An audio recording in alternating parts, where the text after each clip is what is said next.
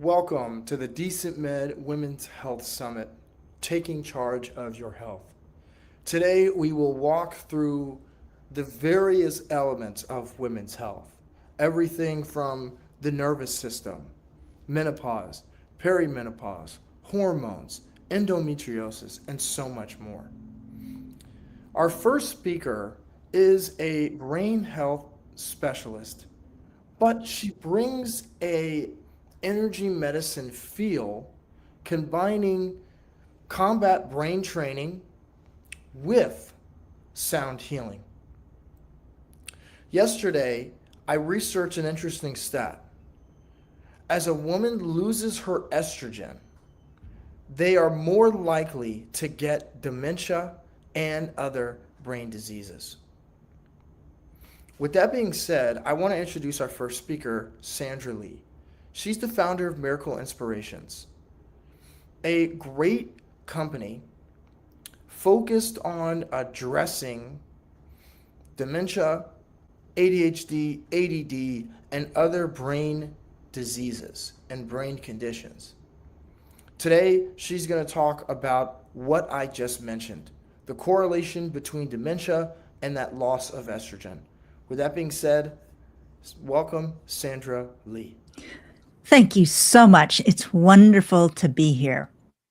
So, when Samuel got me to agree to talk on this specific issue, I went and I did some research myself, and it makes absolute sense why so many more women than men have issues with dementia.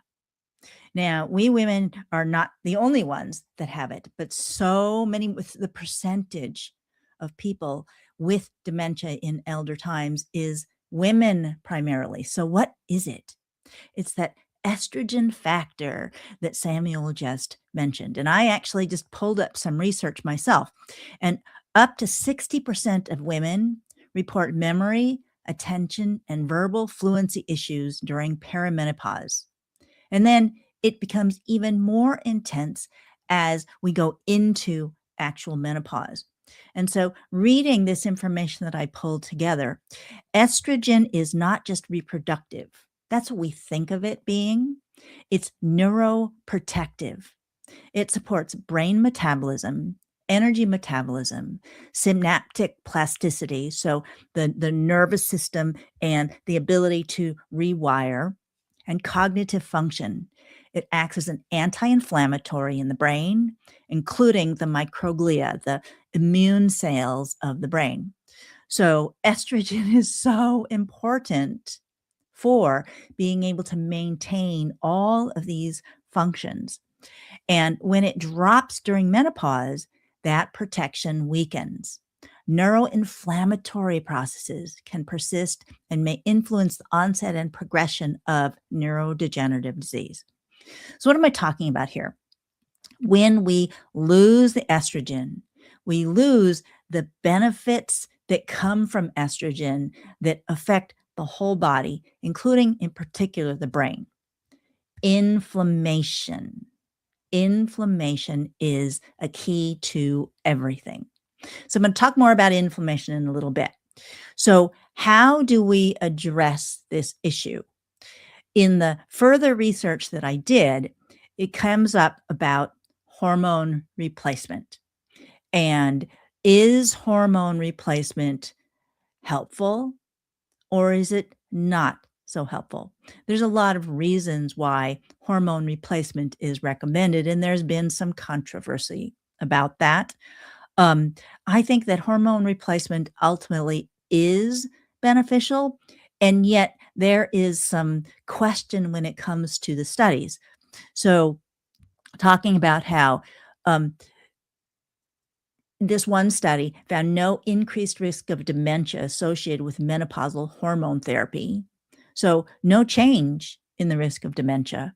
And then there's a study that was done that found supplementing with hormones actually increased the dementia or cognitive decline risk. So, this is like, okay, so which way are we supposed to go? Basically, it's not clear. There is not a solid do the hormone replacement, and it will provide this benefit when it comes to the change in the risk of dementia. So what do you do?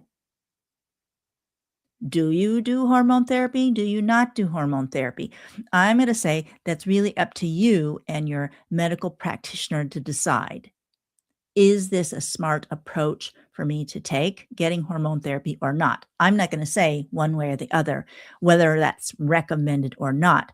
What I am saying is, in addition to whatever you decide when it comes to supporting hormones, what other things can you do to support your continued brain function? Let's go back to this issue that I mentioned about inflammation. So, what is inflammation? Inflammation is where your body has fluid that goes into an area that needs to be repaired, and this inflammation is important. You need inflammation to help your body anytime there is any sort of injury, an actual physical injury, a toxic exposure. So it's like exposure to chemicals. If I hit my head, any of that that is an injury causes inflammation to occur. Inflammation is where fluid comes out of the bloodstream and it goes into the tissues that are injured in order to repair, to clean up whatever damaged tissue is there, to provide nutrients and oxygen to be able to repair. So that inflammation is important. Anytime I injure myself in any way, that causes damage that the body needs to go and repair it, clean it up. And then the inflammation is then pulled out. What we don't want is we don't want ongoing inflammation. We do not want things that have inflammation continuously. We want the inflammation that is needed anytime it's actually required, and then you want the inflammation to stop. So when we look at how do we provide that balance, how do we enable the inflammatory process to be there when it's needed and turn it off when it's not needed? Have you heard of the term chronic inflammation? That's what we want to prevent. When we can prevent chronic ongoing inflammation, then we can prevent the damage that chronic inflammatory inflammation causes. So what's happening anytime there is inflammation?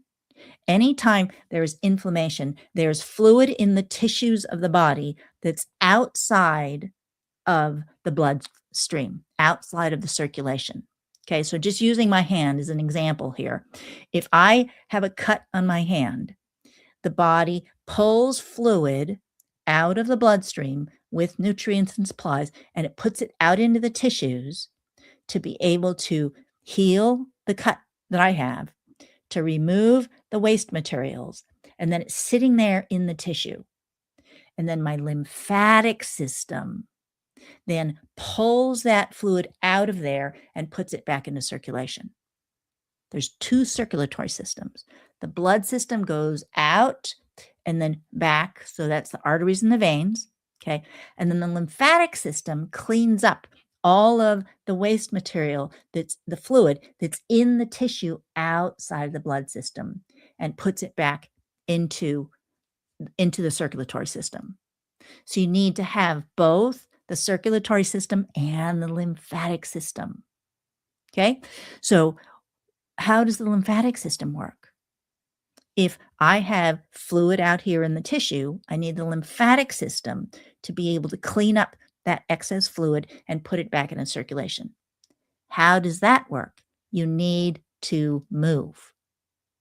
Muscle movement is what gets that fluid out in the tissues back into the lymphatic system to go back in circulation. So an important thing that you can do that will support your body in having this inflammation work properly and clean it up is movement. Getting enough movement with your body. So something that happens when people get older is a lot of times they aren't moving as much. Getting out, walking, doing exercise, although we don't necessarily always need exercise per se, but weight bearing, carrying things, causing your body to use your muscles and use your bones in order to support weight. These are important activities for all of us to do that keep our lymphatic system working, keep our bones and our muscles strong so that we don't have broken bones and things like that. This helps metabolism continue to stay active.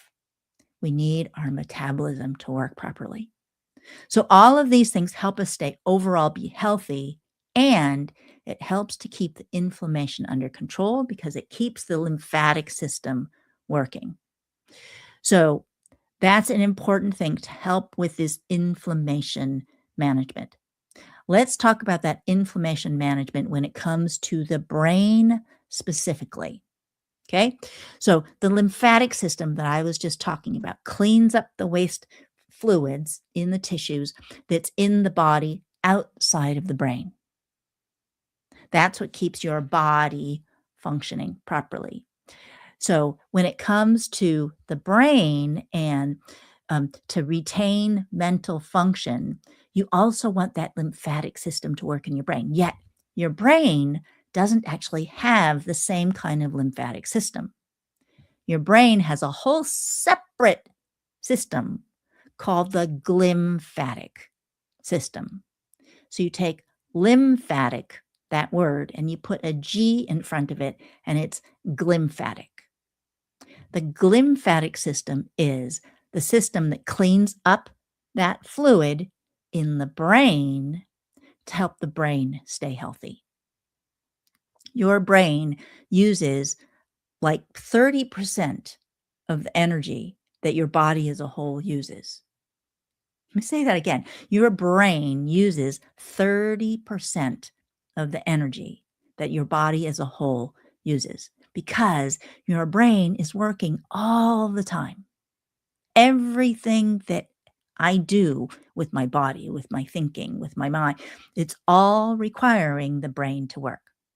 So the metabolic function of the brain is tremendous to perform everything. So there's a lot of work that the brain is doing, and there's a lot of waste material that comes from that normal function, that normal metabolism. So there's a lot of product waste that comes out of the brain that's just out in the fluid around your brain. And your brain has to be able to clean all of that out of there. And that's the glymphatic system at work. The glymphatic system primarily works to clean up this fluid, waste fluid around your brain at night. The glymphatic system is the part of your lymphatic system that cleans the area around your brain at night. So another important thing you need to do to protect your brain function is sleep. You need to get enough sleep because when you're sleeping, that's when the glymphatic system works to clean up the fluids around your brain.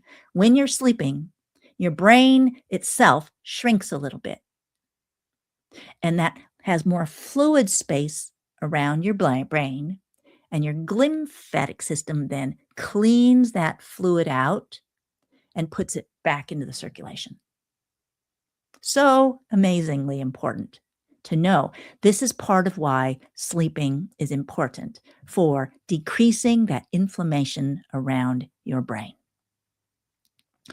Another thing that happens when you're sleeping is all of your mental processing that has occurred during the day is consolidated at night.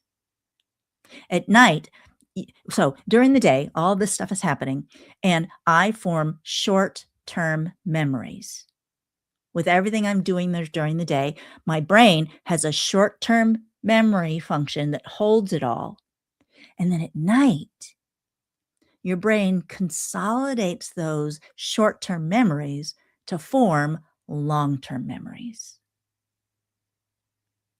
Sleep is when that happens. So, when people get dementia, they forget all of the stuff that's short-term. They lose short-term memory, but they are more likely to still have long-term memories. Memories that have already been consolidated.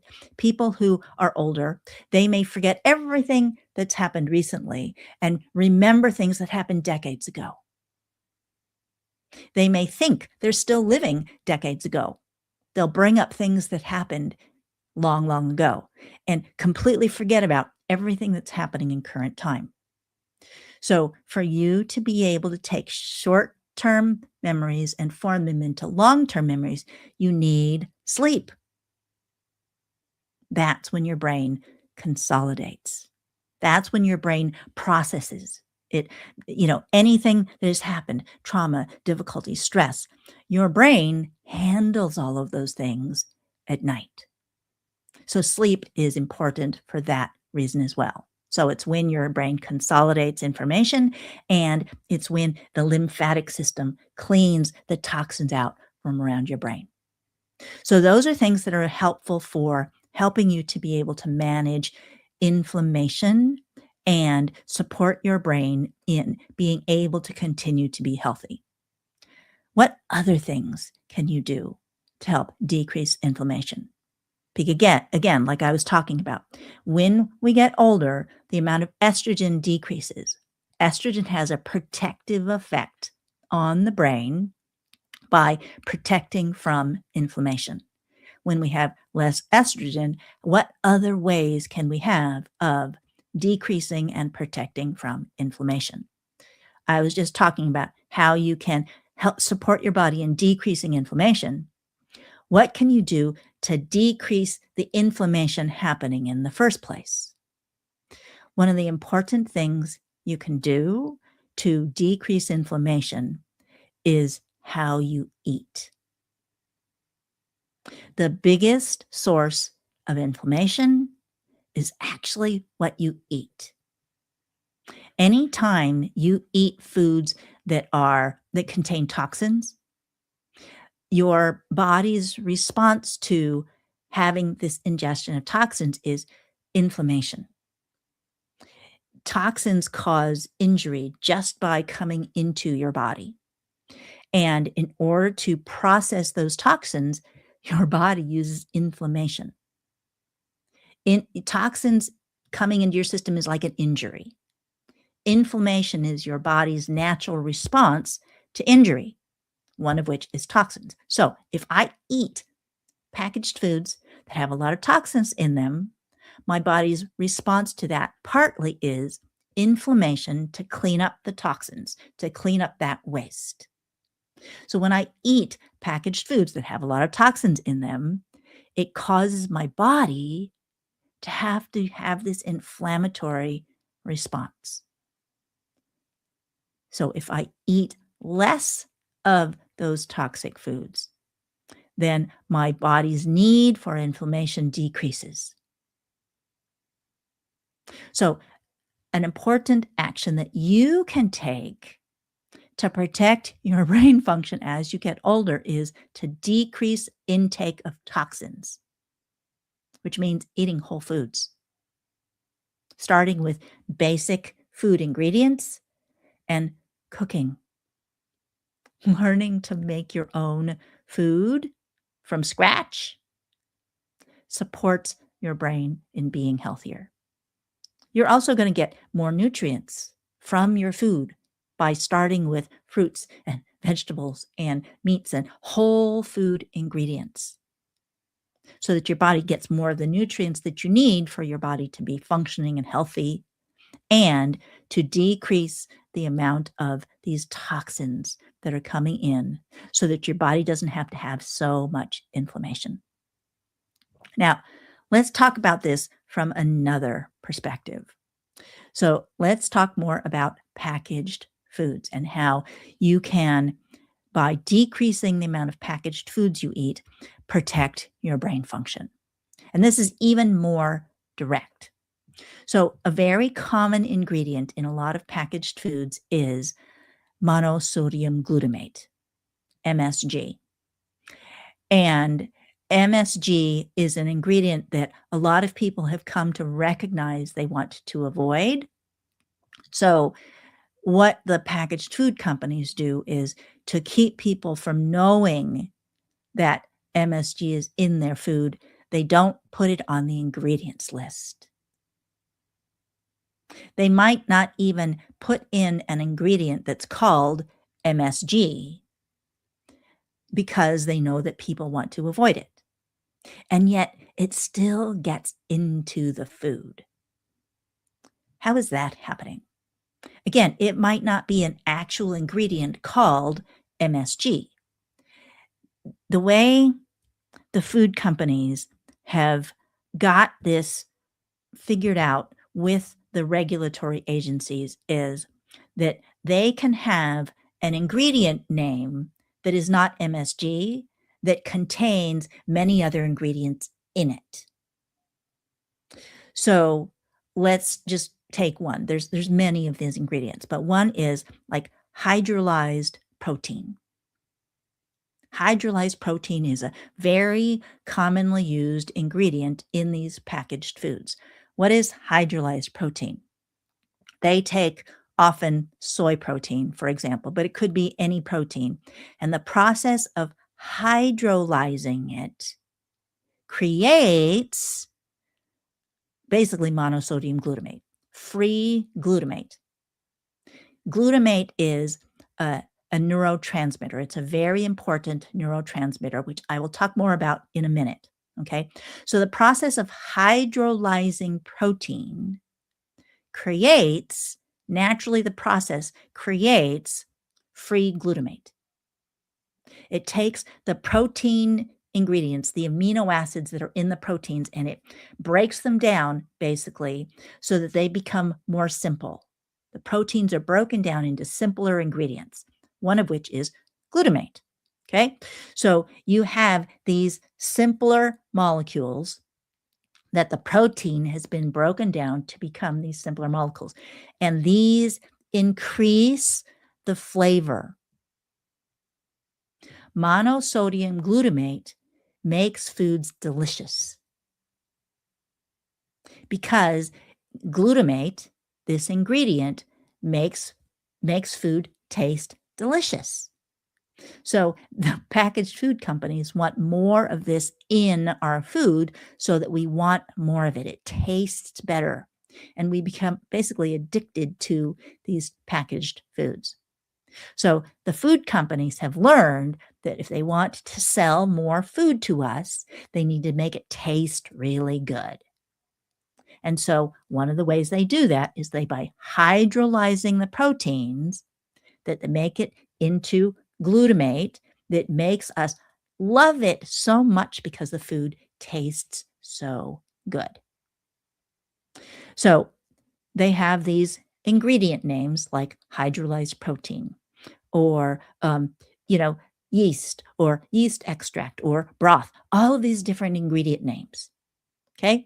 When they say broth, there's might be some actual bone broth in there, but broth can contain like hundreds of different ingredients, and all they have to put on the label is broth. It doesn't tell you that there's all these other ingredients in there that basically contain MSG, hydrolyzed protein, and all these different ingredients are in the broth, in the hydrolyzed protein, in the yeast extract, in the citric acid. All of these ingredients can contain all of these other things. And all they put on the label is hydrolyzed protein or broth. So for you, being a consumer, someone who is buying foods in the store, learning to read labels so that you realize, oh, that ingredient probably contains this glutamate that is causing my brain damage. So by eating foods that do not contain so many of these excitotoxin type ingredients, talk more about that in a second, you protect your brain. You help your brain to function better by eating less of these packaged foods. You get less MSG, less free glutamate if you eat less of it on your plate. So, making whole foods starting with basic ingredients that don't contain any of these chemicals. And when you buy foods in packages, read the labels so that you're not buying foods that contain all of this stuff that makes it delicious. Okay, now let's talk more about what happens when you eat these foods. Now, a while ago, I did some internet research asking about when you eat these foods, how does it contribute to brain fog? How does it contribute to what used to be called Chinese restaurant syndrome, where they used to, they called it that because you go to a Chinese restaurant and the flavors they put in it contain this MSG that cause brain fog and all of the symptoms that people get when they go to eat food a lot in restaurants. Okay. So they called it Chinese restaurant syndrome because, that's just how they labeled that. But really, it was coming from the MSG that was added to the foods. Okay. So I did some research on this, and the internet says that when you eat MSG, when you eat free glutamate, it does not cross the blood-brain barrier, and it doesn't get into the brain, and it doesn't cause this dementia. I don't know if that's actually true or not. I learned this from a neurologist. His name is Russell Blaylock, and he's a neurologist that wrote a book. And I highly recommend reading this book. It's Excitotoxins, the Taste That Kills. Excitotoxins, the Taste That Kills by Russell Blaylock. This is where I learned a lot of this information. So when I did research to confirm, is this true? Current research says it's not true, that eating MSG does not have the increase in MSG in your brain. I don't know that I actually trust that because I have found that eating these foods causes me to have the brain fog. So my assumption is that somehow or other, when I eat it, it is getting into the brain and causing the effect that I am going to describe for you in a second, that causes that to affect brain function. Okay, so now let me explain what I learned from this book, Excitotoxins, the Taste That Kills by Russell Blaylock. So, excitotoxins. What are excitotoxins? Excitotoxins are molecules like glutamate, monosodium glutamate, or like aspartame. Aspartame is an artificial sweetener that causes the same effect. Okay, it causes an increase in the brain of these substances that cause this inflammatory effect in the brain. So let's talk about this from the perspective of glutamate. Okay, glutamate, monosodium glutamate, this whole excitotoxins. So glutamate, why is glutamate so important? And why is it so important for you to understand this when it comes to protecting brain function, helping your brain work to the end of your life? Because that's what we want, really. So, glutamate. Glutamate is one of the most important neurotransmitters in your brain. Neurotransmitter is a chemical that causes your brain to perform certain things. Let's talk about this, okay? So, glutamate, imagine that this is a neuron, okay? Here's a neuron in your brain.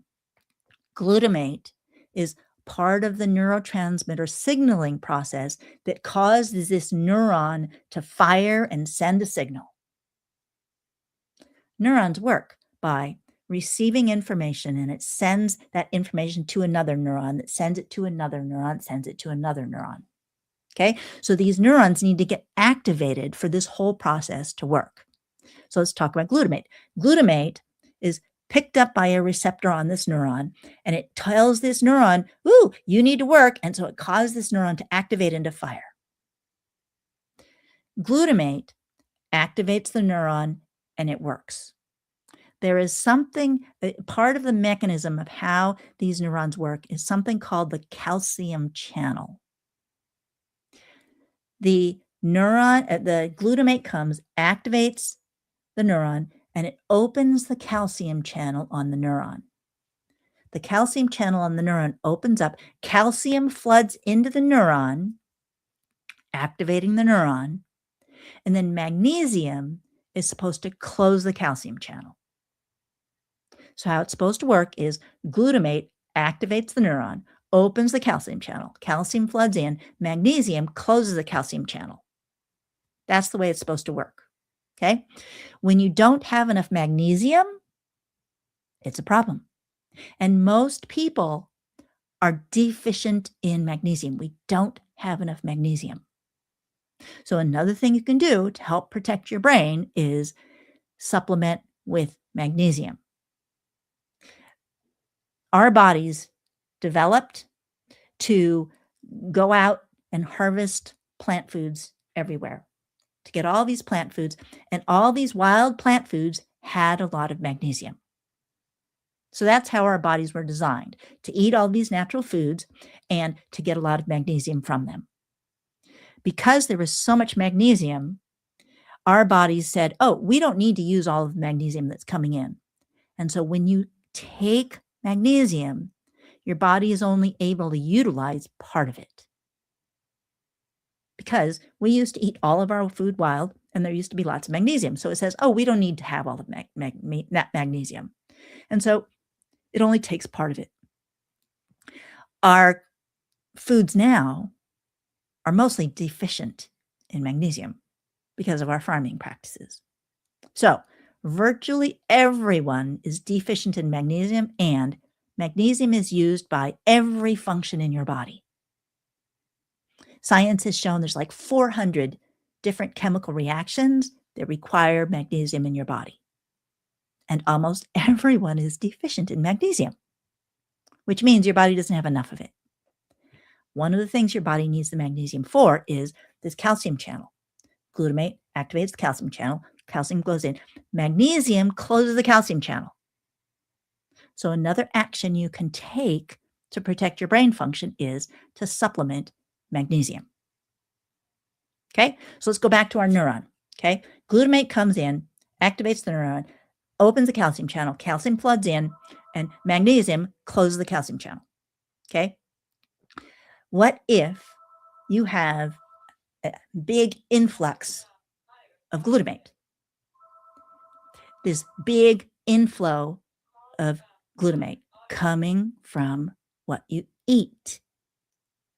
Okay, then the calcium channel, it's opened and it gets opened and it gets opened by this big flood of glutamate. When you have glutamate activates the calcium channel and the calcium floods in and magnesium is not there to close the calcium channel, what winds up happening is the neuron swells up and it dies. When you have too much glutamate, your neurons are overexcited and they die. And this ultimately contributes to loss of brain function.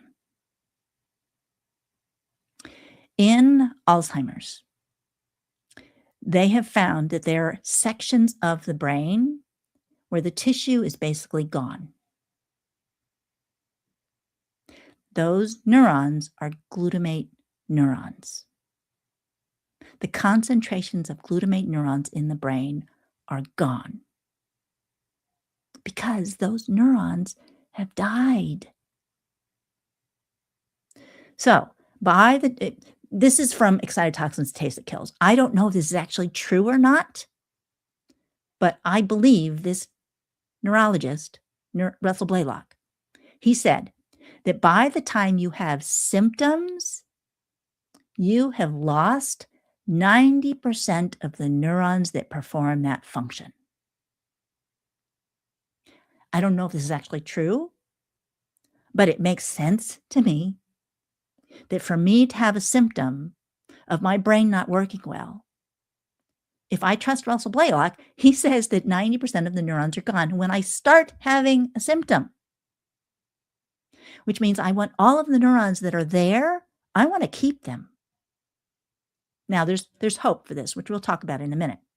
Okay, so by decreasing the amount of packaged foods you eat, so you're not getting so much of these excitotoxins in your food, you're protecting your brain.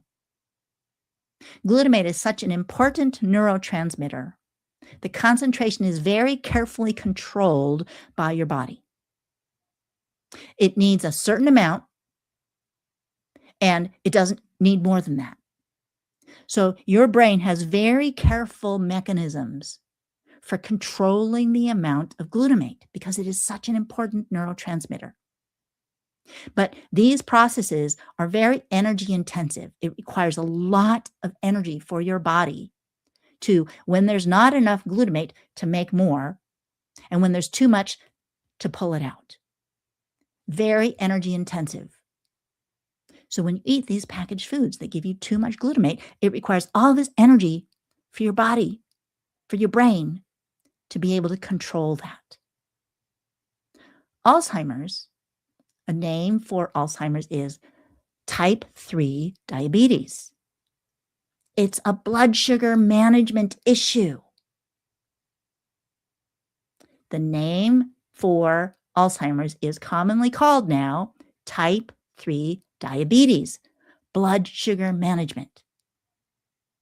There's not enough energy available in your brain to be able to control the amount of this glutamate so that your brain has the energy it needs to be able to function. So, blood sugar metabolism. Another thing that you can do to help your brain have more energy to function is to consume coconut oil, medium chain triglycerides. This provides an alternative fuel that your brain can use to be able to provide the energy that it needs. So another thing you can do to protect your brain function is consume medium chain triglycerides and or coconut oil. Medium chain triglycerides is a part of coconut oil. There's different lengths of fats in coconut oil. And medium chains are the ones that provide the best fuel for the brain. If you have medium chain triglycerides, great. If you don't have medium chain triglycerides, eat coconut oil because it provides an alternate fuel for your brain. There are some people who technically have been diagnosed with Alzheimer's and they start consuming coconut oil and they get some of their brain function back because the brain has more energy to be able to do its functions. And so people have been able to improve their mental function by consuming medium chain triglycerides and coconut oil. So these are many things you can do to help protect your brain function and stay out of dementia. Now, that's all without me.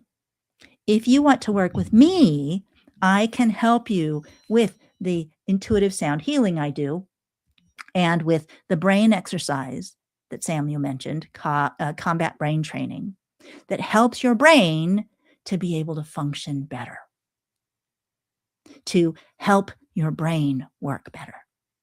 I taught a group of seniors in a residential care facility how to use this brain chart that Samuel talked about. I helped the seniors use that. I had 2 sessions with them where I was working with the whole group, and I taught them to use it. And sometime later, one of the seniors texted me. She said, I've been continuing to use the chart, which is great because it's something you can do to help yourself. And she said, I was able to read a novel for the first time since my stroke in 2023. She was able to read a novel. So a very common thing that happens when people have brain injuries is they lose the ability to read. Depending on how bad the injury is, how much damage there is to the brain tissue, people lose the ability to read. And so it was wonderful to hear that through doing the brain exercise that I taught her, she was able to read a novel again. This favorite activity for so many people is reading, and to be able to regain function and read again. To be able to start remembering more, having more mental clarity rather than less mental clarity over time. If this is something that you want, then talk to me.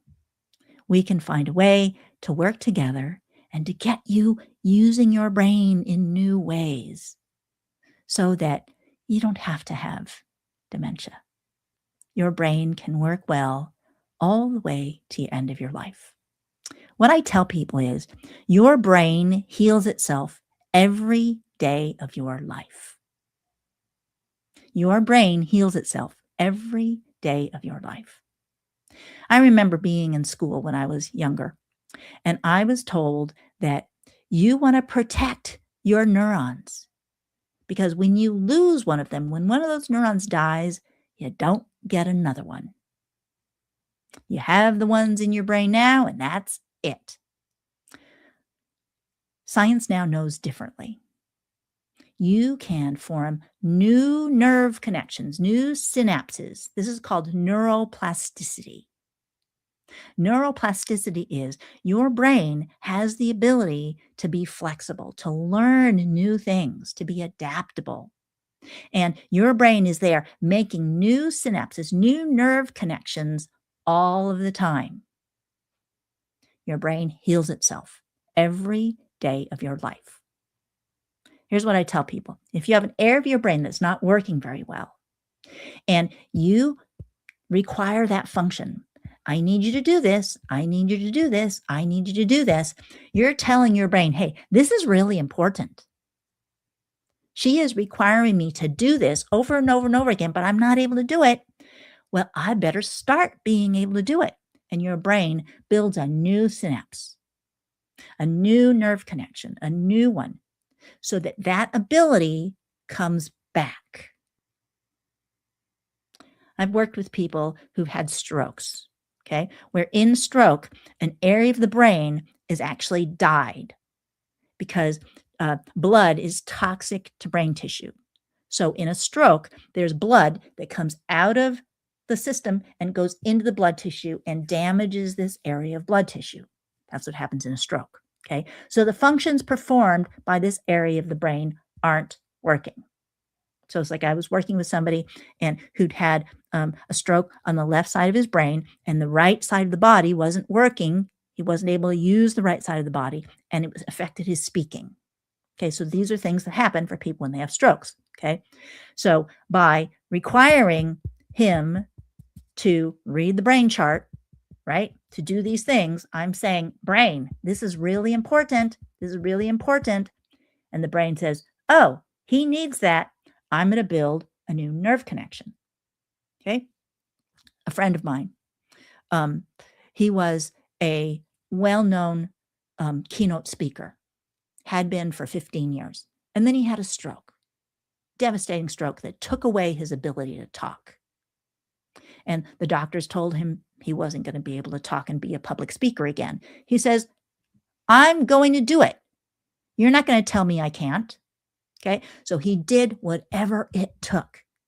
He couldn't speak. He built back the ability to speak again. He is now a public speaker on the stage, speaking about stroke, speaking about business again like he used to. He built it back by requiring that that brain perform that function. He built it back again. Now, the area of the brain that has already died, that's not going to function again. But your brain can build new connections around it, and that function can come back. It's very important to understand your brain heals itself every day. And if something is not working now, you can get it back. If memory is not working very well, I can't say that it's all going to come back. But your brain can learn again. You can regain function. And at the very least, you can slow down any decline that may already be happening. If you're forgetting words, forgetting names, you drive to a store, you park your car, and when you come out of the store, it's like, where did I put my car? I've done that, right? Forgetting these little things. These are all signs that maybe your brain is struggling. By doing things like working with me, doing the intuitive sound healing I do, and using the brain chart can get your brain working again. This brain chart was developed by a man named John Kennedy. He's a neuroplastician. He developed it to help military who'd had brain injuries. And it works. It helps to heal, helps your brain to recover from brain injury, helps with PTSD, helps with stress, helps with emotional dysregulation, helps with focus, helps with memory, helps that person be able to read again. Helping a friend of mine who was in a car accident. Her hand was, she didn't have sensation in her hand. She wasn't able to move. She can better now because of the brain injury. She wasn't able to walk. Now she's walking better. More clear in her mind. After my first session with her, with the brain chart and the sound healing I do, she said, I'm no longer tripping over thoughts in my mind, trying to come up with the words to speak. It's easier now because she's not falling over herself and her thoughts anymore. You can keep your brain working to the end of your life. You can heal your brain. Your brain heals itself every day of your life. And you just have to take care of it properly. Moving, get movement, helps your brain. Sleep helps your brain. Oh, one I didn't mention, drink water. Your brain needs more water. And, eat coconut oil. Helps your brain function. Eat whole foods. Whole food cooking gives you a lot less of those toxins that cause your brain so much damage. So whether or not supplementing with hormones is actually helpful, again, it's unclear. Is this a solution? Talk to your doctor. See if supplementing with hormones can help. And whether or not you do that, there's so many things that you can do to help yourself. The things that I have been talking about today. And if you want to talk with me about working with me, where I can actively help you get your brain working better, so you can focus, so you can start reading again if you haven't been, so you can start memorizing, remembering better. All these things are possible, so that you can be the person you want to be all the way to the end of your life. Your brain matters more than anything. Support in working for you until your last day. It heals itself. And again, some of these things you can do on your own. All of those lifestyle and health related things, those are things you can do. These are the things that, we all know are good for general, health. Do them. And with the assistance of a practitioner like me, using the sound healing that I do to help the energy flow to your brain. I am working with where energy gets stuck and helping that stuck energy to be able to flow so that you can have your brain work well. By working with this, I help there be a connection energetically between your head and the rest of your body so that there's energy flow, that there's circulation that is happening so that your brain gets the support that it needs. It's able to function and perform and do the things that you need it to do. And it also helps decrease symptoms. The first person that I was helping with this brain stuff had migraines that kept her from leaving the house. She was afraid to leave the house because she didn't know when she was going to have a migraine. And I did just the sound healing with her, and I helped her get the energy that was stuck in her head, so it was connected with the rest of her body. And just that alone, her headache started getting better. Then I taught her how to help herself so that when she got the aura, the symptoms that come before the actual headache, she knew to do these things to keep that energy flowing, and she doesn't have headaches anymore. So this energy flow helps to manage symptoms, pain, and keep the brain so it's working well. So when working with me, I'm helping you use your brain so that it works better. At the same time, I am helping the energy flow.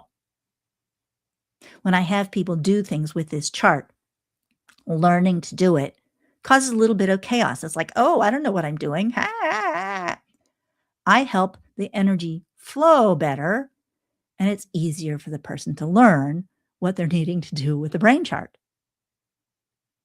When there's stress, when there's worries, when there's fears, that also causes the energy to get chaotic.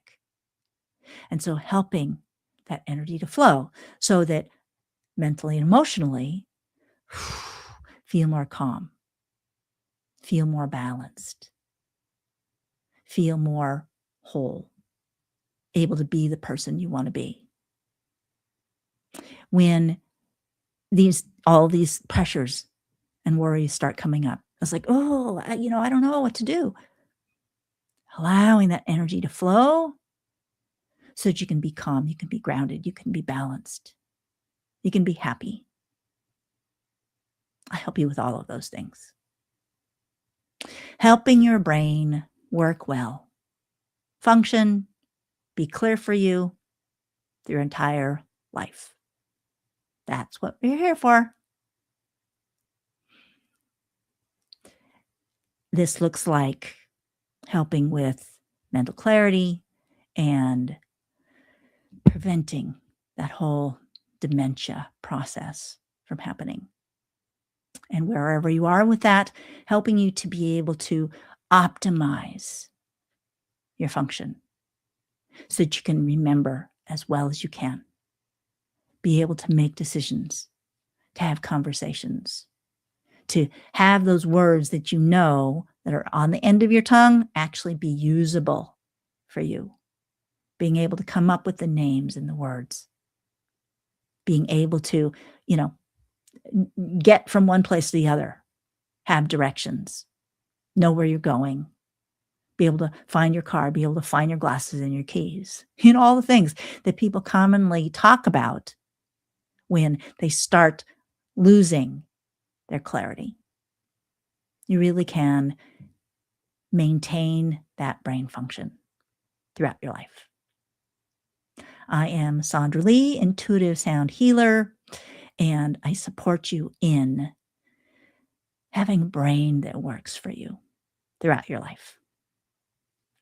You can talk to me. I have a share your story call, a 10-minute call. It's free, where we just talk about what's going on for you. If you had a brain injury, you can tell me about that. If you're just forgetting things, you can talk about that. It's not a sales call. It's just an opportunity for you to share with me what's going on with you and what you need. I would be happy to have one of those with you. You can go to shinewithsandra.com/brain story. You can schedule that 10-minute call, and I look forward to serving you.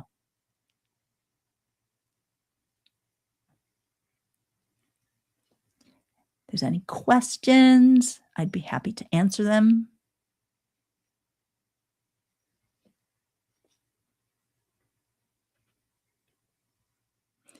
I can just keep talking.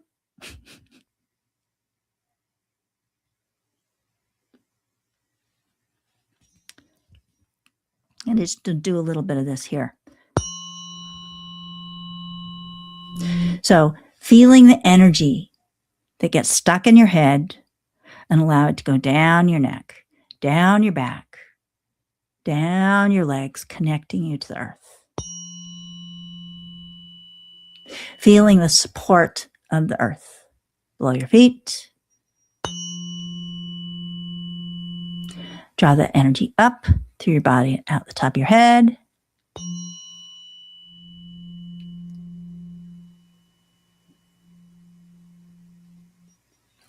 Feel supported. The earth is here supporting you. And then feel connected to God, source, whatever it is above, and draw that energy into your head, through your body, connecting you to the earth.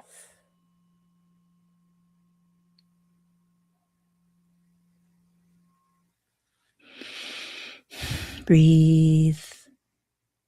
Set intentions that your brain be healthy, that your mind be clear, that you get what you need.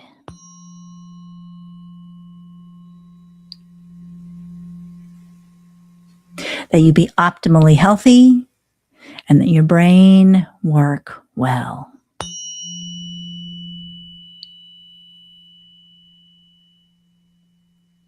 That you be able to make decisions.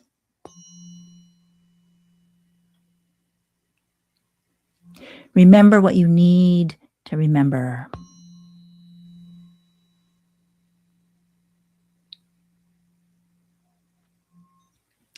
Have the resources that you need.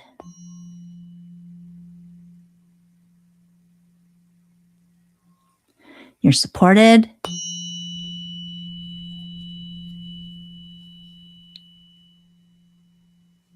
You're healthy.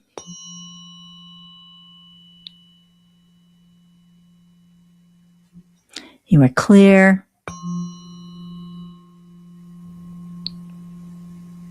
Thank you so much for that, Sandra. And, what I really loved most about what you said was how you pair the emotion into brain health. And I think that's one of the biggest things that traditional medicine has failed to do is that traditional medicine doesn't ever touch on the emotional side, how you're doing, the integration. And that's why I highly encourage everyone. I'll put her website in the chat to check out her website at miracleinspirations.com because essentially she has these 10-minute vignettes with these survivors. So I highly encourage everyone to check it out. And you can check her out at decentmed.org/brain health, where her custom page lies. So moving on to our next speaker, and thank you so much for joining us today, Sandra. Thank you. So moving on to our next speaker. This speaker, her name is Lori Graham. She's a functional nutritionist, and today is we're really going to dive into functional medicine and its benefits on women's health. We have three functional medicine practitioners today. Lori is our first. Unfortunately, she couldn't be here today, so she did a recording. So, with that being said, here's Lori Graham. I'll put her information in the chat. And our next speaker is Lori Graham. She is a certified functional medicine nutritionist, and she's going to talk today about the cardiovascular system and its relation to postmenopausal and menopausal women. Lori, introduce yourself. Hi, nice to be here, Sam. I'm happy to do this. And actually, we're going to talk about women's health through the lifespan, because about every decade or so, the rules seem to change, and it can make for women getting frustrated sometimes. Okay. So I didn't, while I work more with, perimenopausal and postmenopausal women, and those cardiovascular changes happen at that time, I want to give a context for what younger women who might be more of your audience can do to pay it forward. How does that sound? That sounds great. And that's a great point that you mentioned, Lori, that if we're talking solely postmenopausal, we're only talking one generation. Right. But we really, especially if we're talking about body systems, we want to address a wide range of women on the spectrum. So let's start from your early career. You built your career as an occupational therapist that people respected, and now you've shifted gears and started over a completely different world. Now you're in the throes of menopause and blood sugar instead of waiting for calmer waters. What made you shift? Well, menopause as the catalyst rather than the obstacle is a point I'd like to really talk about, because we finally get our kids out of the house. Maybe they're in college. We have the empty nester syndrome, and it's like, wow, now I can take care of me. And I think what comes with that, the best way I can describe it, is that there's a sense of the need to be authentic in our expression, in our gift to the world, whatever it is. And I was an OT for 35 years, living a parallel life where I was plant-based eating. I was trying different cleanses every year. I was running marathons. I did triathlons. I did so many things for my health, and yet my patients were sick. And I did home care. So I got to see what people kind of ate and what the effect of food did to them. And one of the things that I saw was that as people get older, they get kind of lazy around food, and kids would bring their parents Dunkin' Donuts or maybe different types of breads and croissants and all the junk from Costco and whatever. All those things were on patients' countertops because these people didn't have great balance, so everything was left out. And at some point, I just kind of felt like we are not working at the root cause. We're feeding people these horribly processed foods. And you know what? They're never going to get better, no matter what exercise I do. And I started feeling like a square peg in a round hole because it wasn't my truth. And it was my naturopath who actually recommended the Institute for Functional Medicine. She said, go take a course. And I was 57 at the time. I was in the throes of menopause. And literally, I felt like I came home. I came home to doctors, physicians who were frustrated with the medical system the way it was, which was precisely the way I kind of felt. And there were no, it was an even playing field. Like they appreciated what I brought in my professional work as an OT, but also my being 57 and eating the way I ate and looking, 30 years younger than my age. Does that kind of make sense? It does. It really does. And I liked how you mentioned that your career change sparked from looking at other physicians that were trying to fix a broken system. And I think what's really important about today and one of the goals at DecentMed is to elevate functional medicine. And that's something you're going to learn from, not from just from speaking with Lori, but listening to some of our other speakers today, is just how impactful functional medicine is on a woman's life.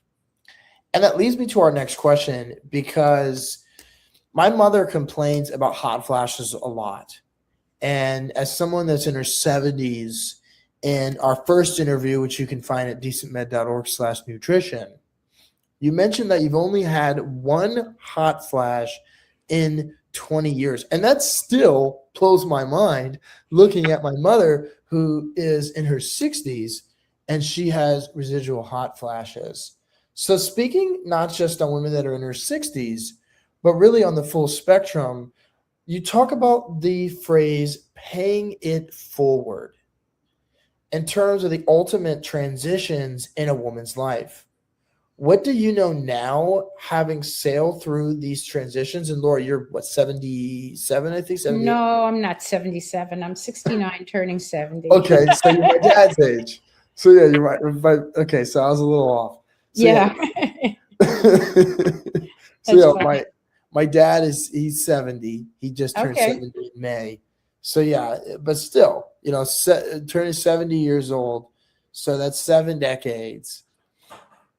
What do you know now, having sailed through these decades and transitions, about a woman's changing health needs? So, having helped many women in perimenopause and earlier menopause lose weight, one of the things I often say is, the rules change every 10 years. Like you think you got it dialed in, and the rules change. So our health needs are not linear. As a woman, as a young girl gets to puberty, and then there's pregnancy and postpartum, and then all of a sudden your kids are 7 or 8, and maybe you're in perimenopause and you start not losing the weight from that second or third kid. And menopause has another, very, very different kind of demand, because we basically plummet in terms of our hormones. And it's not like there's a rinse and repeat kind of playbook. So that's one point I really want to make. I also want to say to that point that we are all individuals. No two people are the same. Maybe my hormones weren't as wild because I ate a super clean diet, and maybe that's why I only had one hot flash. Maybe. But, I think that every woman deserves to be heard at their doctor's office when they're saying, hey, my sleep is suffering, or I feel my moods going up and down, because the types of hormone or bioidentical hormone suggestions that are made, what's good for one person might not be ideal for the next person. And you always have to go back to, how is your patient feeling? And we as women, we weren't studied, men were studied, so we have to really advocate for ourselves, and we have to listen to how we're feeling, and we have to demand of our OBGYNs in this kind of case that what we're feeling is real, and I need an adjustment to whatever maybe hormones somebody's taking. And I really am a stand for bioidentical hormones. The other thing I would say is, I wish that, and I've learned this now, I wish that I had tracked some metrics earlier. Being that I have always been of right weight, and I've been in a 10-pound range-ish kind of through the decades. But the comment was made to me by my functional medicine practitioner, don't really be worried about being mildly osteopenic. You were probably always osteopenic, which started the realization of, wow, if you're pretty thin your whole life, your baseline might be osteopenia. And so getting a bone density maybe, or there's something called the REM scan, which does more of a volumetric measurement. Having a baseline when you're in the peak of your life, like in your early 40s, would be a really good thing to do. And that's one thing I wish I had kind of tracked earlier. But, again, we were the forgotten sex in the sense of medicine studies men and kind of expects us to fit into that box, and we don't fit into that box. And so I think that there's a huge value to kind of building a health record of how you are when you're at your best level of health, and then you track from there. Okay. And my whole comment about paying it forward, I don't mean it like, a mentorship, so to say, but I mean it as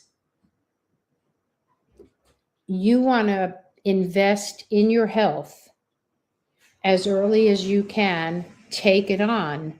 You really want to invest in your health, be it eating more vegetables, an array of different colors, and aerobic exercise and weightlifting. All of these kinds of influences and inputs actually imprint onto our genome, onto our genetics, and have our genetics keep us healthier. So paying it forward, there are, certainly stories of people that start exercising in their 60s, but you can't outdo a bad diet, and you can't outdo, like not doing exercises. You can't undo not doing it your whole life. You can start to get better, but you will have lost the benefit of what you did when you were in your 20s and 30s and 40s and 50s, and you get compounded interest. I hope that's not too long-winded, but I think. No, that was perfect. And one thing that you said that I really liked was when you touched on testing. I think something that separates functional medicine from conventional medicine is the amount of testing that functional medicine prioritizes. And you said it very eloquently when you touched on women and how throughout history, women have not been studied. So more tests is actually better for women, and more extensive tests is actually better for women in their health, because again, a lot of tests and conventional medicine is done on a man's body and for a man. I also, yeah, I was going to say, just to that point, think about this. If a man has, I'm going to be really just blunt in saying this, but can't have an erection, then, there's an answer. But if women say, my libido is not good, there historically wasn't an answer. There wasn't. And, even now, women will be prescribed low doses of testosterone to improve their libido as they're aging. And yet, like the irony is, they're getting a man's prescription. They're not getting anything. Like, this is from the OBGYN experience, trying different doses with women, and they know what's the base just from their experience. There is no standard around testosterone, and women have testosterone. That is very true, and that's a great point. So moving on to my next question, and I will say our YouTube audience is more perimenopausal, 35 to 44, 44 or 45 to 54. So they get in the menopause range as well. But if we go across all of our social media, we do have women that are in their 20s and even women in their 30s that are premenopause. Right. So with that being said, for the younger women, what's one thing about estrogen decline from a bone density, blood sugar, brain fog, heart health perspective that younger women underestimate until it's their turn? So estrogen receptors exist in every organ system of our bodies. Estrogen receptors are there. So when estrogen declines, it's like down fast. And that, first of all, makes the receptors a little bit nuts, and cholesterol rises and all that kind of stuff. But estrogen has a cardiovascular protective influence that is lost without hormone replacement when a woman is in menopause. Estrogen supports your bone structure. We know that. We know that you see more osteoporosis in women in their 60s than you do in their 50s or late 40s when they're perimenopause or, just at the beginning of the transition. There's a saying that what's good for the heart is good for the brain, but estrogen has a protective influence in the brain. And women in the throes of menopause oftentimes talk about an emotional lability, meaning a back and forth, maybe anxiety, a little depression, and they're struggling with that because there is not that, it's not cycling every month. This is like lost. This is just completely lost. And, that's pretty pervasive. Your brain, your bones, your immune system. So there's really a lot of influences that the loss of estrogen, there are a lot of pathways in which the loss of estrogen has this profound effect on a woman's quality of life. And there's an underestimation, I'm going to say. There's a gap. Like our symptoms get dismissed as just stress or just aging. And I hear this all the time for patients. This is what my doctor says. It's just aging, instead of really being tied back to this hormonal shift. So the hormones, when we're younger, they cycle every month, before the 2 weeks before you get your period, the 2 weeks after, like everything changes. But when you get older, it all goes away. It's not a monthly cycle anymore. You just plummet. So a woman's life changes. Okay.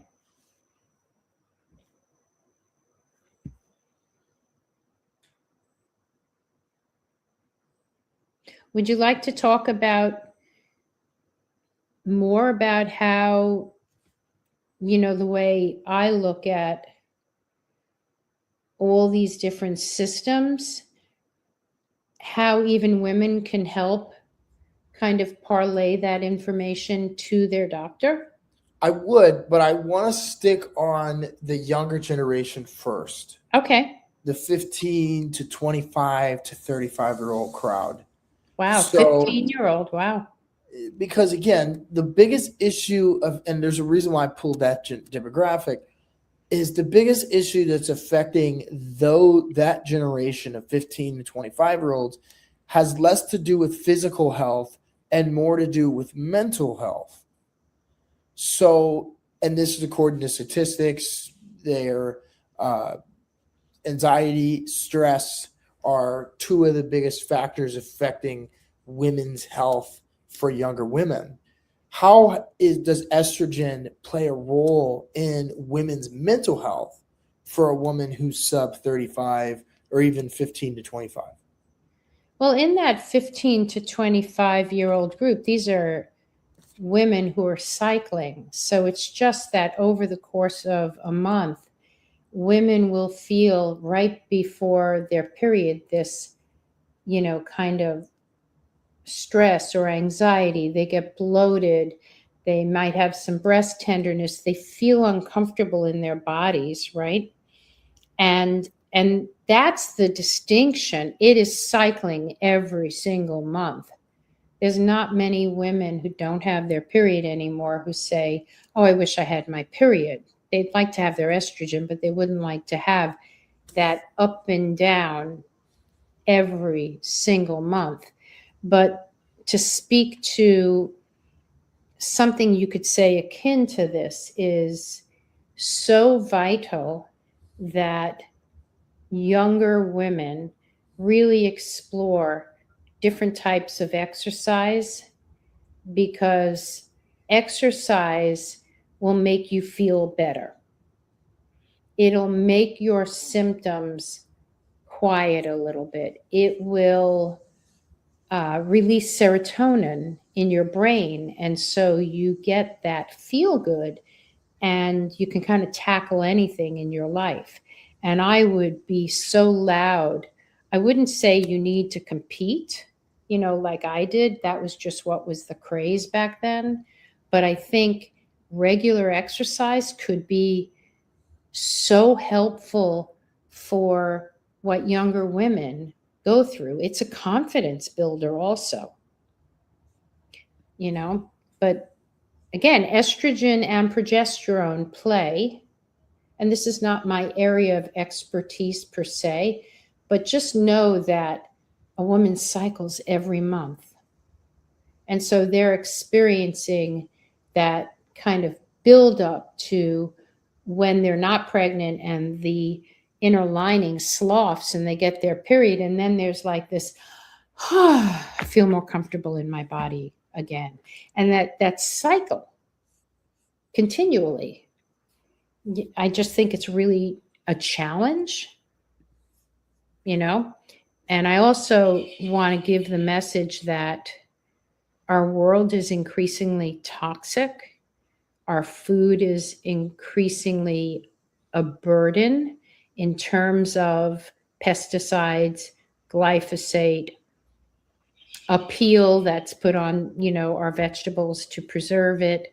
So I think those things are places that the younger population that you speak about can really look to affect a change and pay it forward. Does that help answer that a little bit or parse it out a little bit? That does. And something that I like that you mentioned was the benefit of exercise, and how even when we circle back to our mental health summit, that was something that both day one and day two both had that same sentiment, that one of the most important elements of your mental health is integrating some element of physical health, whether it's breath work, whether it's meditation, or whether it's exercise in the form of lifting weights or aerobics. And with that being said, this according to Northwestern, these are 9 health issues every woman should understand. And just pause anywhere that you might disagree with this list or anything you'd like to add. So number 1 is heart disease. That's the number 1 cause of death for a woman. And some of these symptoms do become more common after menopause. Number 2, again, which is related to heart disease, is stroke, Number three is diabetes, which I know that you spend a lot of your time on. And it says here, gestational diabetes is a condition that can occur during pregnancy in which your glucose levels go up and these complications develop. This occurs in at least 3 out of every 100 women. And treatment may include a healthy diet, exercise, blood Mhm. glucose monitoring, insulin injections, and oral medication. Any thoughts on that? Well, I don't think that gestational diabetes only happens to women who eat healthy or eat poorly. I think it can happen to somebody who does have a healthier diet. I've seen that when I was younger and my friends were getting pregnant. And I had a friend who had gestational diabetes and she ate great. She probably didn't exercise as much as I did, but clearly wearing a CGM, a continuous glucose monitor, can be really helpful to see what aggravates your blood sugar. And so you do not want to have to be on insulin. You want to be able to manage it through diet and lifestyle.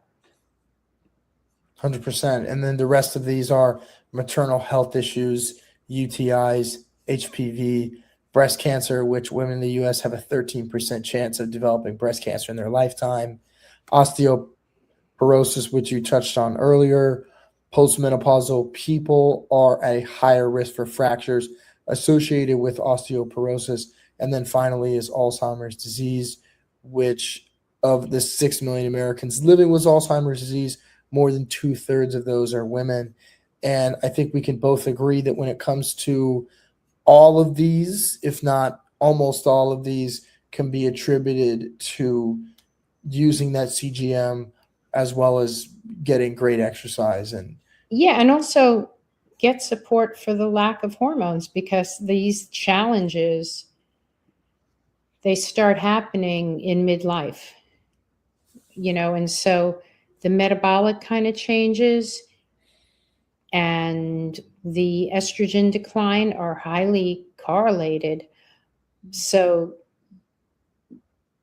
taking action, and we'll talk more about this because we're going to talk through the ages, but whether it's UTIs, like one thing that kills older women, hands down, is having a urinary tract infection and not having great balance. And there you are with a fever and you fall and you're going to break something.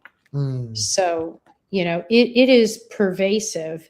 And, we're going to touch on the Women's Health Initiative later, but, I think the baby boomers, I'm just going to say this. I think the baby boomer women were sold a raw deal.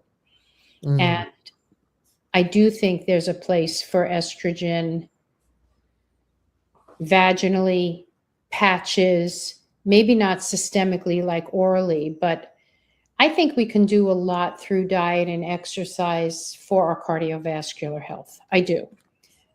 But I also know that not everybody wants to put that work in. That's the hard truth.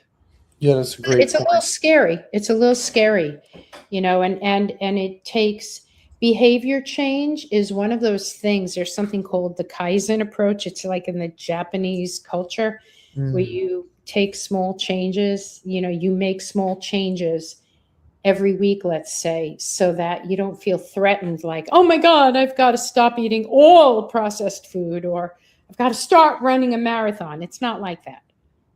Start by walking around the block and maybe adding a new vegetable every week. You got to start somewhere. I think that's really what I like about your practice is that you operate on that principle of mediation or operating in mediation and not doing the extremes, but just operating in the middle. And I think that's the best, one of the better That routes. is the best way to have sustainability. But I have put people through pretty strict weight loss protocols, but it takes a kind of individual who's willing to do the equivalent of, fasting with food. Yep. It takes a certain type of individual, and I have to know that they're going to be successful, like they have the discipline and the conviction, and they don't have an eating disorder, you know? Yes, that's a good point. Because again, there's that balance between the mental health and the physical health. So Right. back to estrogen and its effect on the physiological systems. Mm-hmm. So it touches so many at once. And you touched on one earlier with the cardiovascular system. Among these, which requires the most attention? The cognitive system, the metabolic system, or the cardiovascular? I believe the metabolic system. I think that there's a huge percentage, I forget what it is, of women and men who are metabolically unhealthy. And this ties to your blood sugar, your ability to burn fat, your ability to not look like your grandma or grandpa with a paunch. You know, it's your metabolic health has a huge influence on your heart and your brain, no matter what age you are. So even if I'll tie this back to younger people, even if you have PCOS, which is polycystic ovarian syndrome, the hallmark of that is metabolic dysfunction. It is an elevated glucose, an elevated insulin, and most women with a more moderate to severe PCOS are already either insulin resistant, like borderline diabetic, or type 2 diabetics. Yeah. And as we get older, one of the hallmarks of aging is to be glycating those red blood cells. And what happens is that's what happens is as estrogen is pulled back from the system, where that hemoglobin A1C goes up. We're glycating.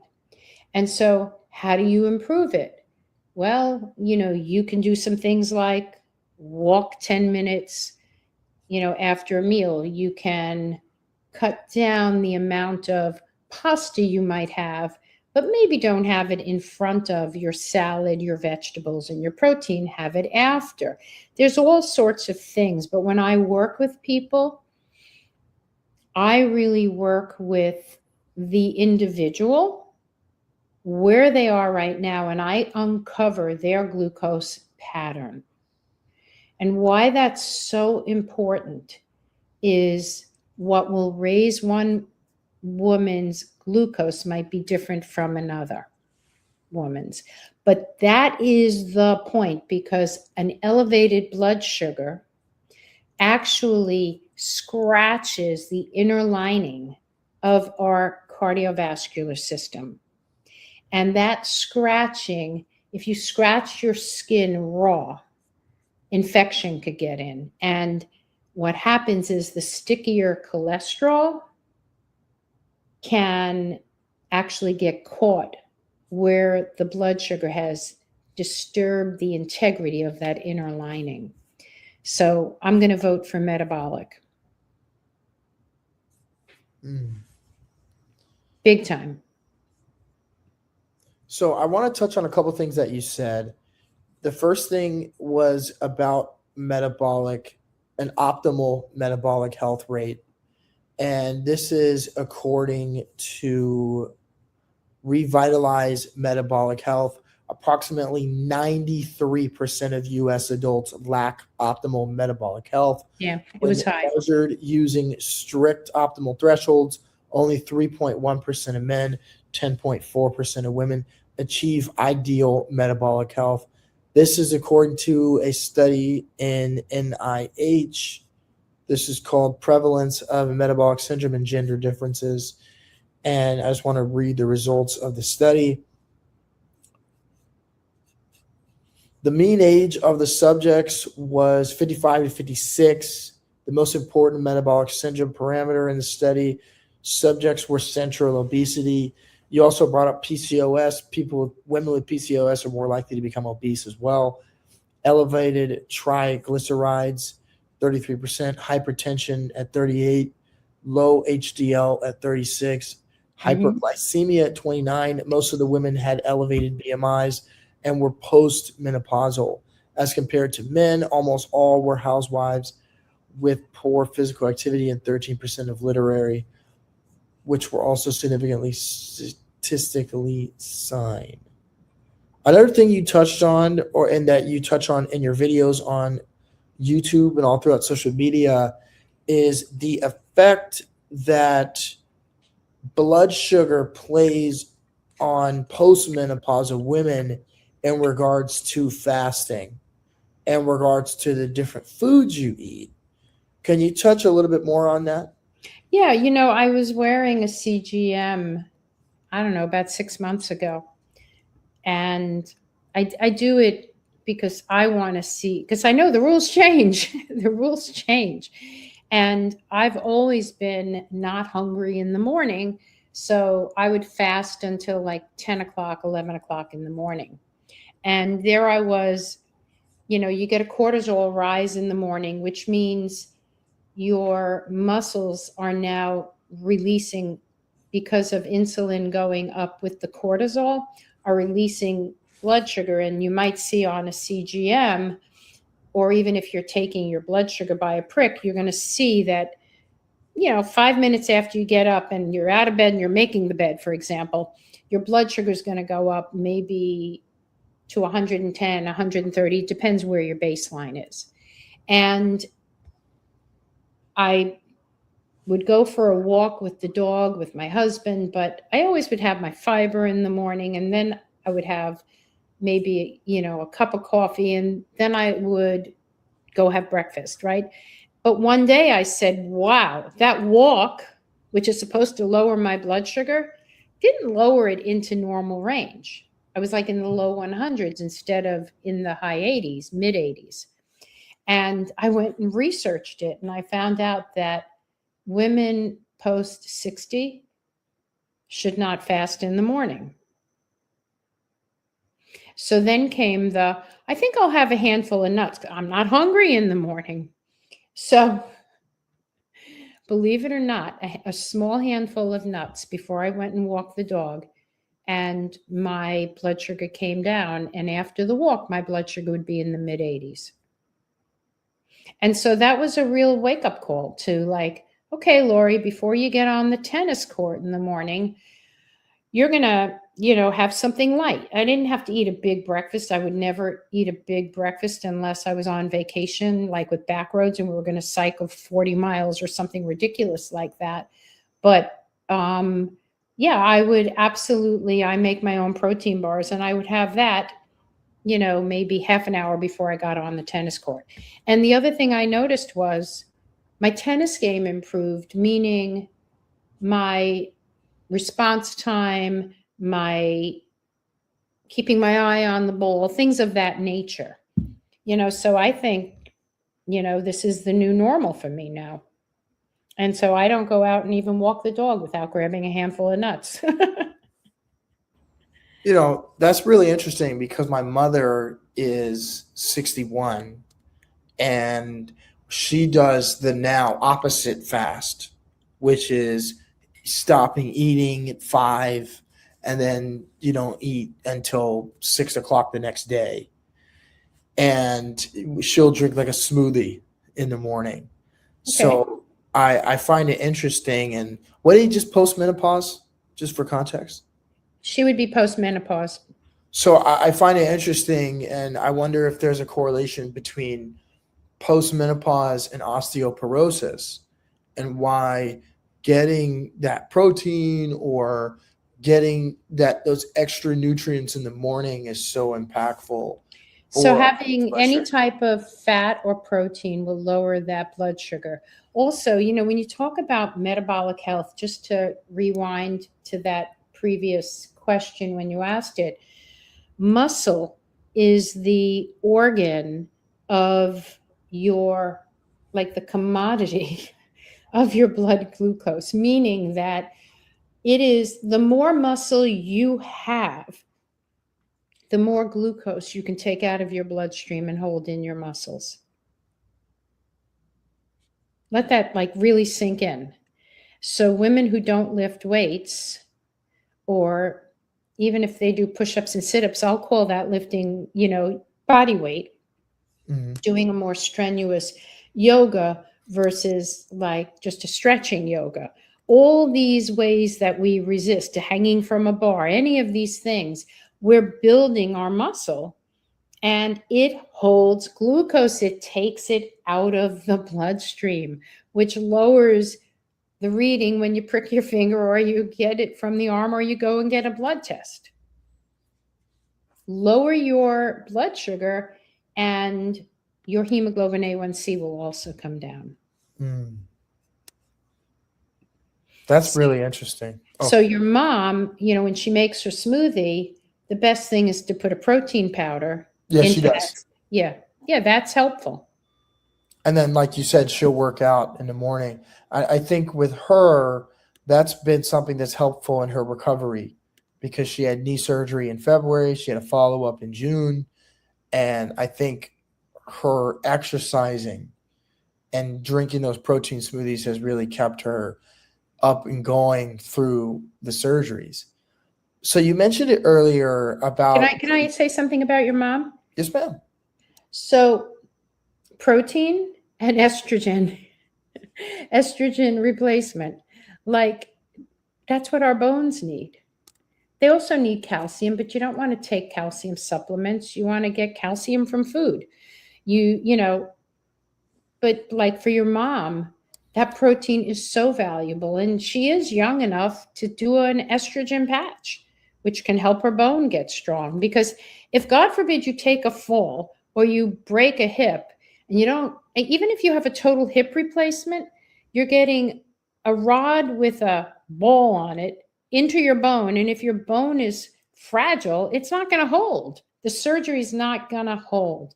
A knee replacement is similar in the sense that it's reconstituting that joint. But again, there's another spike going into your tibia. And if your bone is really osteoporotic, you're not going to anchor. It's like getting an implant in your mouth.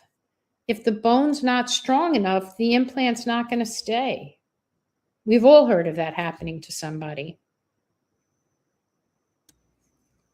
And I think, and this is something we want to do in the future, but I think that's the benefit as women specifically age of the kind of diet and having a more protein heavy, even if it's fish diet versus going the straight raw vegan, is a conversation I'd like to have with various nutritionists on both sides of the aisle. So you talked about the Women's Health Initiative earlier. I'd love to expand more on this.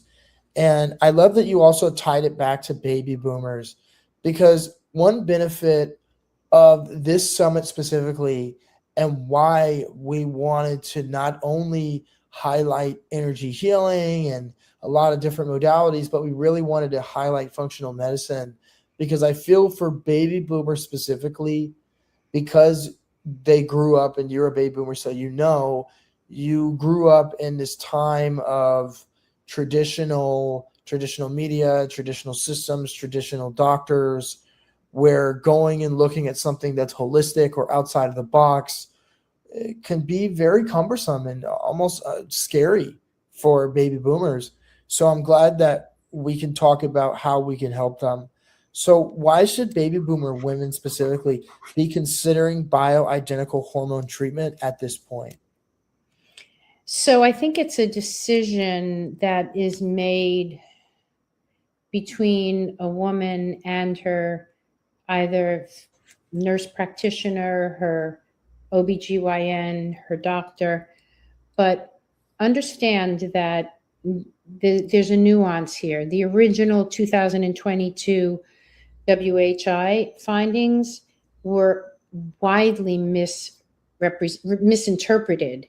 And when they reanalyzed it later, it showed that the increased risk for cancer was with women who started hormone therapy later than 10 years post-menopause.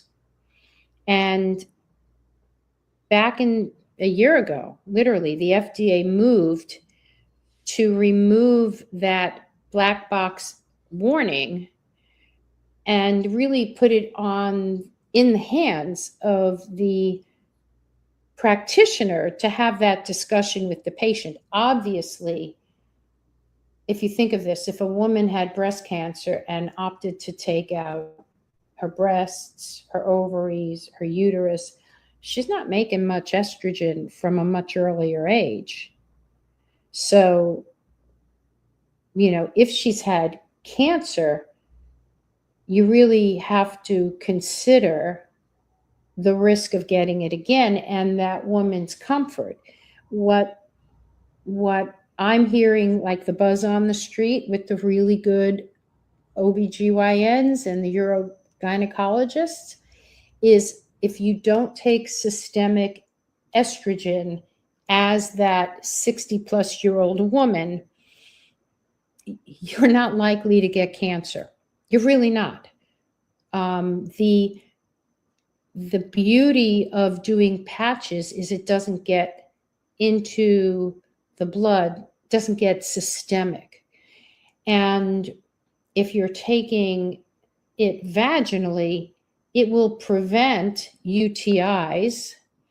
The patch for estrogen and vaginal insertion of, the pump, they won't get into the blood. However, the UTIs that a woman might have at 85, God almighty, don't we want to protect that woman from having UTIs?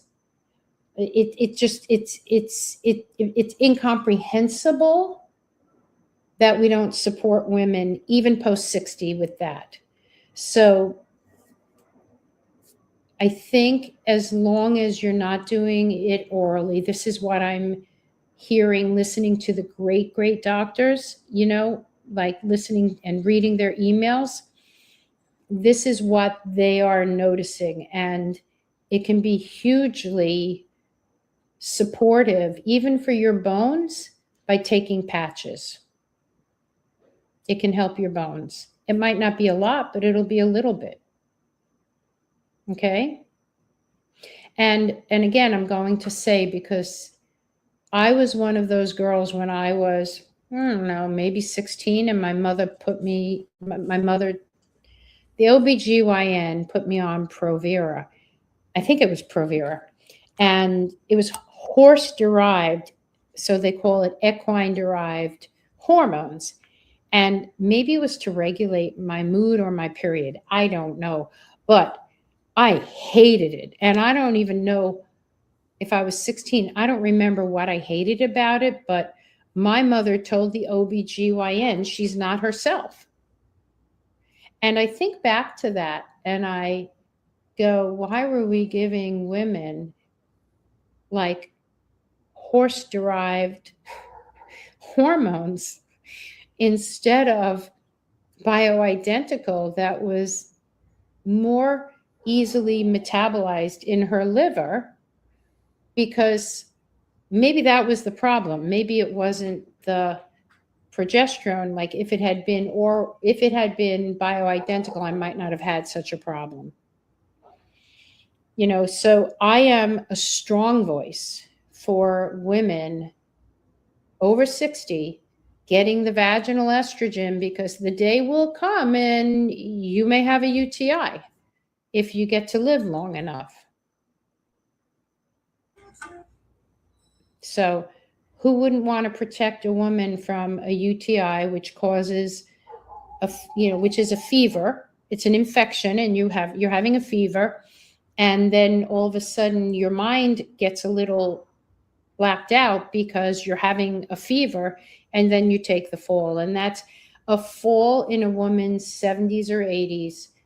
I think it's like 75% of all women whom that happens to, and I could be off by that percentage by a little bit, but it's pretty astounding, will die within the next 5 years. It's scary.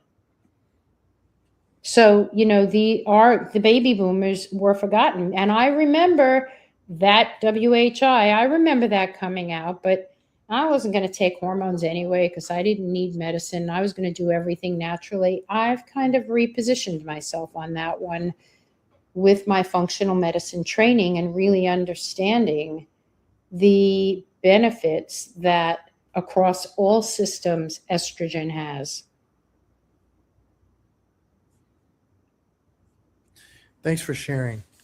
So we circled back to estrogen. Now let's circle back to the 35-year-old age group. Mm-hmm. So what does a 35-year-old woman need to know about cardiovascular disease, and what does blood sugar actually do to blood vessels? You know, it's so interesting. I have like a 38-year-old daughter-in-law, and sometimes I want to send her one of the great podcasts that I have, but I think she thinks I'm a little nuts to begin with. But I don't think she has a clue. I don't really think she has a clue what's in front of her. When I was a young woman, I don't ever remember talking about my mother's menopause. It wasn't a conversation. And the 35-year-old woman needs to know what's in front of her so she can prepare herself for the eventuality of that and pay it forward. That is the one and only reason, understanding that estrogen will affect your heart health. That's the time. 35 is like the age. Hopefully your kids are born and you can say, hey, honey, watch the kids. I'm going to hop on the Peloton for 40 minutes, or I'm going to lift some weights. Like, you got to navigate that and declare it for yourself, because you need to start building in those protective habits and not wait for a diagnosis. So, what's in front of that 35-year-old is by 40, there are going to be some changes, perimenopause, and there's going to be declining estrogen. And with declining estrogen, your cholesterol will go up. And so you'll start seeing that. And cholesterol isn't what causes heart disease in and of itself.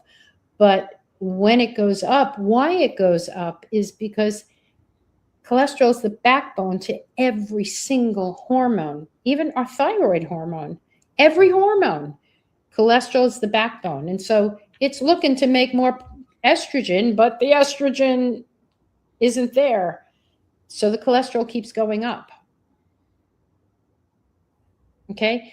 But also declining estrogen reduces insulin sensitivity. So your glucose starts to linger in the bloodstream longer. And as I explained earlier, chronically elevated blood sugar causes damage to the inner lining or the endothelium of your blood vessels. So the actionable takeaway in my mind is combining strength training and blood sugar stabilizing kind of habits, wearing a CGM, and kind of paying attention and seeing how what you eat or how you exercise or what goes on at night when you sleep start to just like we wear watches or rings to tell us how many calories we burned or how our sleep was last night. It's just another self metric.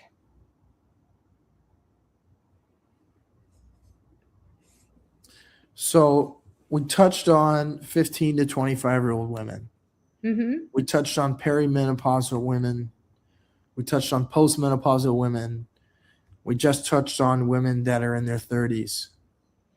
What are 3 takeaways that every woman in this room should walk away with today? I think every woman should get, don't laugh at me, a body composition scale. and they shouldn't fret over weight gain. Look and see if you're gaining muscle or fat and make the changes. If you're gaining fat, then you need to start adding more muscles so that you can lower your blood glucose and help you get into fat burning. And you'll only know that, an inexpensive scale from Amazon is going to cost $29. It's not accurate, but it's relative day to day. Okay. Check your bone density, do your fasting glucose, do your blood pressure, check your cholesterol. Just start doing these things so you don't get a diagnosis the first time you do these things. And, understand that menopause is a systemic transition. So you have to start in your 30s and your 40s, not after a diagnosis. It's an inflection point. It's worth being proactive and planning. And I'm going to say your career including. So if you're working because you got to pay the check, by the time you reach menopause and you have some measure of financial security, if you need to express yourself differently, find an outlet. You've got to. You've got to. We are so identified through our children that when they leave, there's a loss. And it happens in the throes of menopause. And the other thing I would say is in your 30s and 40s, like before it's too late, you don't have to navigate this alone. Find out providers that will listen to you in your community that are not going to look at you as just numbers on a piece of paper, that are going to work with you to help you understand your body, what's going on, and what levers you can pull that are diet and lifestyle, and in my functional medicine world, personalizing with understanding the unique differences between how one woman metabolizes their hormones and another. And by doing things like a Dutch test to understand that is so insightful. Wearing the CGM, like find a practitioner that can access these kind of labs so that you're being you're being provided a level of care that's going to fill the missing pieces of the jigsaw puzzle of your unique physiology. And I think that's, all the ages, but younger, go and find somebody that you can lean on for that kind of help. Do not tolerate. It's a part of aging.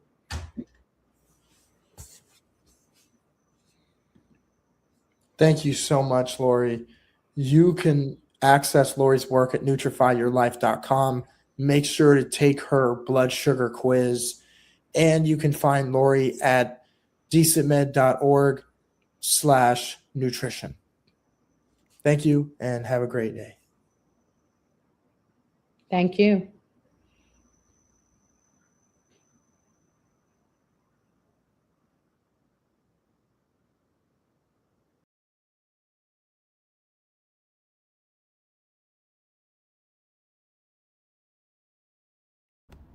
Such great insights there from Lori. I really like when she went in depth on my mother, who is in that postmenopause range, and how she talked about the benefits of protein when it comes to things like a knee replacement. I think what people fail to realize is just how interconnected everything is. With that being said, I want to bring out, honestly, one of my favorite speakers. She is very multifaceted and takes a multimodal approach. Trained as a chiropractor, now transitioning into functional medicine and naturopathy. Today we've gone deep into some of the conditions associated with the lack of estrogen. Then we went in depth on how your metabolic health and your cardiovascular system plays a role. Now we're going to go even deeper and we're going to talk about your DNA and its relation with menopause. So, with that being said, I want to introduce Dr. Teresa Volner of Total Care Chiropractic and Total Care Health Solutions. If you are in Kansas, she has a chiropractic office there. And for everyone online, she helps you to lower your blood sugar and just brings a wide range of tools in helping you with your health. Dr. Volner, welcome to the stage. Mute. And I'm unsure why I get a good green screen here, because I have not been able to fix this problem. Do you know?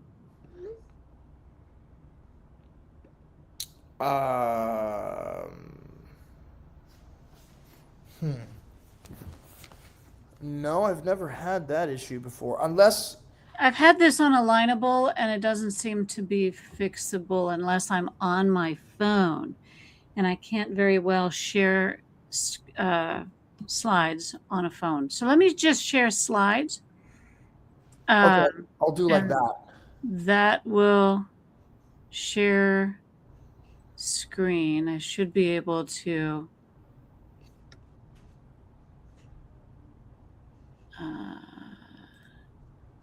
share.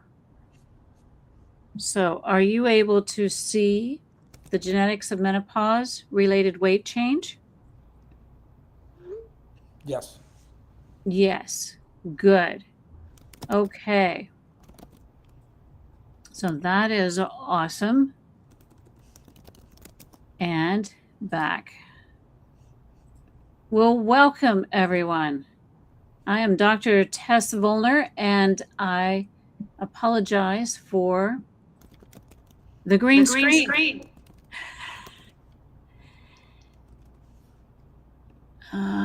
Back to I think I'm having complications here.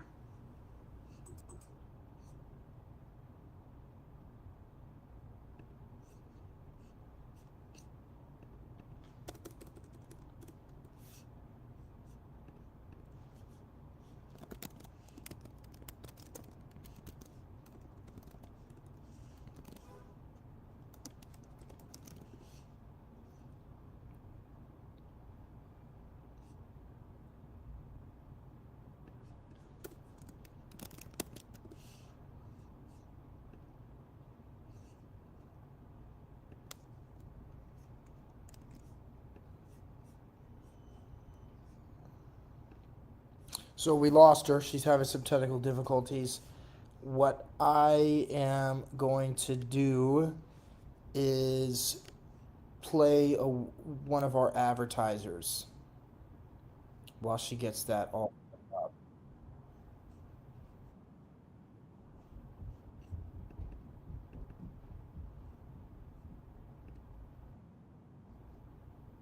My name is Nathan Wilds.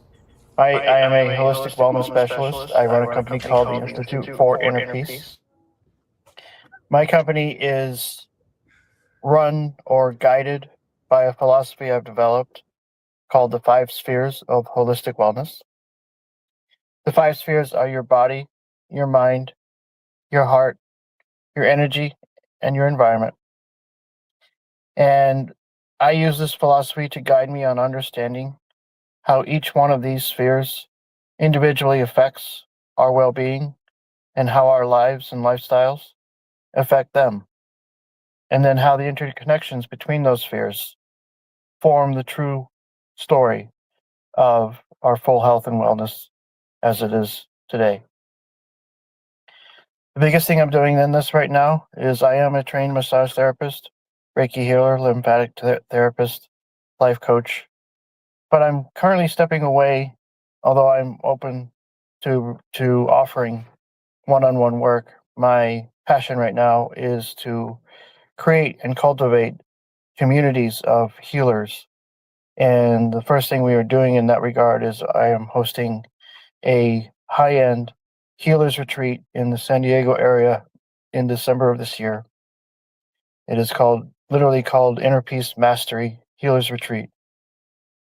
It will feature several presentations, including one VIP within our field, who will be among the participants, not just the speaker.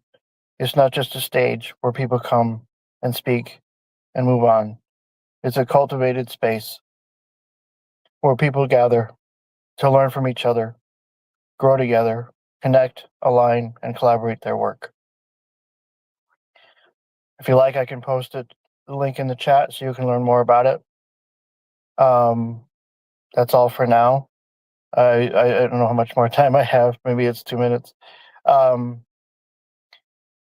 just say that this event represents what I'm truly most passionate about, and that is bringing us healers together to work in conjunction with one another and in alignment, because any and all of us can impact the lives of our clients, but when we reach out and work together, that impact can grow exponentially, and the resulting effects can be that much more exponentially powerful.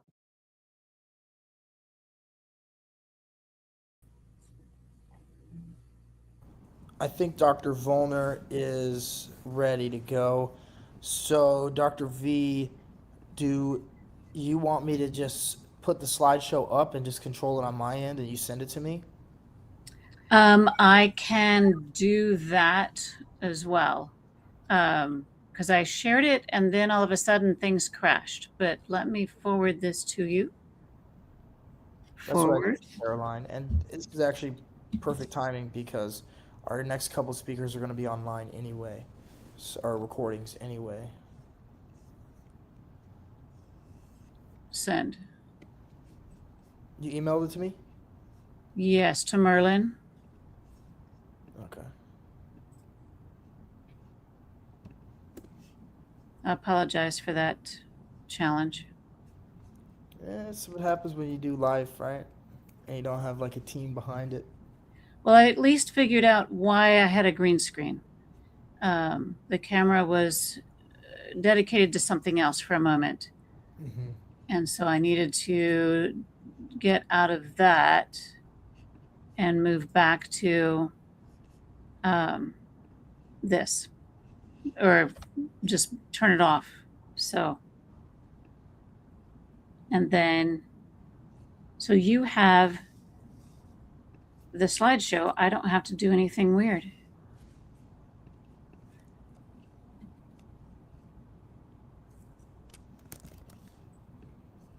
The only thing is, can you send it to my other email?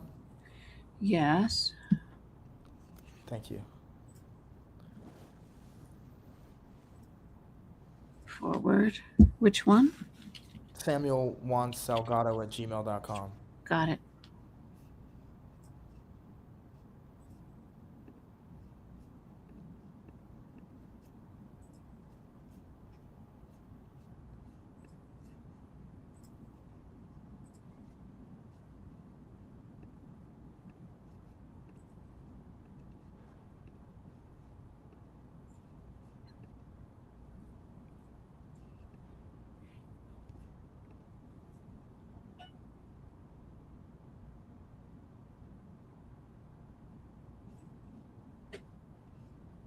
And what's it called? Genetics of menopause. Related weight change.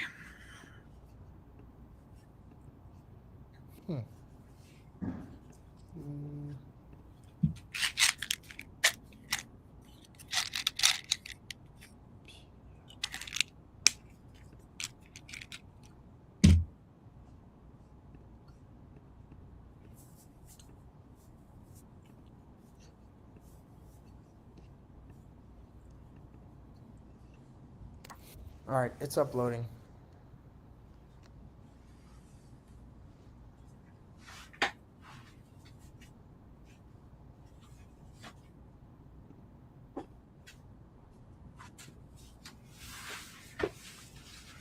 All right, and with that, Dr. Volner, you have the floor. Okay. Well, thank you all for being here today. I apologize for challenges with technology, but we are going to be talking about genetics of menopause. And one of the things that comes along with women, unfortunately, we are more challenged. We are more challenged with menopausal changes. And we're going to talk about some of those changes in relationship to weight and why that occurs. One of three things you can do about that. And we're going to have a great time today. So this is all National Institutes of Health evidence-based about hormonal transition and weight control strategies, because we have the hardest time as soon as we start entering perimenopause, premenopause, and menopausal times. And then the age range that typically begins, and it's occurring earlier and earlier now, it begins in age 35. And we're seeing changes for men also in that time frame.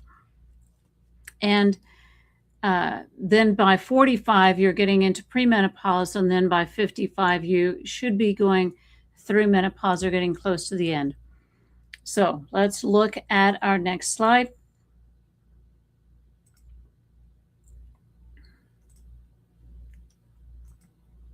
All right.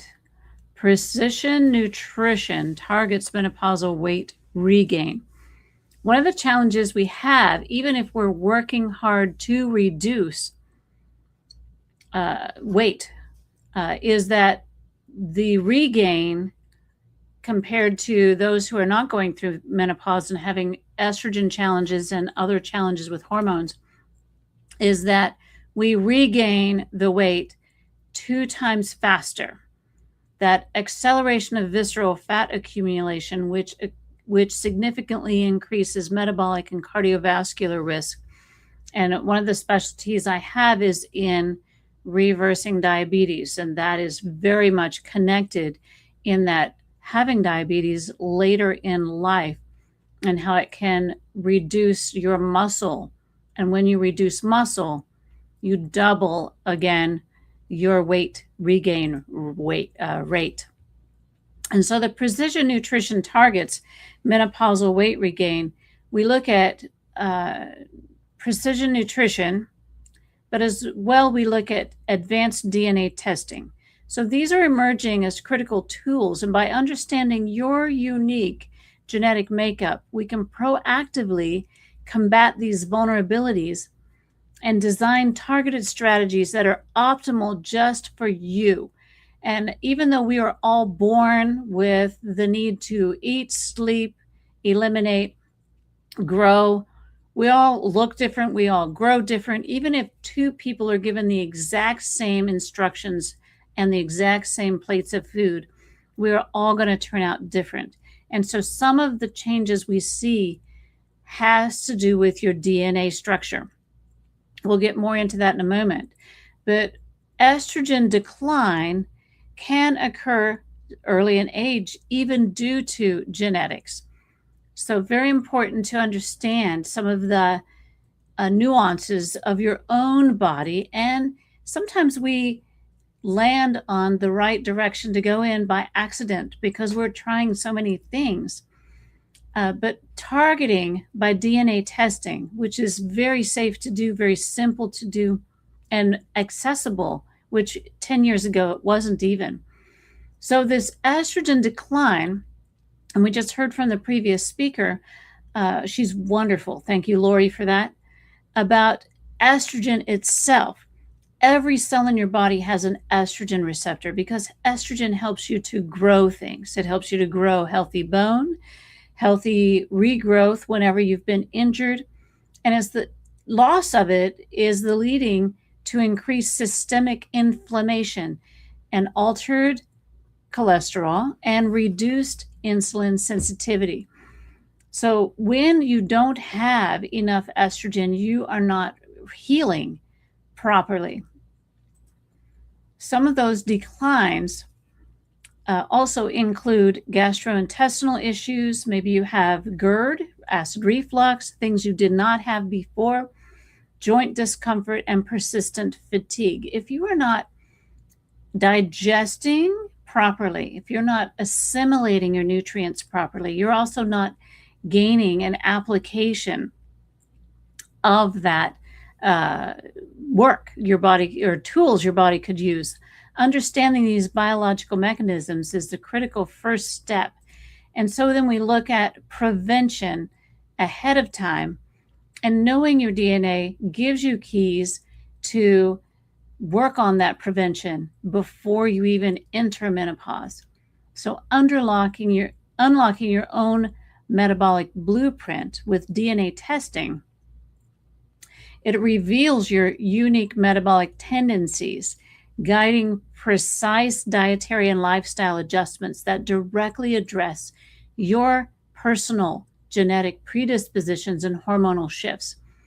One of the things I experienced early in my life was that I became, around age 18, 19, completely lactose intolerant. Before that time, I could eat all the pizza and ice cream I wanted.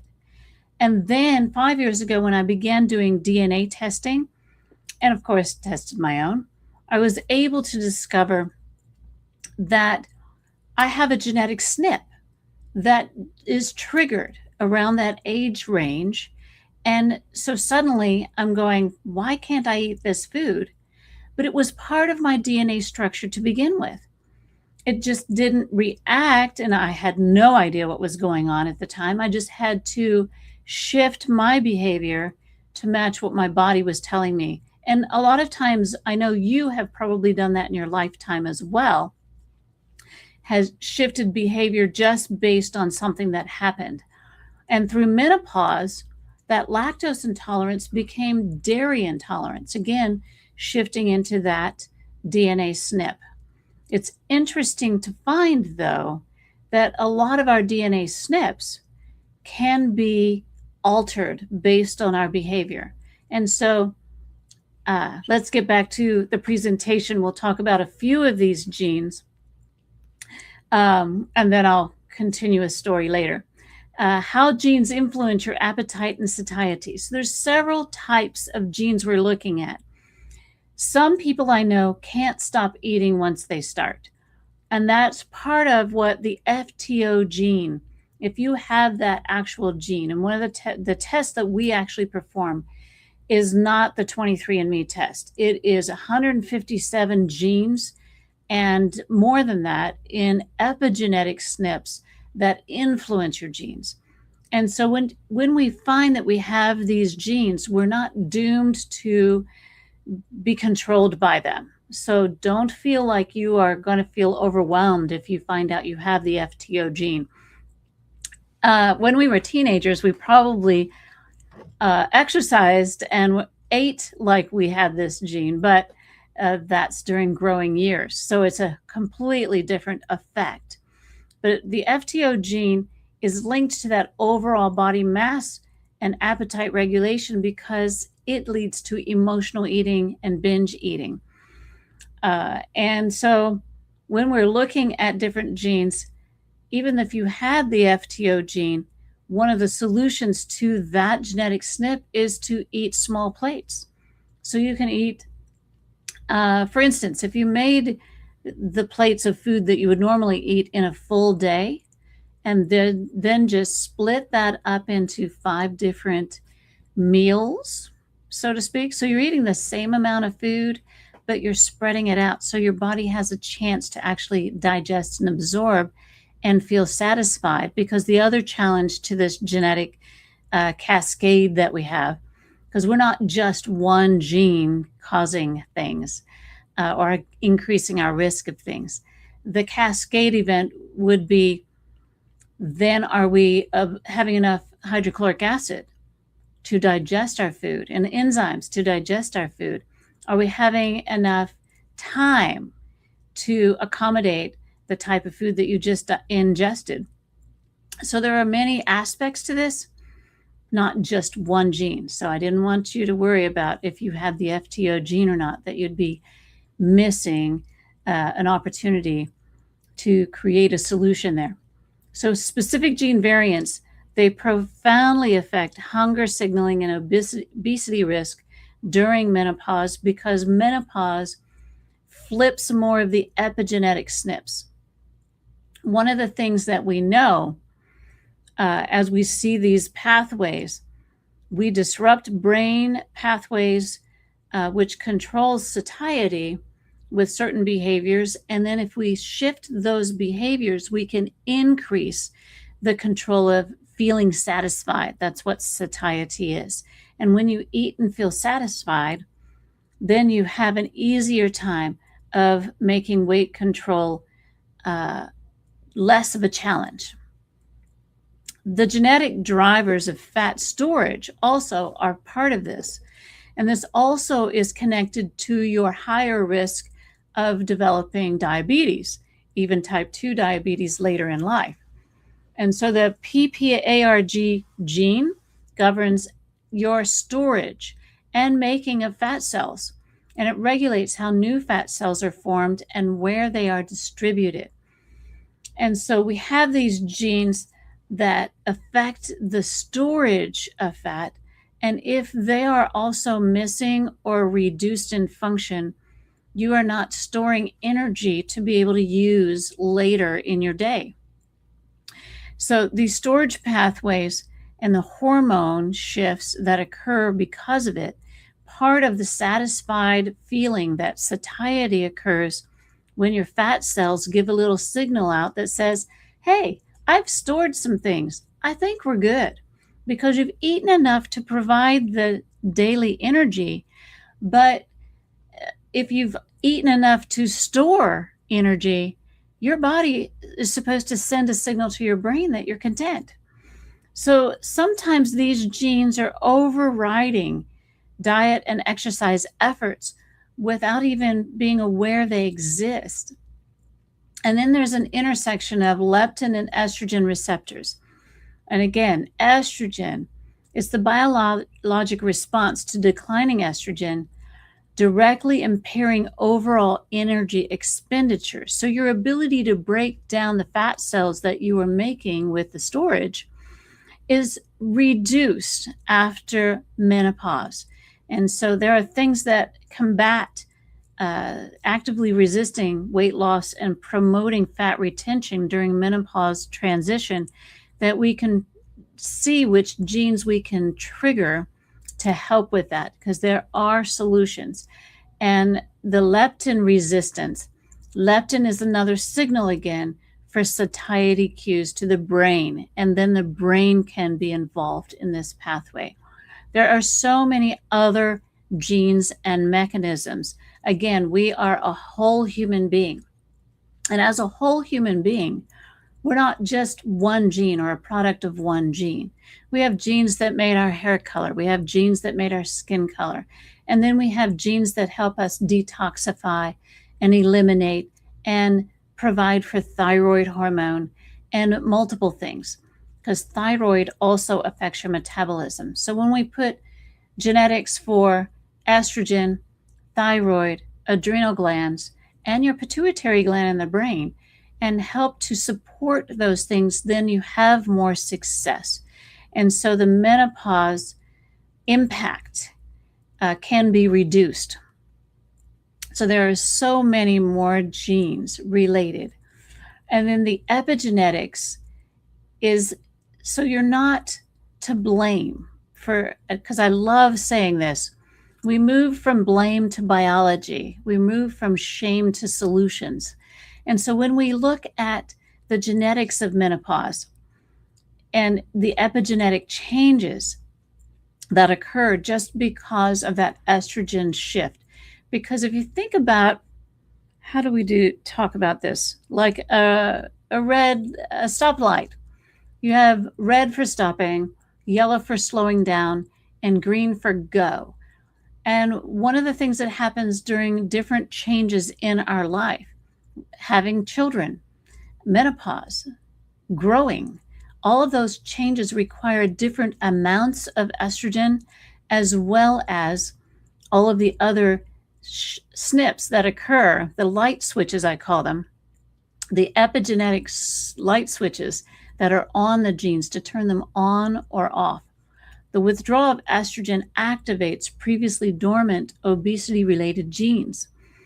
And so then behavior is how we shift and slow down some of the effects of that epigenetic shift. Because if those genes can be turned on, they can also be turned off or reduced in their effect on you. So understanding underlying biologic triggers explains why strategies that worked in your 20s and your 30s may no longer be effective in your 40s and 50s. So designing your genotype-informed nutrition plan.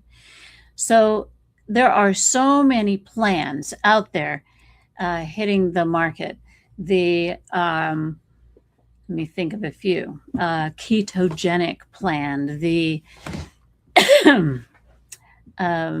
all meat plan, the all vegan plan, the high fiber, low protein plan, the high protein, low fiber plan. There's so many plans. So again, we are not born perfect. We're born with the genes that were given us, and we all need to eat and poop, but we all don't necessarily need the same foods to accomplish this task. So the DNA results in the advanced DNA test are highly customized dietary strategy, but also includes how your environment has affected your genotyping in the last 3 months, because we can now test heavy metal toxicity, vitamin deficiency, if your intestinal flora is balanced, if your stomach is producing the right kind of enzymes, your pancreas enzymes, and your stomach, your enough stomach acid to break these things down. Because the one thing I do know, as we age, early in life, we don't need as much protein, but by the time we're 60, we need to have at least 80 to 100 grams of protein every day absorbing into our body. So that macronutrient ratios based on our genotype, our age, ensuring your body receives the exact fuel it needs, that you're absorbing it. And so the plan includes personalized nutrient support to address the genetic absorption issues alongside anti-inflammatory dietary patterns to combat menopausal shifts. Targeted digestion strategies are also implemented to maximize nutrient uptake and support overall metabolic healing. Sometimes when we get blood tests, because now it's more common to test your B12 and your vitamin D3 in order to maintain optimal health and reduce your cancer risk, as well as reducing other disease risk, viral risk.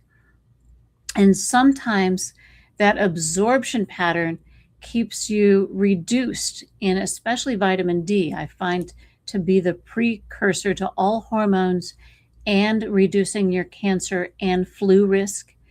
And so if your metabolism is altered due to genetics, then there are strategies in place in order to absorb your vitamin D more efficiently. So if you're riding at 30 to 50 in your vitamin D levels when you have them tested by your medical professional, you need help.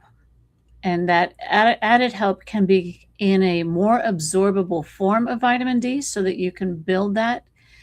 Because I found for myself personally, I have bad genetics in my liver.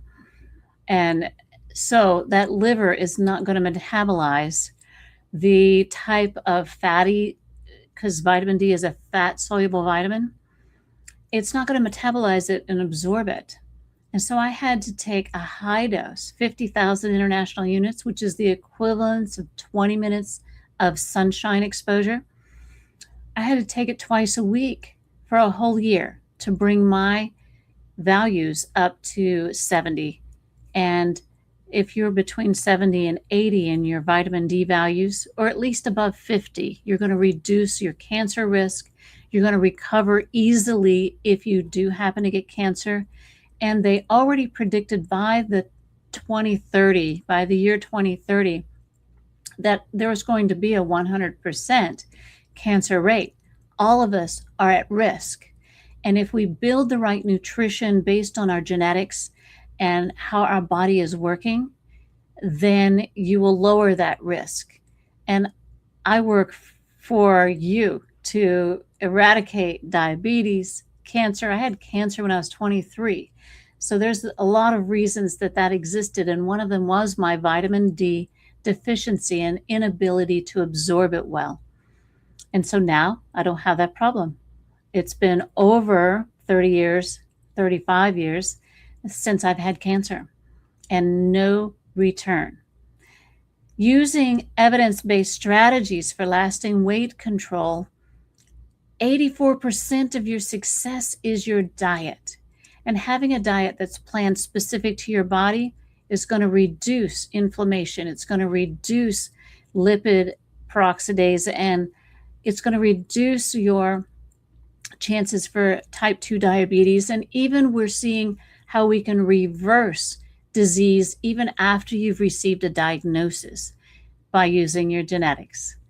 And the activity framework, the other 16% of your success is in movement. But what kind of movement is good for you? Are you someone who can exercise for 2 hours or 8 hours and not have any impact on your ligaments and your joints? Most of us have a little challenge there. And we know in your genetics if you are that person or not. But 15 minutes of specific exercise, metabolic exercise, can reduce your risk if you do it 3 to 6 times a week, because you still need a day of rest, a full day of rest, by the way. But having that reaction in your body, having that 16% of movement to keep your body blood flowing, to reduce your high blood pressure, reduce your insulin resistance. I have a challenge with words today, I guess. The effective weight control during menopause requires a structured genotype-informed planning. And this step-by-step framework for genetic integration. It's not a simple ancestry kit. It's a clinically grade test used to decode metabolic function. We're coding over 157 actual genes and 197 SNPs. And this gives us clinical relevance. These are clinically relevant SNPs to help you with your health, overall health. And it's amazing what we have seen, getting to the root cause driven by your genetics. So then we answer, how well does your body metabolize your carbohydrates and your fats and your proteins? Do you have genetic tendencies toward insulin resistance? Is it inflammation holding your progress hostage? And are detox pathways backed up, slowing weight loss and healing? And is oxidative stress preventing blood sugar control? These are all answers that we receive in the advanced DNA testing. So the advanced DNA testing is so simple. It's a cheek swab and a simple hair sample that is sent into the lab. In 6 to 8 weeks or sooner, we get results. We identify your specific genetic risk categories. And if we work with the highest impact categories, you will see a huge change in your health overall. And then we match these insights to targeted dietary strategy. And that doesn't just mean supplements, by the way. This is what best foods and what supplements might be needed to support the gene SNPs that are missing. After all, I was missing the gene, or flipped on a gene, for dietary milk products. And as soon as I shifted away from those, I had healing. My body now can tolerate a small amount, but not very often, because you can retrain your genetic SNPs just by listening to your body to begin with. And then monitor. We implement a long-term monitoring protocols to track your progress. Coaching through these changes is also an important implementation. And then adjust. One of the things that was mentioned earlier is continuous glucose monitors.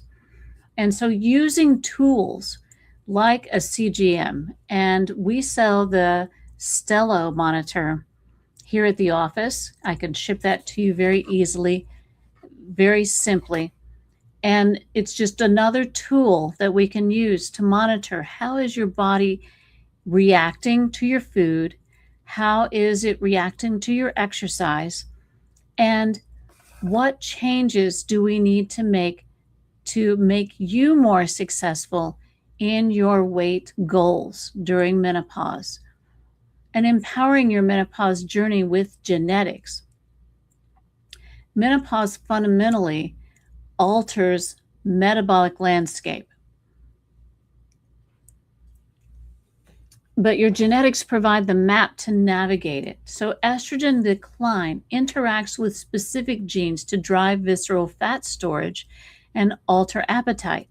But the advanced DNA testing removes the guesswork, identifying your unique metabolic vulnerabilities. And by applying the precision nutrition and evidence-based lifestyle modifications, you successfully control weight, you reduce your inflammation, and optimize your long-term health. We talked about reduction in estrogen. And when reduction in estrogen occurs, supporting that through your precision nutrition and the genetic SNPs, supporting the ones that are missing or reduced in function, helps to control some of the symptoms that you experience during that menopause time as well. One of the things that I wanted to really focus on too was clinical integration. So integrating a DNA nutrition, how does that occur? And I would love for more physicians to get involved in DNA testing, and that's what I see the future being like. When you're diagnosed with cancer or other diseases, sometimes a requirement of genetic testing is there. They want to know, for breast cancer, for instance, the BRCA gene was tested in the whole family, and to find out if you had a higher risk. And it was very popular in the 80s to do that. And so even my sisters and I were able to know if we had that high risk since our mother had breast cancer.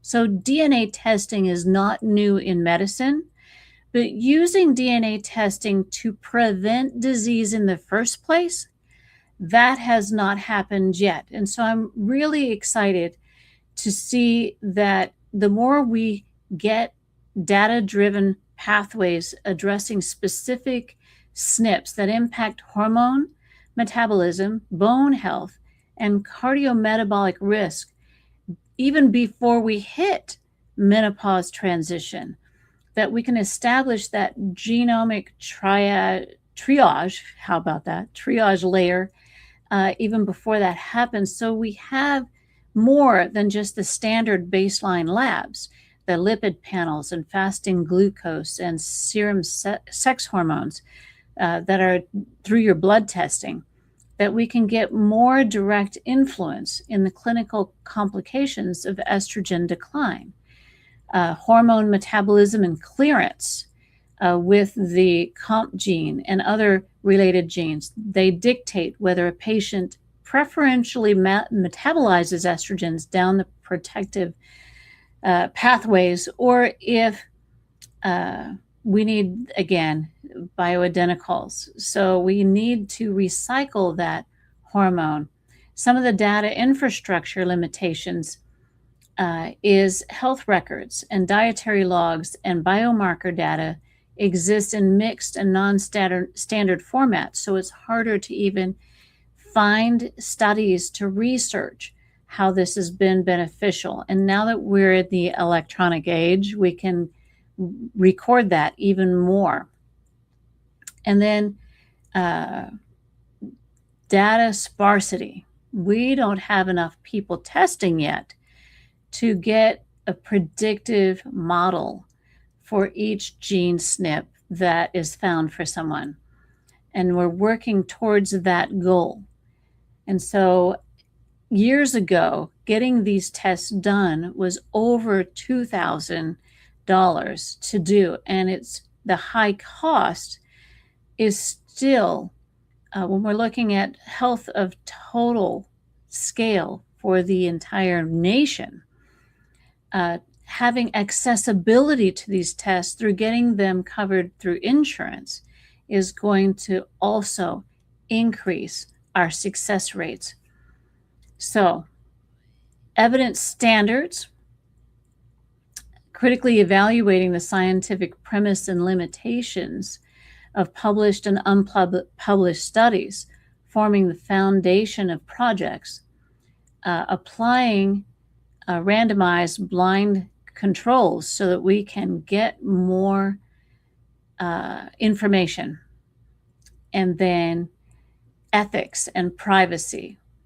One of the challenges that we have is psychosocial impact and stigma related to genetic testing for obesity, for cancer, for any challenge that you have medically.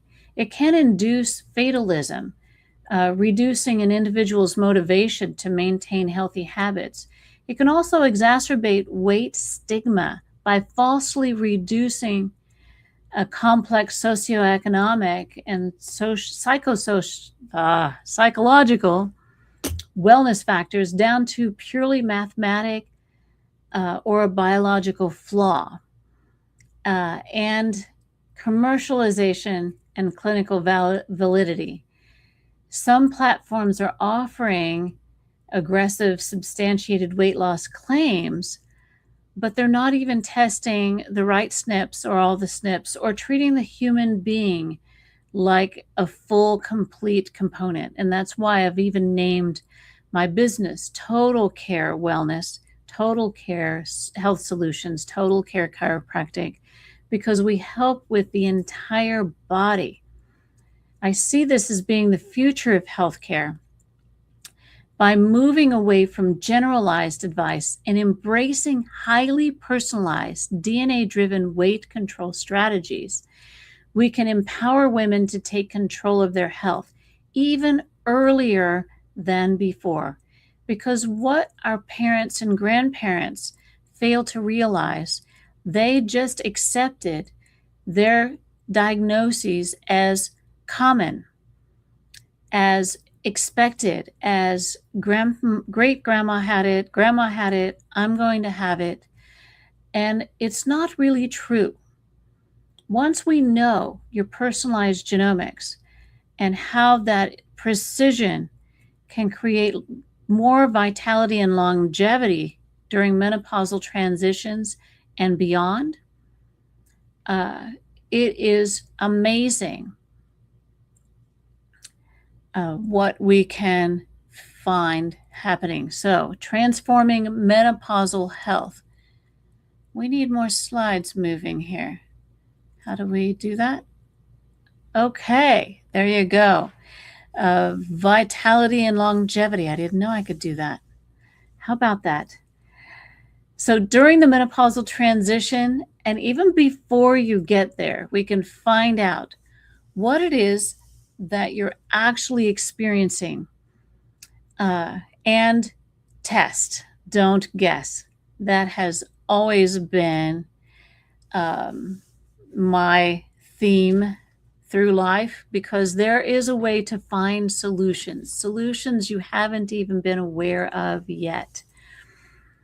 And if you go to totalcarehealthsolutions.com, you can get more information about that. Also, there's a link in totalcarechiro.com. But if you want to talk to me directly, talk to drtest.com. You can easily do that. And I have a book coming soon, Components to Reversing Diabetes, and using DNA and genetics and recovery from the missing pieces, and also changing the genetics that may have been expressed. So one of the stories I tell about genetics has to do with cancer, because at age 23, so we found out 18, 19 that I was lactose intolerant and needed to change dietary structures. But by the time I was 23 years old, I'd just gotten married, was really excited to start a family, and my first brick wall I run into is I have cancer. I have cancer, and my doctor wants to remove my parts so that I can't have children. And this is devastating to anyone in general. But at age 23, to be diagnosed with cancer, which is becoming more and more common, if I'd have been aware of genetics, I would have had an easier time of it. But I was smart enough to ask more questions, get a second opinion, find out what else can be done in order to lower your risk, lower the side effects of any treatment you may choose to do, which I have a philosophy that there's no wrong decision, because you have to make a decision. And then you can always add to those decisions or change direction after you've gotten involved. But when I had cancer, they wanted to remove all my parts. And I said no. I had just gotten married. And so in finding solutions, I read a book from the 1800s that spoke about grape juice and fasting and recovery. And so even in the 1800s, there was wisdom on what to do for your health. And I combined that wisdom, and that's why I'm in natural medicine today. For over 20 years, we've been helping people to coordinate care so that they know things you can do yourself.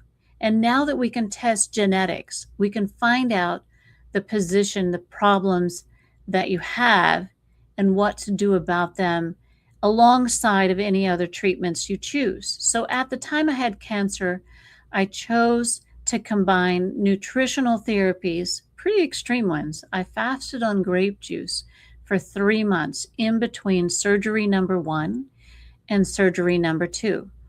And so those are small surgeries just in the cervical region. For those of you who are familiar with cancer invasive into the uterus. And by the second procedure, there were 0 cancer cells. So going from invasive, aggressive cancer to no cancer cells left, I just praise God that there are more solutions than just removing all my parts and calling it good. You just have to ask more questions and maybe change physicians, which is what I did at that time, because it didn't make sense to me that that's what it took. And when you're looking at weight challenges, there's more to weight challenges than just your estrogen deficit. When we look at genes related to your detoxification pathways, genes related to your liver health, genes related to health, metabolism, and how can we trigger those genetics to make up the difference of estrogen decrease, and even some supplements that can help boost some estrogen through your menopause imbalances. So it's been very fascinating. Even in menopause, hot flashes can be reduced just from a simple colon cleanse. In 2010, I was bleeding to death. And so uterine health can be reinstated with mineral supplementation. So there's so many other solutions besides let's just remove all those parts. Because within 3 months, I was back to a normal cycle. I, of course, did spend time finding out that I didn't have cancer again. But when we have a health history to look at, plus our genetics, we can have more answers available. And we've seen it over and over again, how we can trigger positive genes. And since age 23, I have not had a return of cancer, and I'm 60 this year. I'll be 61 in November. And when you know what to do for your body can operate a lot longer. Maybe you thought your body was a Ford truck and could handle anything you threw into it, but it really is a Maserati requiring high octane fuel. So those are the challenges and changes we see when we look into your genetic blueprint.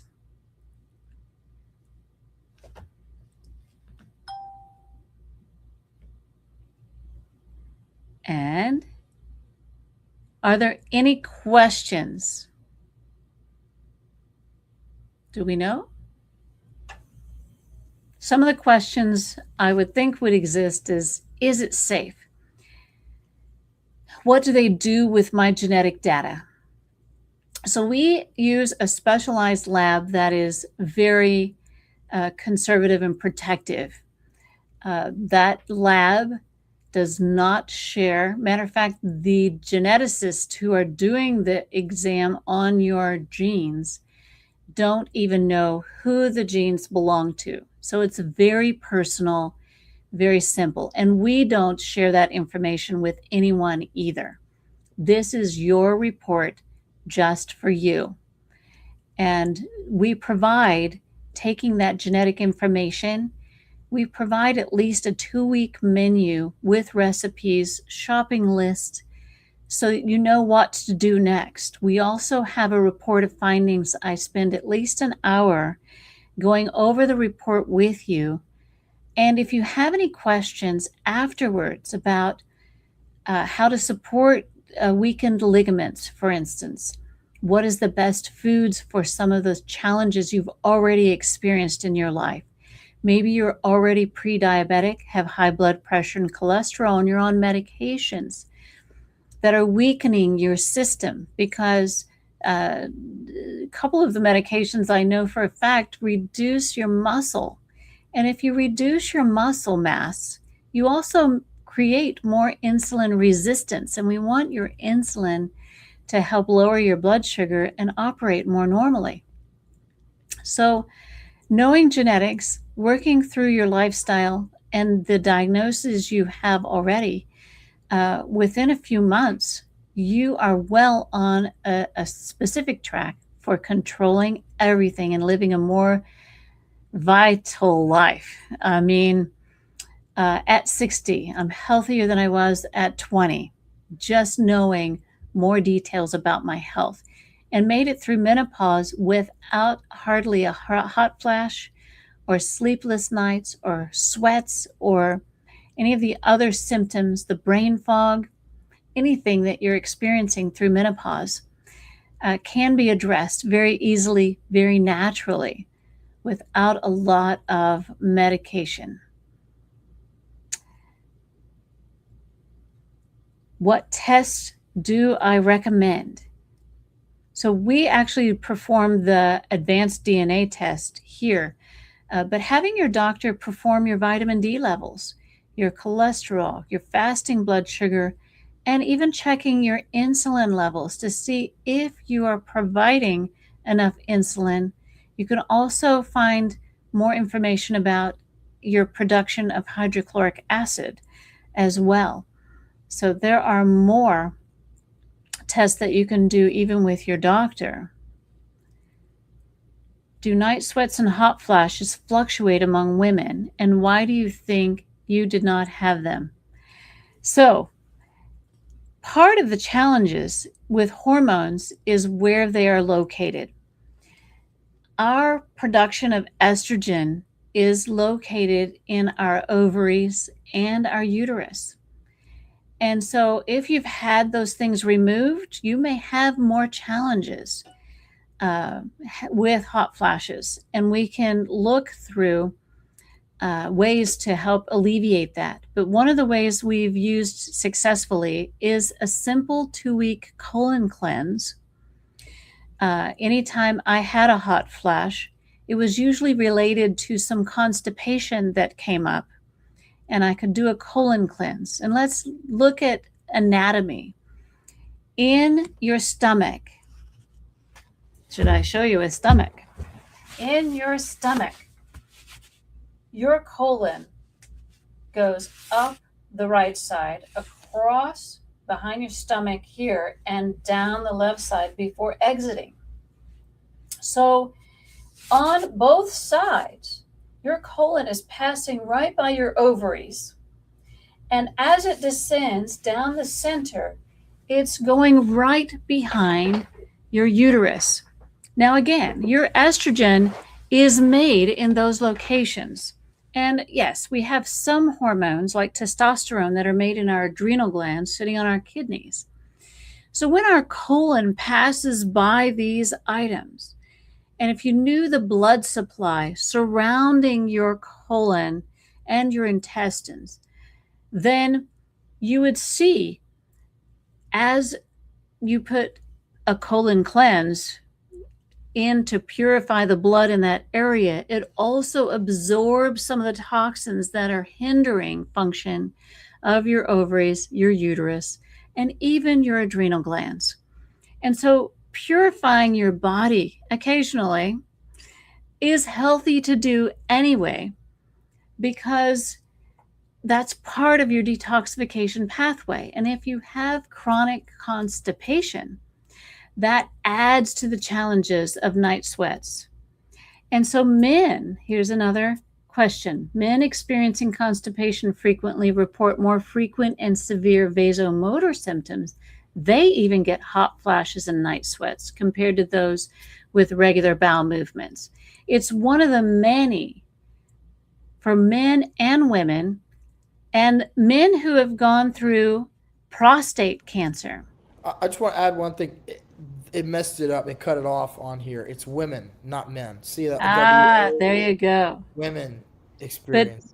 But definitely. Constipation is one problem that is so common that we don't think of it as a diagnosable problem, but it creates so many other challenges because it retoxifies your body the longer you hang on to your waste.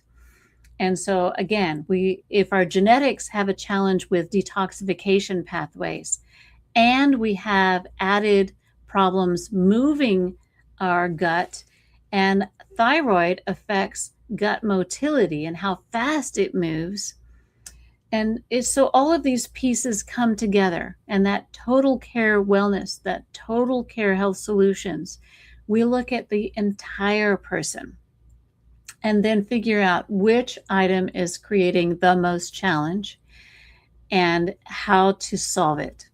You can use a shotgun approach every time you see a commercial that says something is a good idea. Take vitamin D, take fish oil, take krill oil, take flax oil. You can overload your system with the wrong items, or you can test and get what is specific to your body and then create solutions that work. It's pretty amazing. What advice do you have for menopausal, perimenopausal, and postmenopausal women? Some of the challenges that exist is that we don't talk about it enough. I had no idea how dry a vagina can get in postmenopause. And some of the things that can be prevented, and what are the solutions that are non-toxic, that don't add to your cancer load. So even though bioidentical hormones have been shown to be fairly safe, I personally won't use them because I've had cancer of feminine organs. And because of that, if I took bioidentical estrogens or any other estrogens, may increase my risk for cancer. Every once in a while, I say, do I have to catch every problem in order to be a good health provider for you? But we have solutions that are non-toxic, that are alternative, that help prevent you from having to take hormones. Because if you've had breast cancer, if you've had uterine cancer, vaginal cancer, cervical cancer, any of those, you're going to want to avoid taking hormones. But there are alternative hormones, hormone triggers that you can use that are very safe. Herbs like black cohosh, keeping your colon clear. Soy, if it's non-GMO, organic, you can have that once or twice a week and help support your estrogens. Sprouts, also, alfalfa sprouts and other sprouted seeds contain an estrogenic effect. So there are other foods that you can incorporate into your life that help support your estrogen load or lack of. What advice do you have for, okay, so menopausal, perimenopausal, function. How are you functioning? Are you getting sleep? Are you having a regular bowel movement? And by the way, 2 a day is regular. Are you feeling evacuated when you do have a bowel movement, or is there leftovers? Are you feeling congested? Are your lipids elevated? Because it's very valid that you're not making all the hormones or using all the fat that you have as cholesterol in your body. But here's another alternative explanation. If you are inflamed, you have over 100,000 miles of blood vessels in your body that are getting damaged from any inflammation, whether it's from smoking, which, by the way, if you're doing hormone therapy and you're a smoker and you're female, you increase your cancer risk tenfold. It is such, and you also increase blood clot risk and having DVTs or deep vein thrombosis or other clots, adding to your stroke risk or heart attack risk. And another reason that hormones can be challenging to use if you already have that risk. But keeping things moving, helping your blood vessels to be uninflamed, and lowering the inflammation through your diet and lifestyle, because cholesterol is made to patch up the cells. Every single cell in your body has cholesterol in its walls for support and integrity. So it's a phospholipid bilayer, and lipid is another word for fat. And cholesterol creates stability of those cells. And so if you go on a zero cholesterol diet, you actually also will increase your risk for cancer because the cell wall doesn't have enough integrity. So elevated cholesterol, we need to find out why that's occurring and address it directly. So test, don't guess. Get a good, knowledgeable, supportive health professional who can answer questions in a non-toxic way, and get more opinions.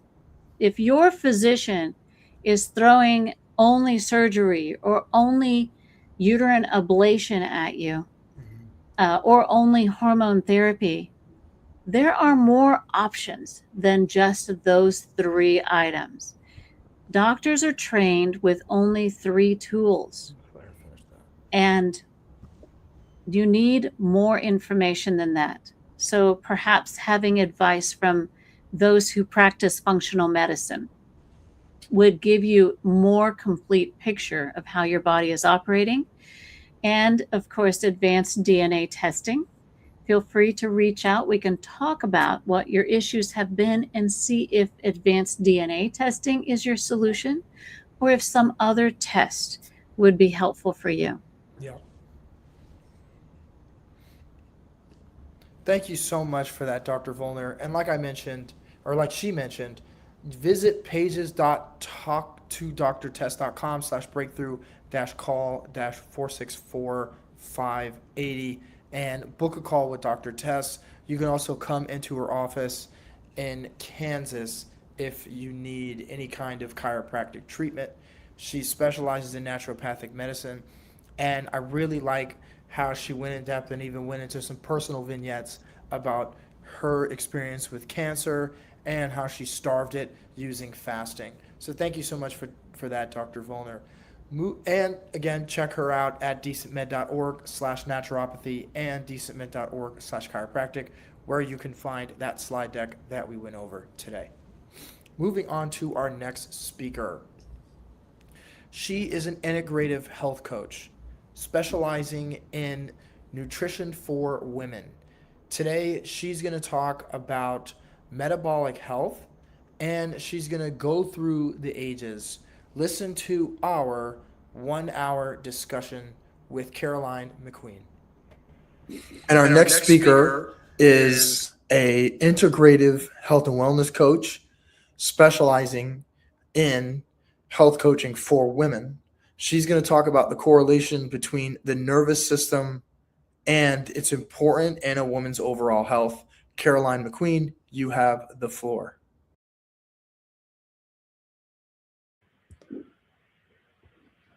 Hi, everyone. I hope you're having a great Tuesday. I'm the owner and founder of CDM Health and Wellness. It's a virtual health coaching practice in Olathe, Kansas, and I am here today to talk to you about the importance of women's overall health and how it impacts our nervous system.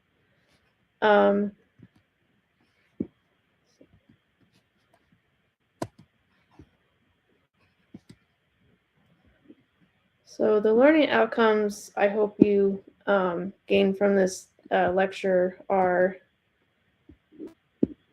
what is the nervous system and what is the function? How does it work? What is the anatomy? What does it look like? What makes up a woman's physical health? How does physical health affect the nervous system? How does it affect women during different stages of their life? What are the 7 pillars of our overall health? How do the 7 pillars of health affect our nervous system? What 3 pillars have the most impact on one another and why? What happens when we don't put our mental health, our social health, and physical health first? And how can we improve both our mental, physical, and social health to have a healthy nervous system? So to start off, I'd like to talk about understanding the nervous system. So what it is, it's known as our body's command center. Our brain, our spinal cord, and our nerves make up what is known as our nervous system.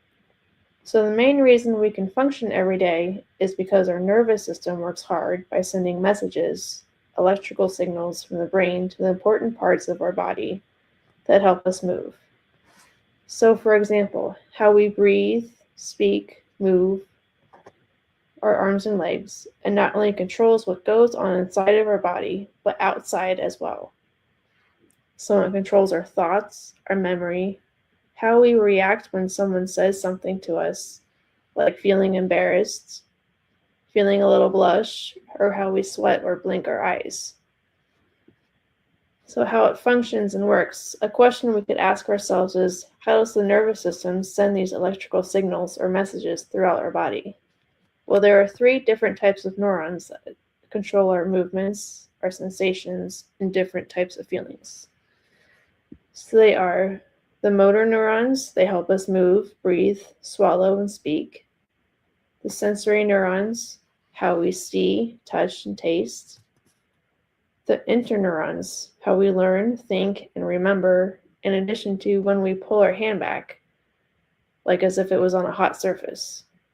So those are the motor and sensory neurons that send a message to both our brain and hands to pull away from the hot surface.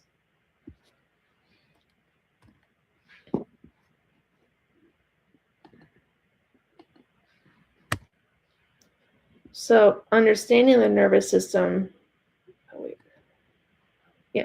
so the anatomy, our nervous system is comprised of two different systems within our body.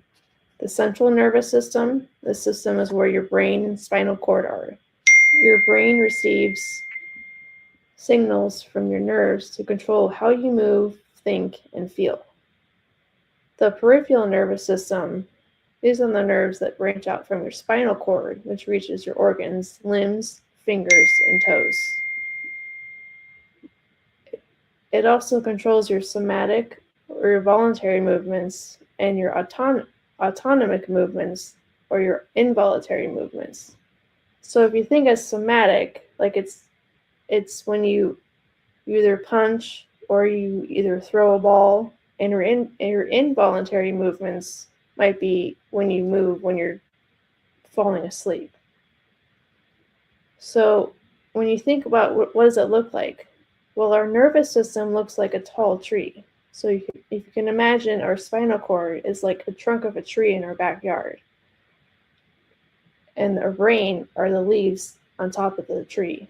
And our nerves are like the branches that are attached to it.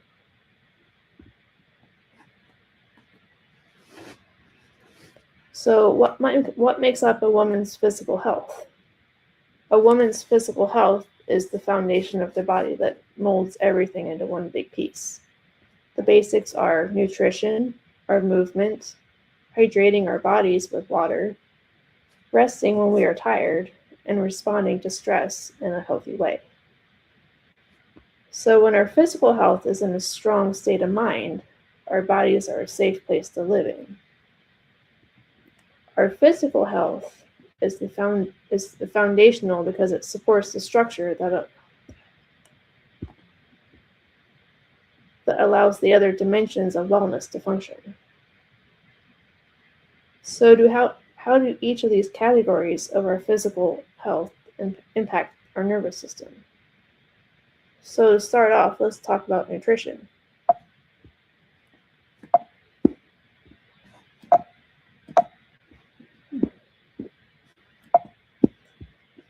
There we go. Okay, so the nutrition and the nervous system. There's a saying that not eating properly is like starting your car without gas. So research shows that our nutrition impacts the nervous system by fueling the neurotransmitter production and nerve cell health. So how we eat balances out the neurotransmitters in our brains, allowing us to think more clearly. So eating clean food with macronutrients, proteins like beef or chicken, and healthy fats like avocados, and micronutrients like vitamins and minerals are essential for our health. So essential macronutrients such as omega-3 fatty acids, such as DHA, essential macronutrients, vitamins B6, folate, magnesium, zinc. Other essential vitamins and minerals are vitamin C and E and polyphenols, which can be found in fruits, vegetables, green tea, and turmeric. A healthy diet can support a healthier gut microbiome, which can help us improve our mood, our cognition, and overall nervous system function. So moving on to physical activity. So according to the physical activity guidelines for Americans, women should be physically active 75 to 150 minutes per week.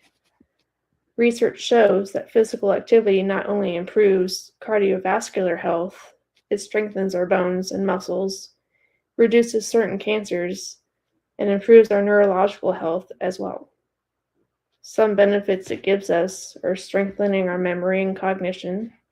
While we exercise, blood supply increases blood flow to the brain, which can promote the growth of new neurons, which can enhance our learning, and memory through the hippocampus. Through promotion of white and gray matter in the brain, it enhances our thinking and memory, attention span, and perception, ignore directions, and multitask. Ignore distractions, and multitask. It also sharpens our minds.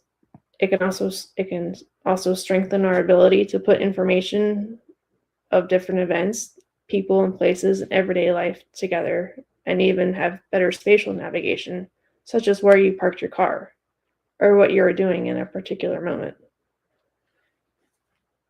We all know that we forget sometimes where we parked our car and what we're doing in a certain moment.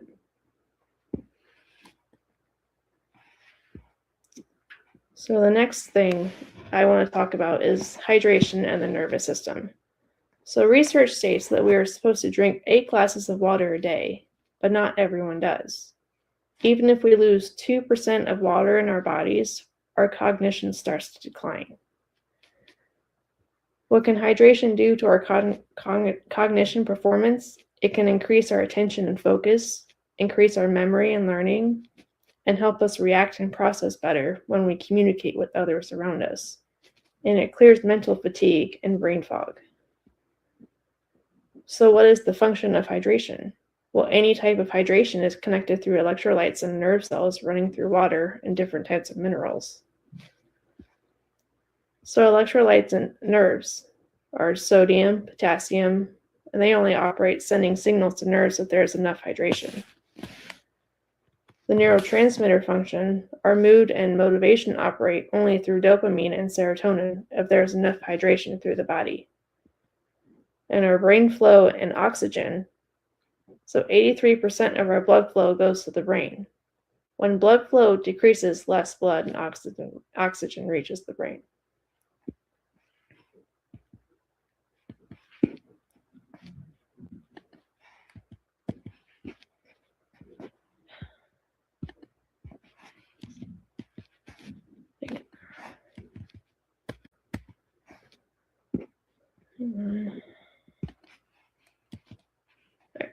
All right.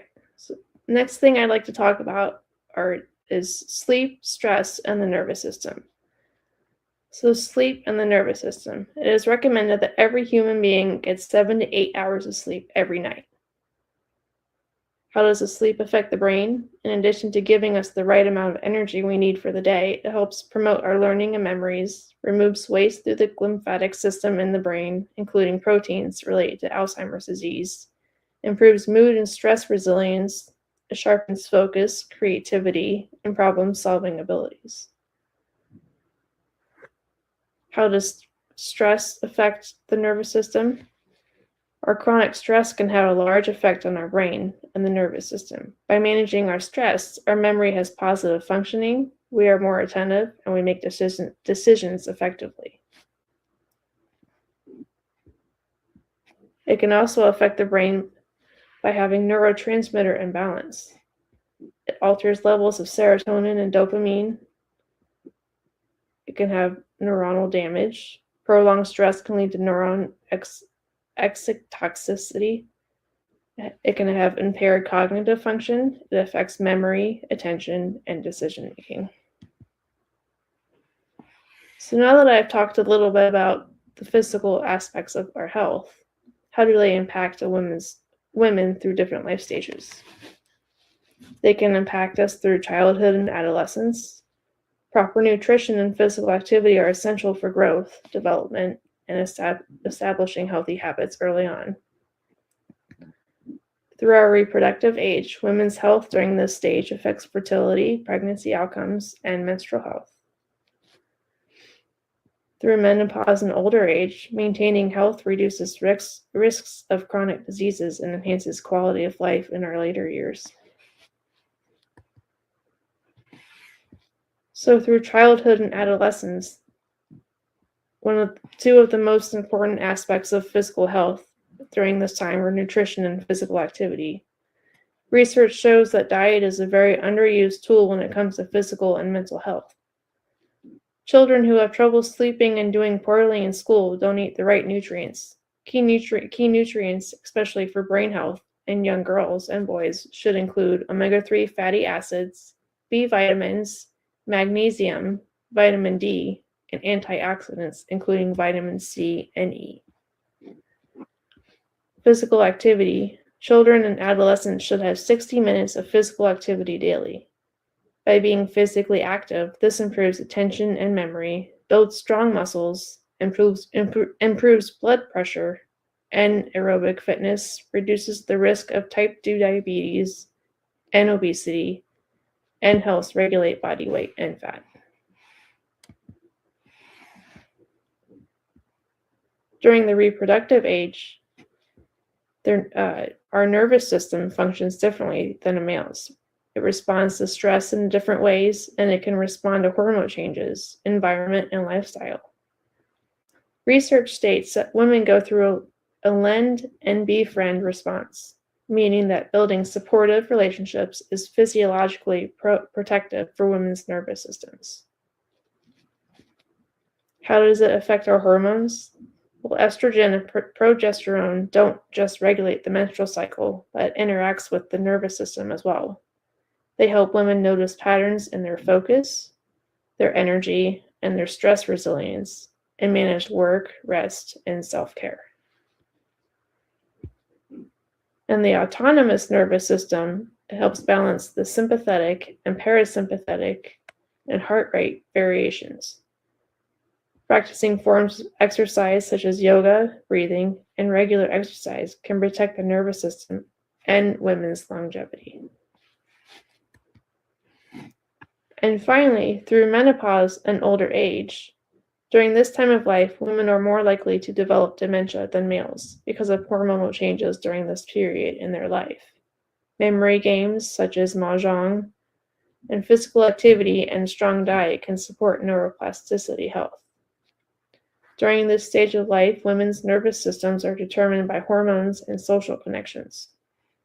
Lifestyle, movement, sleep, breathing, and meaningful relationships protect long-term wellness and cognition throughout their life.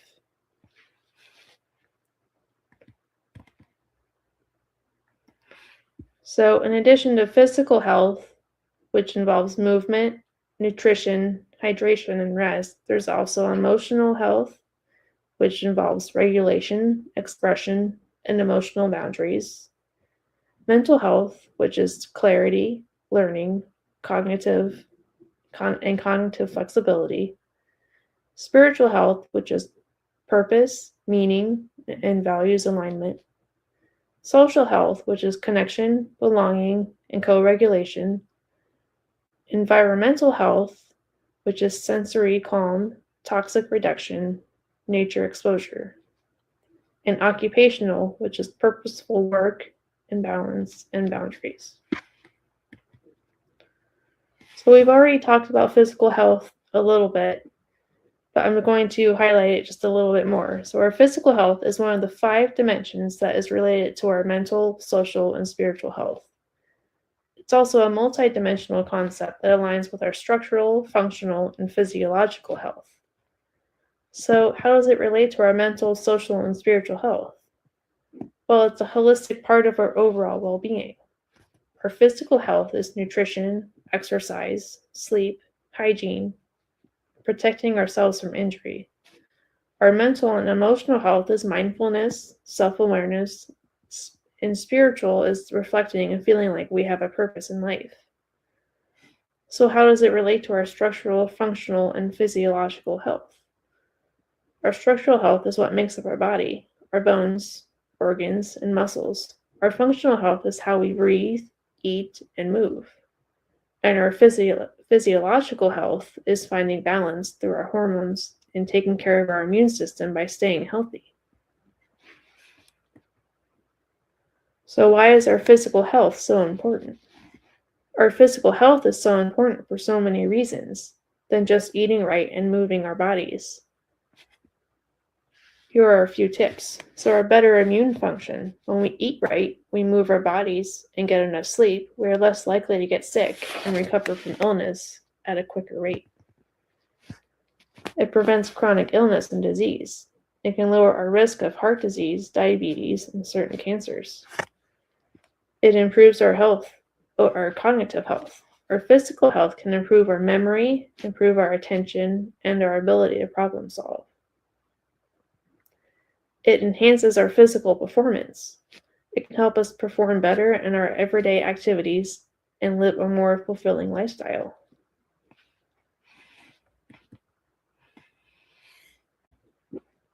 So, moving on, what is mental health and why is it so important? So, according to the Cleveland Clinic, mental health is what forms our emotions, thoughts, and actions. It helps us create relationships with our family and friends, manage our stress, feel like we have a special meaning and purpose, problem solve, express our feelings, and find our strengths within ourselves. So why is it so important? It's important to take care of your mind as it is your entire body. Not taking care of ourselves can lead to anxiety, depression, and illness. So how does it relate to the nervous system? It relates to the nervous system just as our physical health does. It can be impacted through our clarity and learning and cognitive flexibility. Through our learning, it's also known as neuroplasticity. It refers to the brain's ability to reorganize itself through new experiences or topics that come our way through different stages of life. Our clarity, through learning new opportunities such as a new skill, practicing mindfulness, we can engage in clarity by understanding what we have learned. And we can make important and smart choices that enhance our mind-brain connection and supports our overall well-being. Through our cognitive flexibility, through our minds and our brains, our thoughts, beliefs, and attitudes, we can form the structure of our brains. By practicing mindfulness, we can change negative thoughts into positive mental states of mind.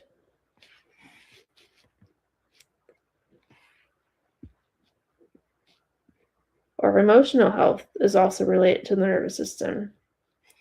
Research has shown that our nervous system doesn't control our emotions. It generates them through neural signals, chemical releases, and bodily feedback loops. Although there are many claims that emotions are produced by the entire brain, emotional expression and regulation are produced by the limbic system, which is where memories get generated and are assigned significance to the person expressing the emotion. The amygdala, hippocampus, thalamus, hypothalamus, and cingulate cortex are all responsible for the emotions we express when we are happy, sad, angry, stressed, calm, and scared. The vagus nerve and is related to the emotional regulation as well. It's known as the 10th and longest nerve in the body, running from the brainstem down through the neck, chest, and abdomen, touching the heart, lungs, and gut along the way. About 80% of the fibers in the vagus nerve is connected to our emotional states, or afferent, and they carry information upward from the body to the brain, not just downward. The brain, it constantly receives updates from the organs. This is part of why physical states so reliably produce emotions.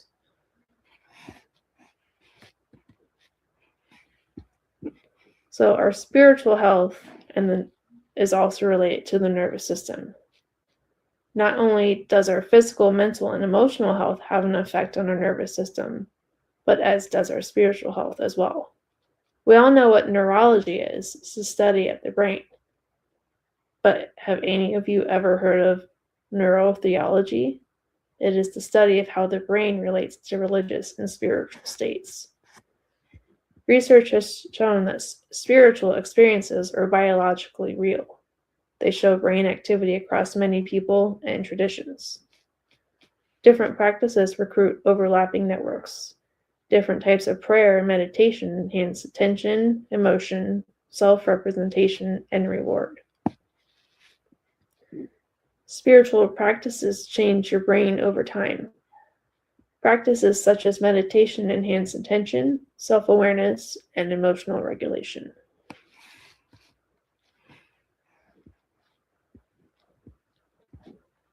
The next pillar we're going to talk about is the social health, and how it relates to the nervous system. So one of the most rewarding things we can do for our brain is to socialize with others around us. Our social communication has many benefits, including verbal communication, how we speak to others, nonverbal communication, and emotional communication. So through verbal communication, our brains are consistently working, which helps improve cognitive function and overall function of the brain and nervous system. Through nonverbal communication, our facial expressions and gestures are crucial for our brain function. When we communicate nonverbally, it allows higher intellectual development. And through stress reduction, close connections with other people who are especially pleasant to us allows us to reduce stress. So when we're feeling stressed or down, cortisol is released, which is a harmful hormone. Through positive communication, it allows us to be in a good mood, and this reduces the cortisol. So accordingly, people who have close relationships on a regular basis have less stress.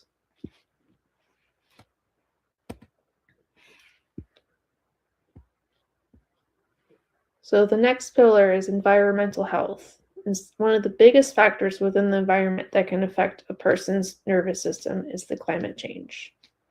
Research shows that changes have a negative effect on the brain. Environmental changes such as air quality, natural disasters, fires, can release harmful substances in the air, which affects the brain, causing neurological conditions, including migraines and epilepsy. The onset of neurological disorders such as these can cause stress and worry.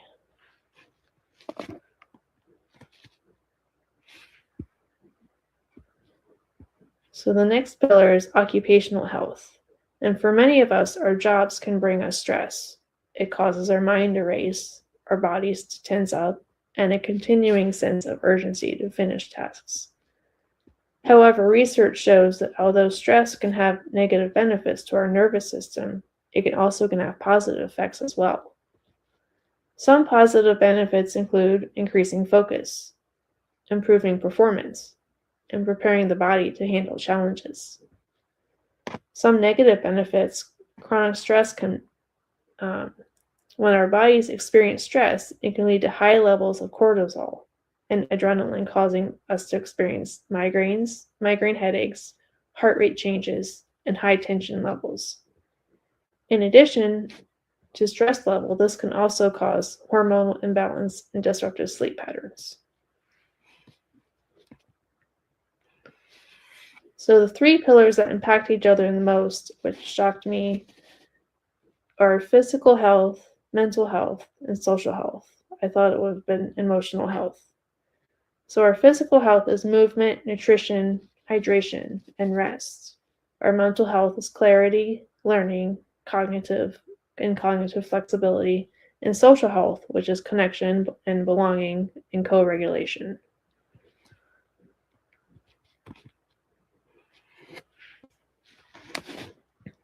So these all belong in the health triangle: physical, mental, and social. So you're asking yourself, well, what is the health triangle? As health professionals, we all are familiar with our physical and mental health, but many of us don't know how or where to spend our time and energy, also known as our social health. The interconnection between these three aspects of our health can have an impact to our longevity and satisfaction in life. So what happens when it's unbalanced? When we neglect our physical health, our mental health, and our social health, we start to feel weak. We don't feel like ourselves and neglect others and neglect other parts of our well-being. So research has shown that loneliness has been linked to negative outcomes in mental and physical health. Other factors that can affect how we feel are known as the social determinants of health. genetics and personal characteristics such as our genetic disorders, race, gender, and sexuality identity, and other life experiences we can't control. So, for example, my family has a large history of diabetes and cancer and Alzheimer's. Those are genetic disorders I can't control. Environment, social, economic, and physical. Finding a supportive community can be helpful in times like these, but avoiding air pollution can sometimes cannot be avoided. Other behaviors are education, our medical care, if we have access to health insurance or not, and social.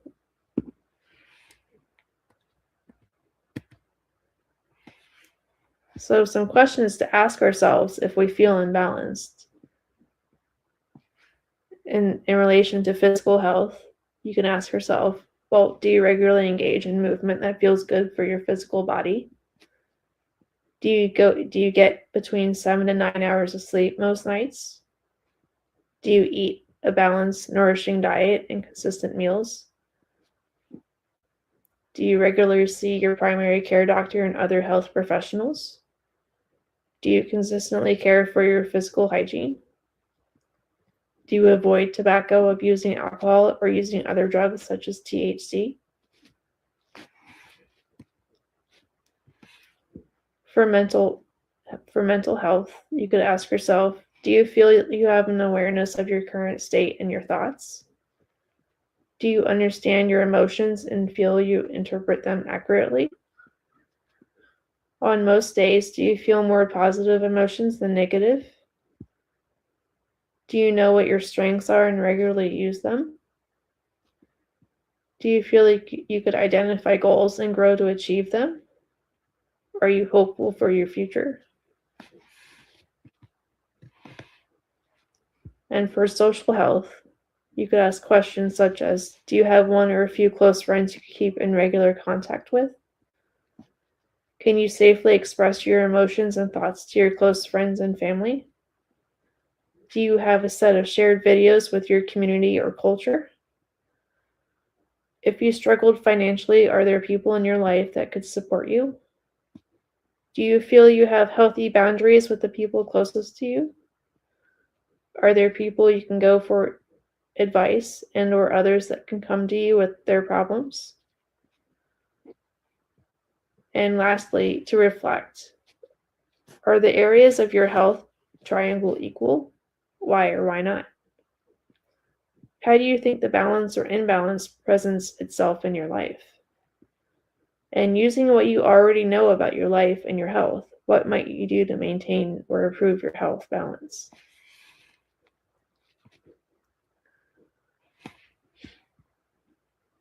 So after going through that little quiz, how can we find balance to stay healthy? Well, every one of us has busy lives. We have families, careers, and maintaining a healthy lifestyle that can be a challenge. There are many steps that we can all take to balance our life and improve our mental, social, and physical health. So some tips to improve our physical health. So getting between 7 and 9 hours of sleep per night and improving overall sleep hygiene.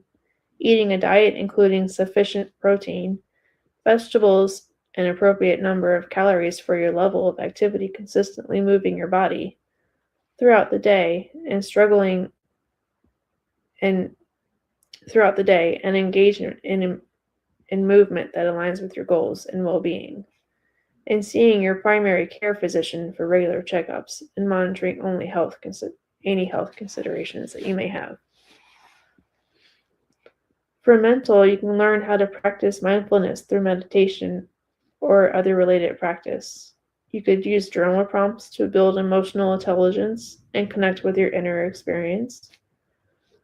If you experience signs of mental illness, connect with a mental health professional such as a therapist or a clinical social worker. You could take an assessment to learn more about your strengths. And for social, you can invite others to join you for other health activities such as walks outside or to share a meal. You learn communicating to build relationships or how to have a challenging conversation. Or you could volunteer for a cause that is meaningful to you or represents your values.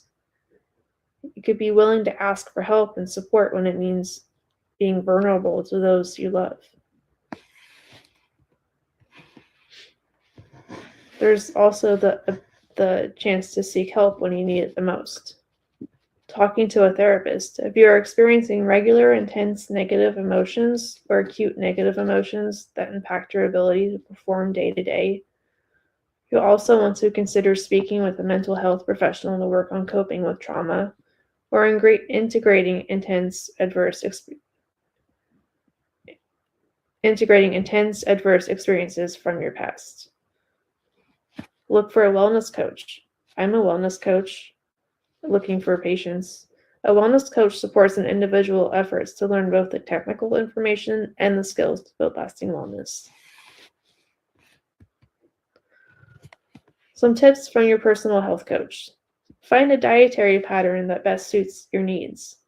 For example, I would recommend the MIND diet for someone who is battling Alzheimer's, the DASH diet for a person who has high blood pressure, and the Mediterranean diet for a client who is battling diabetes.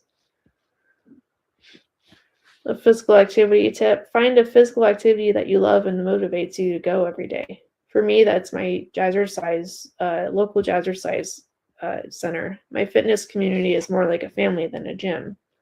Some of the girls I work out with, I've known for 15 years.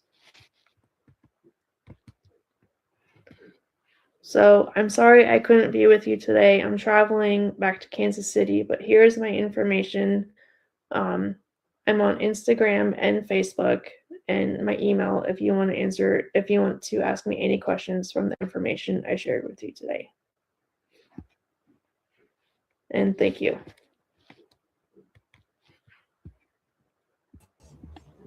Thank you so much for that, Caroline. So we have about 24 minutes left. This presentation did a great job on going through the nervous system. And with the last amount of time, what I'd like to do is go through the presentation again from the standpoint of all the generations. Because what I found is when you look at the younger crowd, 15 to 25, well, you touched on it. The bigger ailment that they deal with is mentally. A lot of women that are 15 to 25 deal with mental health problems, anxiety. And then if we fast forward to premenopausal, postmenopausal women, they deal with more physical health. So I'd like to go through this and touch on how you can address some of these based on the different generations. So you started by talking about the nervous system and going in depth on what makes a woman's physical health, what is physical health and how does it affect the nervous system, the pillars of overall health, and so much more. So my question for this slide for you, Caroline, is related to these different generations. And we'll start with Generation Z, which is about, and we'll go Alpha 2, which is about 15 to 25. How would you apply the nervous system to women, or I said young women, I should say, that are 15 to 25? For young women, 15 through 25, they're still trying to find themselves, like who they want to be and where they want to be 10 years from that point in their life.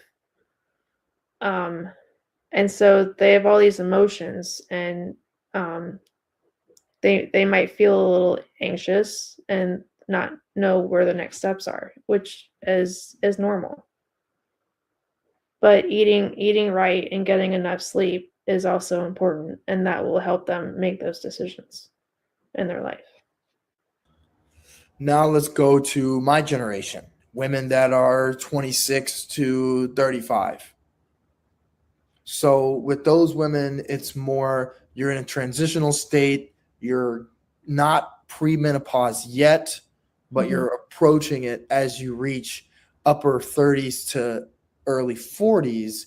How would this apply to them? So in this life stage, you've you've probably figured out what you want to do with your career, and you're thinking about starting a family, and so eating correctly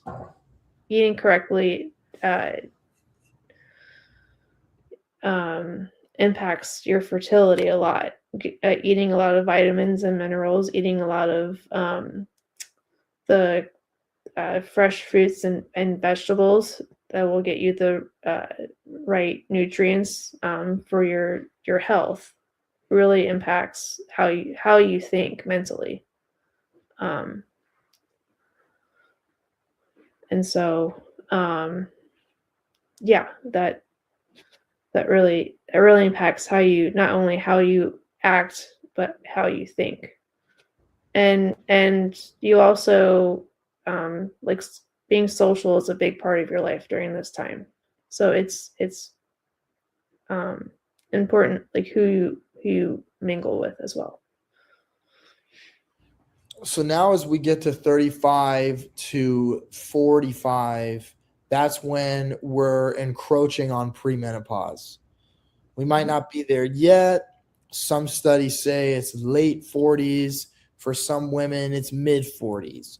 How or what should a premenopausal woman, because I like how you're breaking this down. And just to rephrase what you've said, is that for a Gen Z woman or teen, the focus is on the mental health and on prioritizing your physical health and your sleep so that you can improve your mental health. Now, when we're talking 25 to 35, it's prioritizing your social health as well as your physical health. Now that we're getting to premenopause, what would you say there?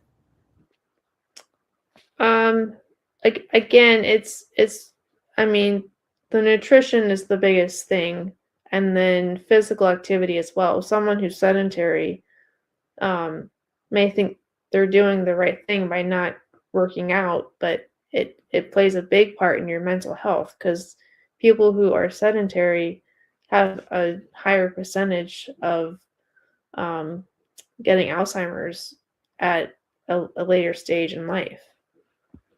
And also and playing certain games like Wordle or crosswords or like Mahjong are really crucial this time in your life, because it really impacts your mental health and like keeping your brain healthy as well.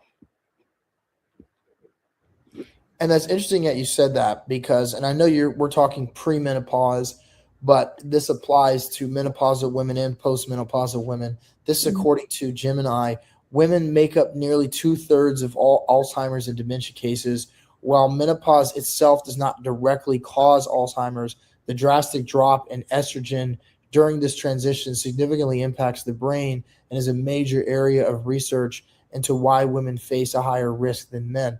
So that's a great point, is prioritizing things like Wordle, prioritizing that mental health, not being sedentary, plays a massive role in fighting things like dementia and Alzheimer's. So next is really getting deeper on the nervous system. My question regarding that, and we'll just stick with menopause, premenopause, and postmenopausal for this question. What do you think what do you think a woman should prioritize most when it comes to her nervous system and understanding it as she ventures into premenopause, menopause, and postmenopause? For premenopause, I really am pushing the nutrition, because it's really important what you put into your body, especially during that time, because our hormones are changing, and really what you eat affects how your system functions, is what I'm trying to say. And then also the two most important aspects of physical health, I think, are nutrition and physical activity. It's also important to move your body as it is to fuel your body. And then resetting at night, getting enough sleep at night is also important. That's a great point. Again, back to some statistics. Or just some facts. Nutrition directly shapes the structure and function of the nervous system by acting as the literal building blocks for your brain. What you eat provides the raw materials needed to create neurotransmitters, build protective nervous sheaths, fuel high energy brain cells, and regulate inflammation. Those can be things like omega-3 fatty acids, B complex vitamins like B1, B6, B9, and B12. B12 specifically, the vitamin is mandatory for maintaining myelin, the insulating sleeve around nerves that allows electricity to travel through your body. Amino acids, antioxidants, and minerals like magnesium, calcium, and potassium. It's a question about magnesium. How important is that for a menopausal and postmenopausal woman? That's a good question. I'm not. I'm in my early 40s. I don't know a lot about menopause. Magnesium is one of the vitamins that's very important to take in any stage of your life. Great question, or great point. And it says here, magnesium acts as a vital regulator during menopause, helping to buffer the nervous, skeletal, and cardiovascular systems against the drastic loss of estrogen. So when we talk about, we went over nutrition. When we talk about physical activity, back to that question I asked before, what is a recommended physical activity? We'll go backwards this time. So let's talk about a woman that is post-menopause, 50s, 60s, 70s. What is a recommended physical activity for that type of a woman? They could walk.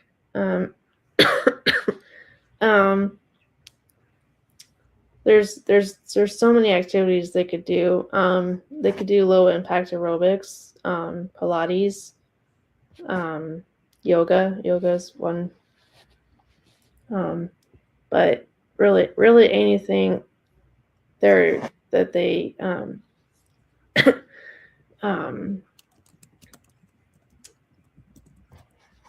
really anything they feel like they could do, they should try.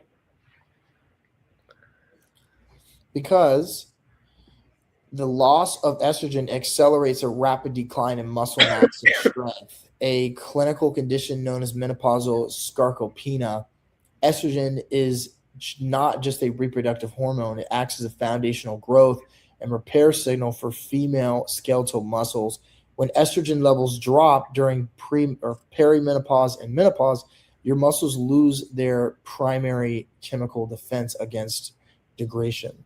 So that's a great point you made, Caroline, that getting something, even as they're older, integrating some kind of body weight exercises, even if it's yoga, is very important in fighting that muscle decline that comes from the drop in estrogen. And I say that really anything they feel like they can do. I mean, most of the girls that I work out with are in their 30s and 40s, but there are some older ladies that still come to class, and they're making. I mean, they stay through the whole class and they can follow along with the instructor, which is amazing. So my point is that if you feel like you can do any sort of physical activity, I would do it regardless of your age. Mm-hmm. And this one, some would call it common sense, but like you said in that first slide, we all know that we need 8 glasses of water a day, but not everyone does it, and it leads to cognition decline. So any other thoughts on how hydration helps with women as they age? Well, water, it's like putting gas in your car. It fuels, in addition to food, it fuels our body. It's how we can move. when we're dehydrated, we can't function. Mhm. So, I'm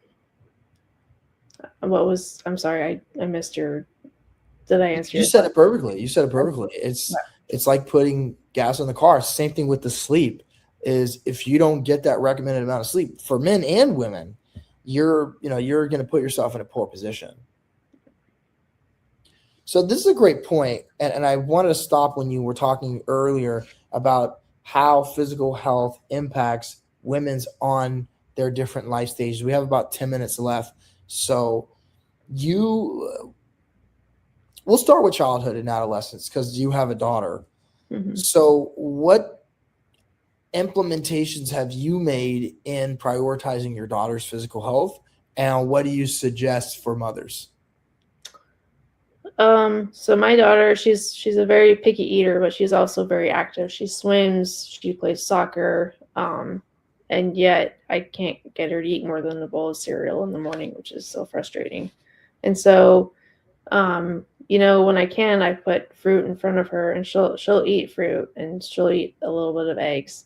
But I would push protein, any sort of anything that is healthy. I would give your child, even if it's like yogurt. Granola is very healthy, and so just push for this time of the life is so it's interesting because they want to have young children want to have their own opinion, but they don't know how to take care of themselves just yet. Mhm. And so you got to, as a mom or even as a dad, you have to push, even when you don't want to. And to that point, what I found is sometimes for children, it's not about what they eat, it's about what they don't eat. So there's so many chemicals in a lot of the children's foods, like the cereals and snacks. Mhm. And I think as parents, if they can restrict some of the junk from the beginning at the kindergarten age, at the pre-K age, now as a kid gets older, he doesn't even know, or she doesn't even know the taste of Oreos and a lot of these snacks, so they're not craving them. Mhm. So moving on to your age, you have a daughter who's young. You're of the reproductive age. You said that you're in your early 40s, so you're not technically premenopause just yet. So what do you recommend for women like yourself, and what implementations have you enacted in prioritizing your physical health? So I'm a very healthy eater. So I eat, I like to eat eggs in the morning, and then I try and eat have some toast with it, have a bit of protein with it, and then I find lunch to be difficult. It's easy to make a sandwich and have chips with it, and then eat it. You can have a piece of fruit, which is healthy. Um, but I really prioritize like breakfast and dinner. Dinner, I really like to follow healthy recipes um, on these two websites. One of them is joyfulhealthyeats.com, and another is stephanieknutrition.com, and you can find them both on Facebook. They have really good recipes for breakfast, lunch, and dinner. And anyway, and then my physical activity, I work out 3 to 4 times a week, and I aim to get 7 to 8 hours of sleep a night.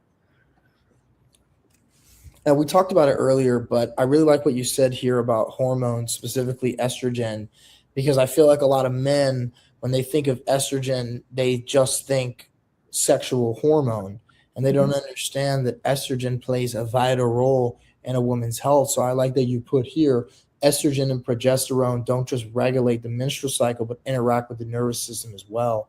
They help women notice patterns in their focus, energy, and stress resilience, and manage work, rest, and self-care. So moving on to menopausal women, and I want to skip that slide and go to the 7 pillars. For this 7 pillars, for the last about 6 minutes, I want to go a little bit more in depth on it. going back to my initial question about the different groups of women, the different cycles, right? From the Gen Z to the millennial to the Gen X and Y to the boomer, starting backwards again, what do you think? And if it's all of them, it's all of them. But what do you think a woman that is in her 60s, 70s, and late 50s should prioritize most among these pillars? I would say their social connection. Um, my mom is 72, and she's a widow. And one of her biggest things is, in her spiritual life is very important to her. She's involved in a church down here. She's a singer. She's got a very she's belongs to a very I would say active group of she sings at a Presbyterian church, and it's such a wonderful community.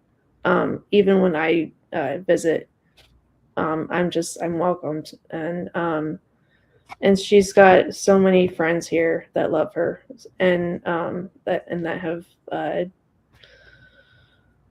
just welcomed her into their lives. It's such an important part of I think the social and the spiritual, but even the mental health is very important too. One of the first things that my mom does every morning is to do like the Wordle and the crossword games on the New York Times, and they're free, and that's a great way to expand your mental health, I think. It's funny because that's a fantastic point you just made. When you look at the blue zones, and there was a documentary that came out on Netflix a couple years ago where they went through the blue zones, and blue zones are zones in which people live to be 100 or more. And the one, I'd say possibly two things that was a correlation among all these different areas, it wasn't diet, it wasn't the physical health, it was social connection. And then if we want to look at in the States, it was spiritual health.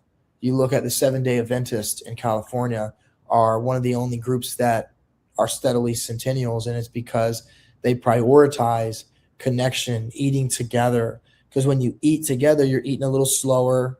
You're not eating in front of the television and just scarfing it down. I've learned that when you eat things slower, you eat less versus when you just eat as fast as you can, you kill the plate, and next thing you know, you're on to the next one. So I really like that. And then finally, when you brought up the mental health, especially for aging women, I think that was very impactful because I always see older people, both men and women, with crossword puzzles, and I never understood why, but you touched on it.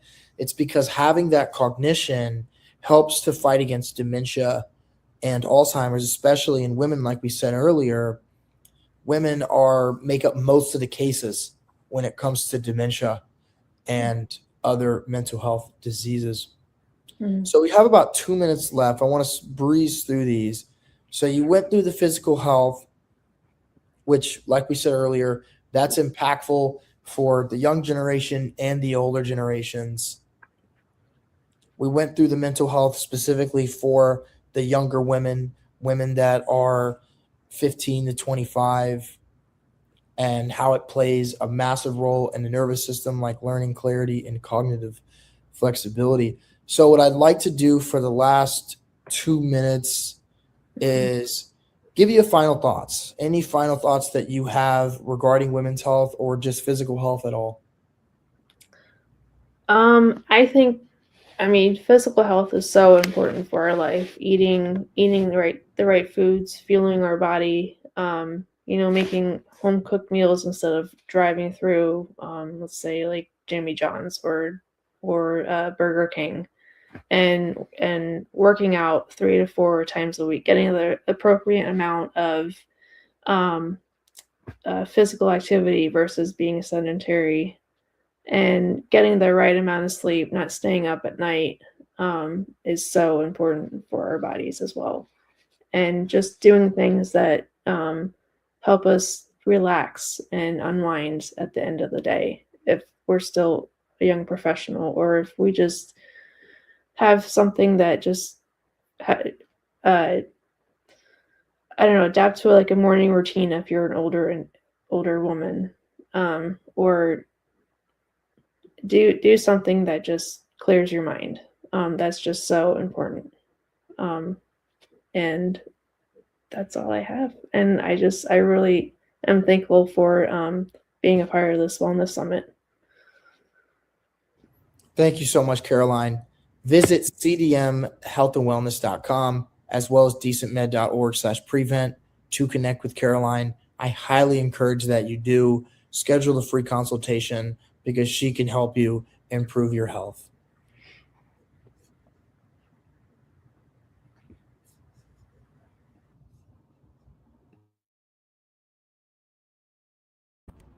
I also want to say visit teach.me.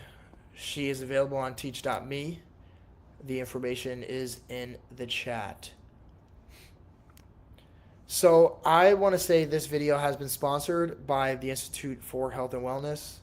And with that said, here's our sponsor. Welcome to our next episode. This episode is highlighting one of our advertisers. He spoke at our last summit. DecentMed presents the Institute for Inner Peace. Nathan, you have the floor. Thank you. Nice to meet you. Are you going to be asking questions, or what are we doing? Sorry, you just start by introducing yourself. Oh, okay, yeah. Hi, my name is Nathan Wilds. I am the owner and founder of the Institute for Inner Peace. I myself am a massage therapist, Reiki healer, life coach, lymphatic specialist, and now I'm doing more than just doing one-on-one work, which I still love. And I am determined to build communities where holistic wellness and spiritual healing and any other form of self-development, self-improvement comes together in such a way to impact more lives than any one of us can do by ourselves. And that's why I'm creating and hosting the Inner Peace Mastery Healers Retreat this December in San Diego. It is a specialized event for professional healers in the business who wish to invest in themselves and their work to empower their business up to the next level and the care that they give to their clients. Thank you so much, Nathan. And when we add advertisers to the platform, we choose people that align with our mission. And that's why I was so proud to have you speak at our last summit, which was centered around PTSD. And your retreat.institute for inner peace, which is at the bottom of the screen. How do your healers and how do you believe that you can do a greater job in healing with PTSD, or addressing it, I should say? Well, there's a wide variety of treatments available. Mm-hmm. And certainly, of course, people are familiar with some of the strongest ones, like EMDR. The way my company works is we are founded on a philosophy that I've developed called the 5 spheres of holistic wellness. Mm. The 5 spheres, each of the 5 are your body sphere, your mind sphere, your heart sphere, your energy sphere, and your environment sphere. Each of these make up part of the full story of where you are and who you are and how to characterize your well-being at any given time. And when you begin to understand that and begin to understand how each one of these spheres influences your life in their own way, but also interact with the other 4, you can begin to find solutions to problems that address multiple sides of the issue. So for someone like in PTSD, trauma is trauma, and I'm never going to speak against, some of the proven treatments like cognitive behavioral therapy or EMDR.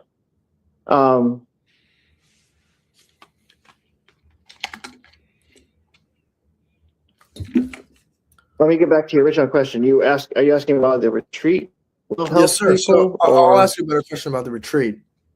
So, and tell us a little bit more about the retreat, because I really liked what you said, by the way, about how energy healing can help with trauma. And we take PTSD, it is trauma. And I think trauma goes so much further than just PTSD. And our speaker actually, after you spoke, was a shamanic Reiki master. And she spoke about trauma.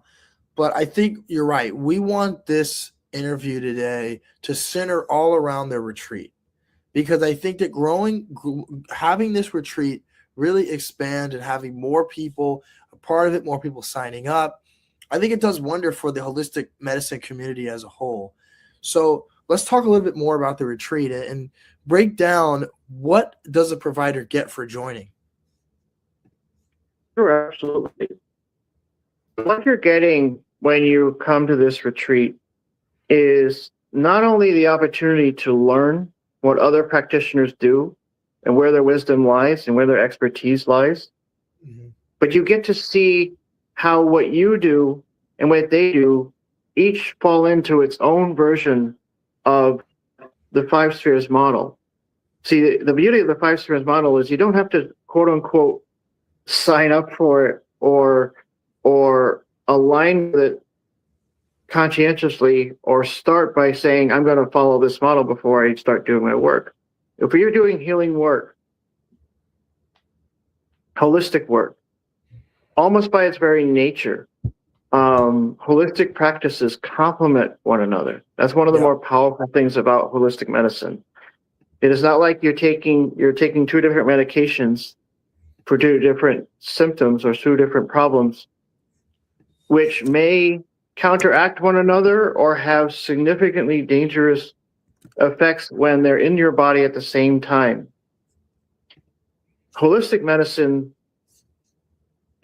is tapping into your body's needs, is tapping into your mind's needs, is tapping into your subconscious mind's needs. That's mostly really significantly what the heart energy sphere is about. And so when you come to this event, the first thing you're going to get to do is put yourself back in the receiving chair just for a bit. A lot of times we spend a great deal of time, once we know how to heal others, doing that quite a lot. And indeed, I can tell you from experience, healing others is actually healing for yourself.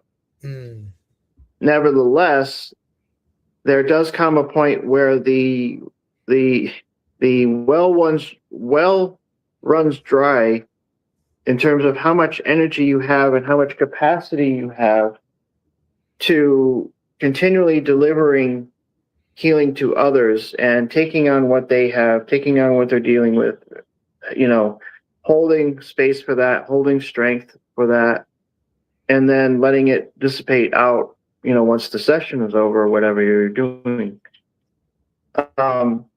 So it's always good to remind ourselves, most of us got into healing work because we know what this stuff is like. We know the experiences.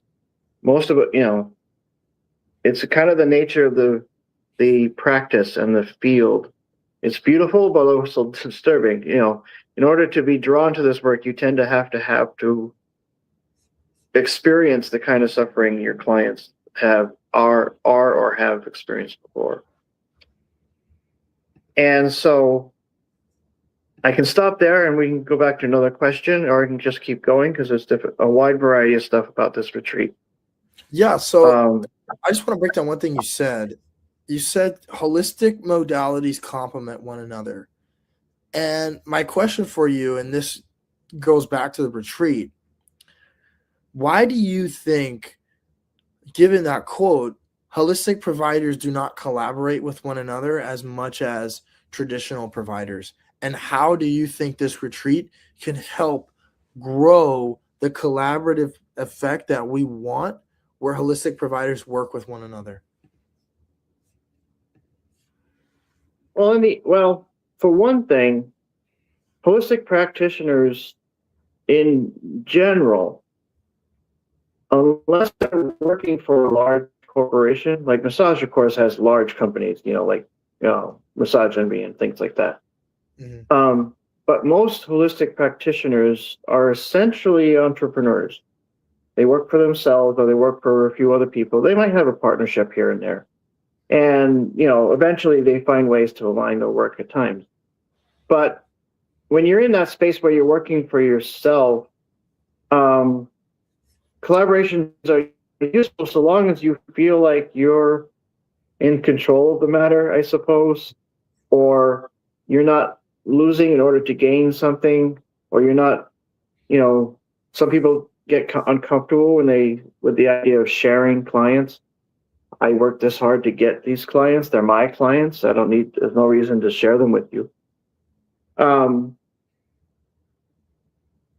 I think it probably starts from that mentality that we are entrepreneurs and we're out on our own. We do collaborate. We do learn from one another. We do appreciate one another, but it's a little harder when it's one person running their own ship, kind of a typical operation. Let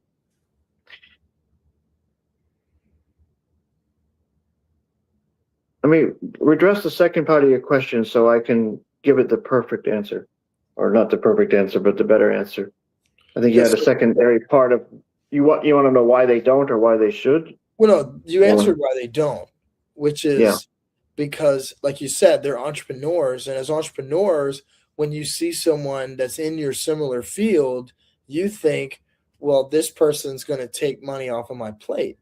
Versus when you think about traditional medicine, the money's already coming in for everyone because of the pharmaceutical, element of it, where holistic providers, they don't get that steady income immediate.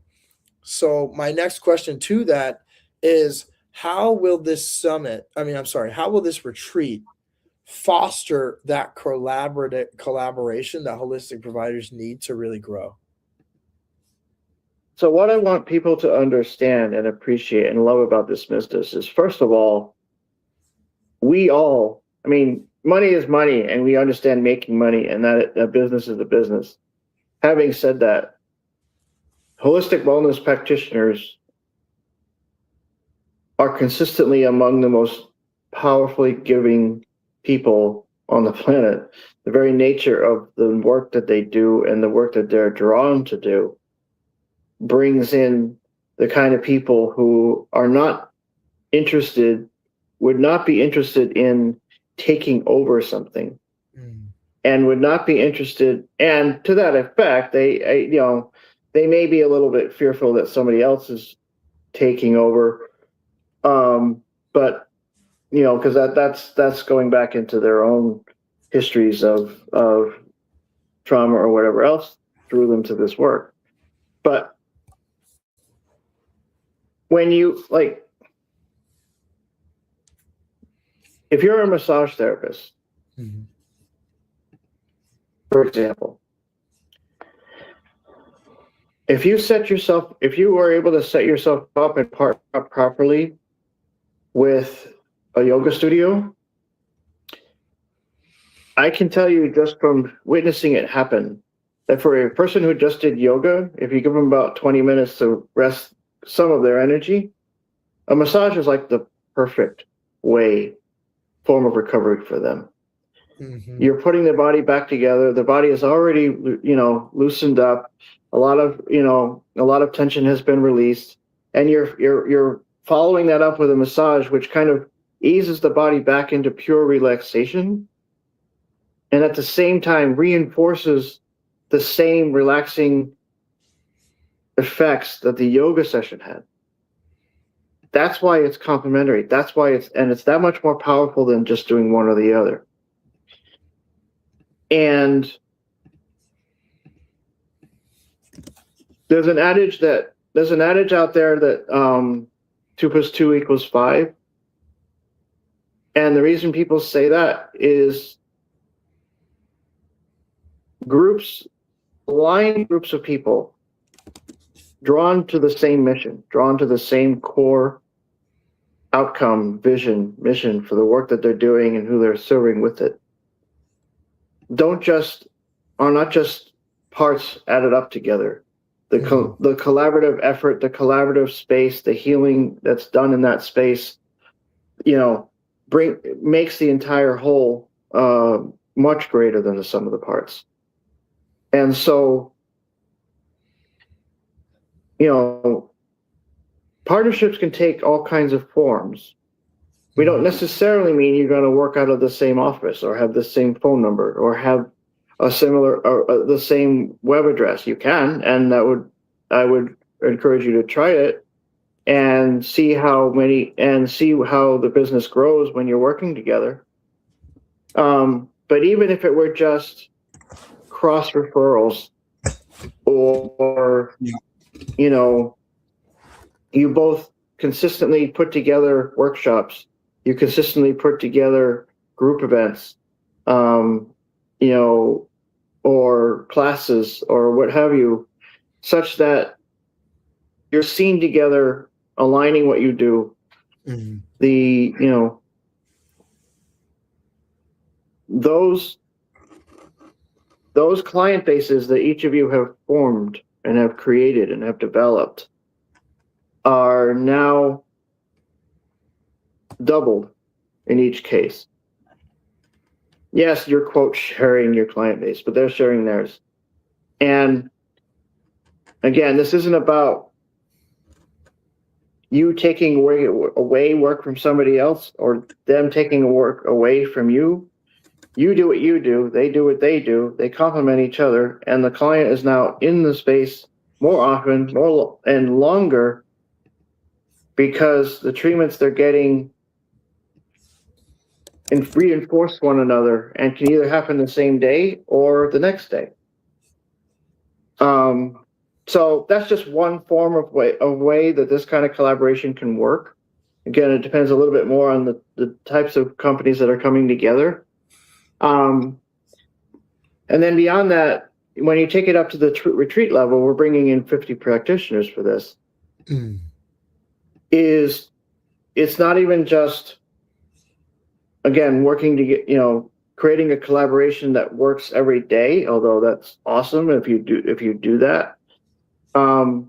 It's also about having a network of other facilitators that do their own specialty or have their own special wrinkle, or perhaps you're even located somewhere else, that you can share knowledge with, pick up tools from, and empower yourself. If you don't want to collaborate with someone, if you don't want to work with somebody, why don't you just learn what they do and they can learn what you do? And now each of you is stronger because you're offering more to your clients than you were before, because you have another modality in your toolkit.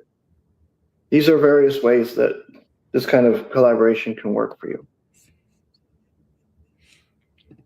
That's very insightful, because like you said, it's not a certain type of collaboration where I have to work in the same office as you, but it's coming together for a specific mission. And that's why I like what you have with these 5 spheres. And I'd love for you to talk more about it: the physical, emotional, mental, environment, and energy. And when I think about holistic medicine, I think of it like a 3-legged stool: the physical health, the mental health, and the spiritual health. When people think spiritual, it doesn't have to be religious. It can be just like what these 5 spheres are: the emotional, the environment that you have, and the energy that you have. So talk more about the 5 spheres. Yes, absolutely. Like you said, it's not uncommon to hear people have begun to grasp, whether they're in the field or not, the idea of the interconnections between the mind and the body and the subconscious mind, which is what the heart is. Although the heart has energy in itself. There's more to it than just pure what's going on down in here. The heart itself has its own intelligence that's been proven scientifically, and its own energetic outreach. The key that I found with the 5 spheres is that I wanted to move it past just those 3, mind, body, spirit. And to your point, because you talked about using the word spirit, the reason I use the word energy is, one, it's more all-encompassing of a term about what we're talking about. Spirit is actually just another form of energy, spiritual energy. But moreover, for those who find the word spirit uncomfortable because for whatever reason you're too quickly or easily or just it's programmed into you that when you hear the word spirit, you think somebody is imposing religion on you or talking in woo-woo terms or these kinds of things. And while energy work is an extraordinary, and for those who know how to do it, nearly a magical thing to witness. I use that term because it's kind of the baseline understanding you need to have that there are forces within you and around you that determine how much energy you have at any given moment, and how much energy you have at any given moment will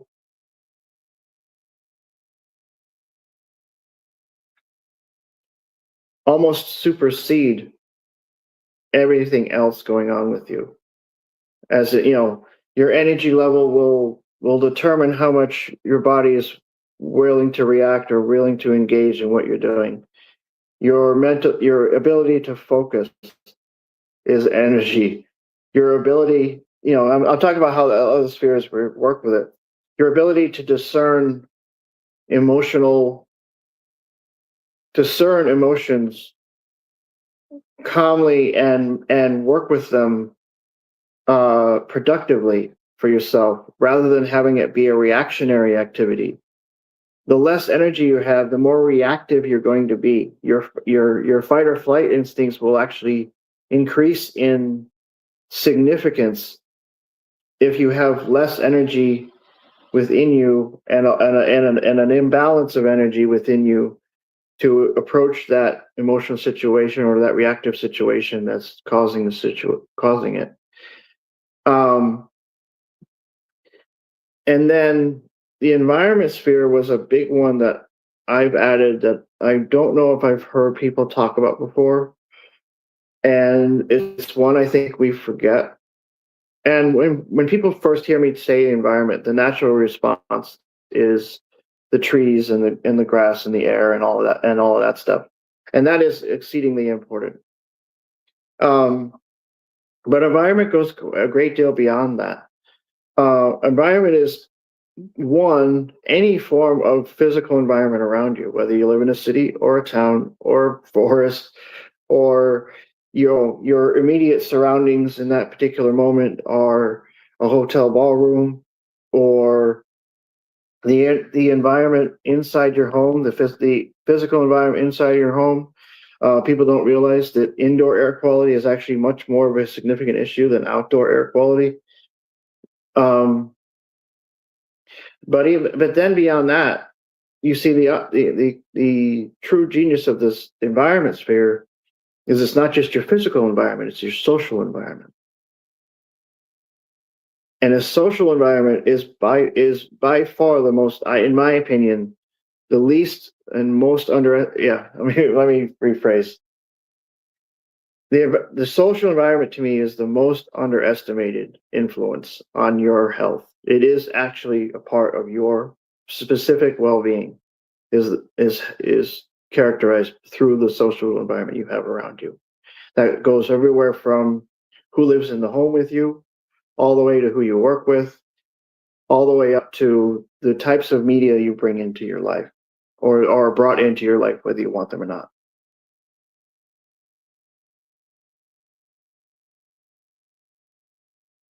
Oh, I'm not hearing you if you're talking. That was a very insightful point you made. The social environment is the most underestimated element of your health. Well, when you look at the blue zones, if you're not familiar with the blue zones, they are areas around the world where people live to be centennials or live to be 100 years old or more. And the funny thing to your point, it's not that they all had a central diet. It wasn't that they all had a central health plan or they had more technology regarding their health than the other. The commonality among all of those blue zones was what you just stated. They all had a social environment.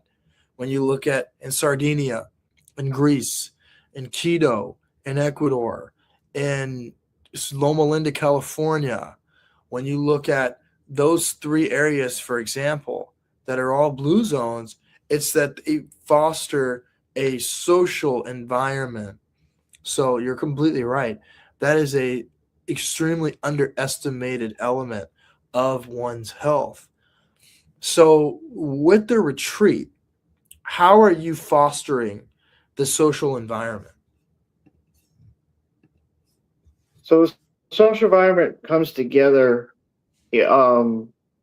very much by putting you all, everyone who's coming, is being put into a highly intentionally designed and curated space where you are among your peers, you are among people that you can learn from and who can learn from you.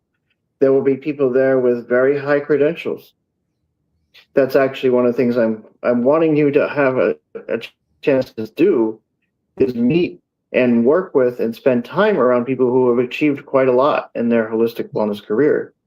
But beyond that, to be reminded that that person got there, one, because of knowledge and skills and qualities that they had, but also because they had partnerships too, and they had things that worked for them. And when you're in collaborative space, especially when among healers who are, by definition, giving, passionate, caring people, driven by a mission to make people's lives better than they were before, being among people like that will inspire your creativity, your opportunistic nature,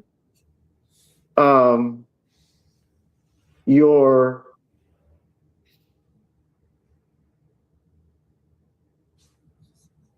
the way you view the potential of your impact. And so as far as the nuts and bolts of the event, we will have 6 core presentations with everyone in attendance. You'll have time to meet the speakers thereafter. There will be times where people will be able to visit the vendor area where each of our speakers and a few other people will be presenting offers or, work that they're doing. There will be, we're all going to be eating lunch together each and every day.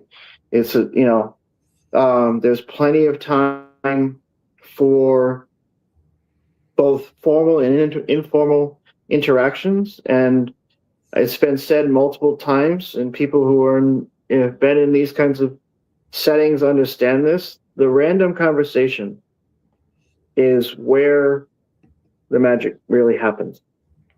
A person can speak from a stage, and each one of the people who are speaking on our stage will be in a position to make a major return on their investment or gain quite a lot, both financially and otherwise, from that post and from that stage by being on there. But at the same time, the real conversations don't happen there. The real sales don't happen there. It's you talking with somebody who's doing something that aligns with what you do in a way that complements you, and you complement them. It's those kinds of environments, those kinds of people that I want you to be around. And it's also about doing this in person. There Yes. is something to be said about this, and I know we're online right now, and that technology should never be underestimated as far as what it has done for us. Having said that, no matter how much you try, unless you're exceedingly gifted energetically, and even if you are, there's just an unnecessary element of physical presence with each other that will inspire you in ways that a Zoom call just cannot do. And that's something that this retreat is meant to bring you back to. Yes, you can sell and talk and pitch and heal and market yourself on these kinds of stages all the time. You can do motivational speaking from a studio where 10,000 view screens are looking at you from wherever they're living. And I'm happy that you're reaching 10,000 people to whatever degree that you're able to from just what your words are saying and some of the body language you're expressing, I suppose. But there's just nothing quite the same as Yeah. physical, direct interaction. You're talking to people face to face, you're looking them in your eye, you're feeling their energy, they're feeling your energy, they're feeling your spirit, you're expressing yours. Your mind starts to clear, your focus comes into place. All of these things happen much, much more when you're in person.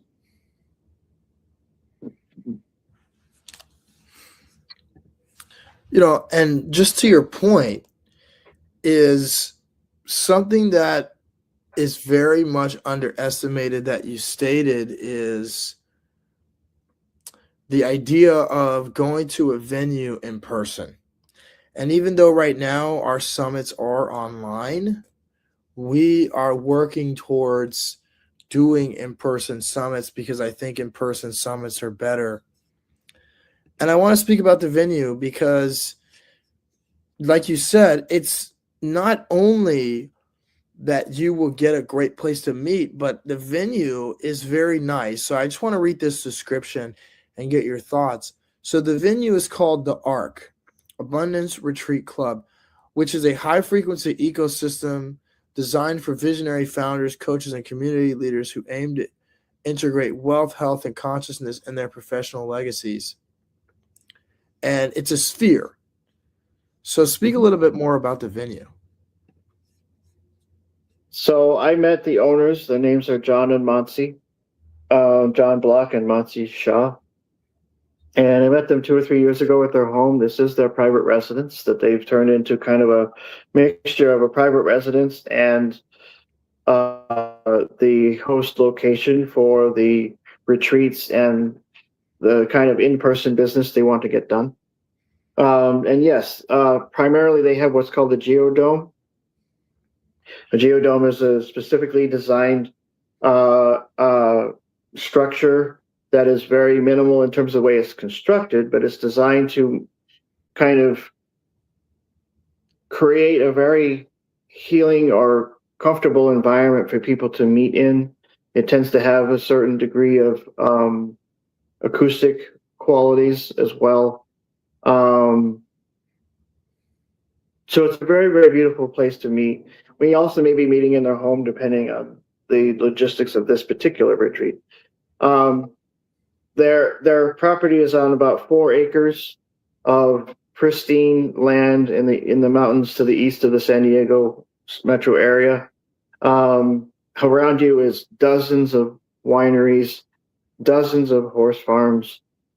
The mountains are there, the vistas are there, the nature, within walking distance is pure nature. The air quality is second to none. It's just a very, very, very intentionally designed, curated, and chosen space where the beauty of nature comes together with the beauty of the nature of everyone who's going to be there.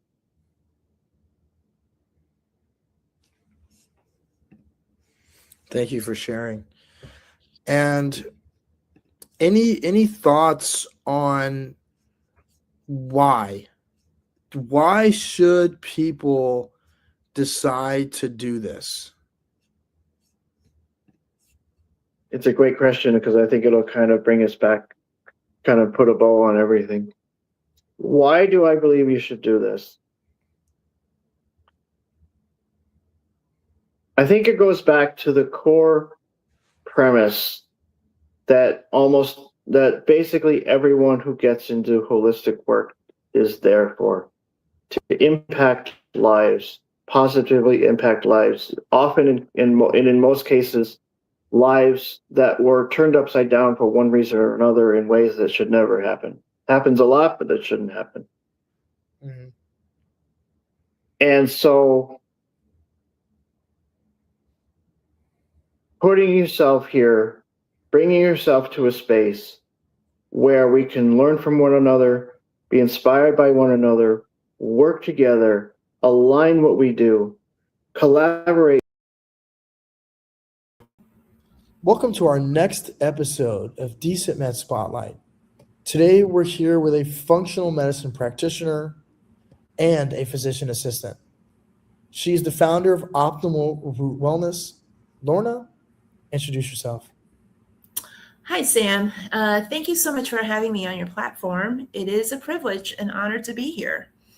So, my name is Lorna, physician assistant and founder of Optimal Root Wellness, as Sam mentioned. I take a holistic approach and go beyond symptom management to help transform one's health.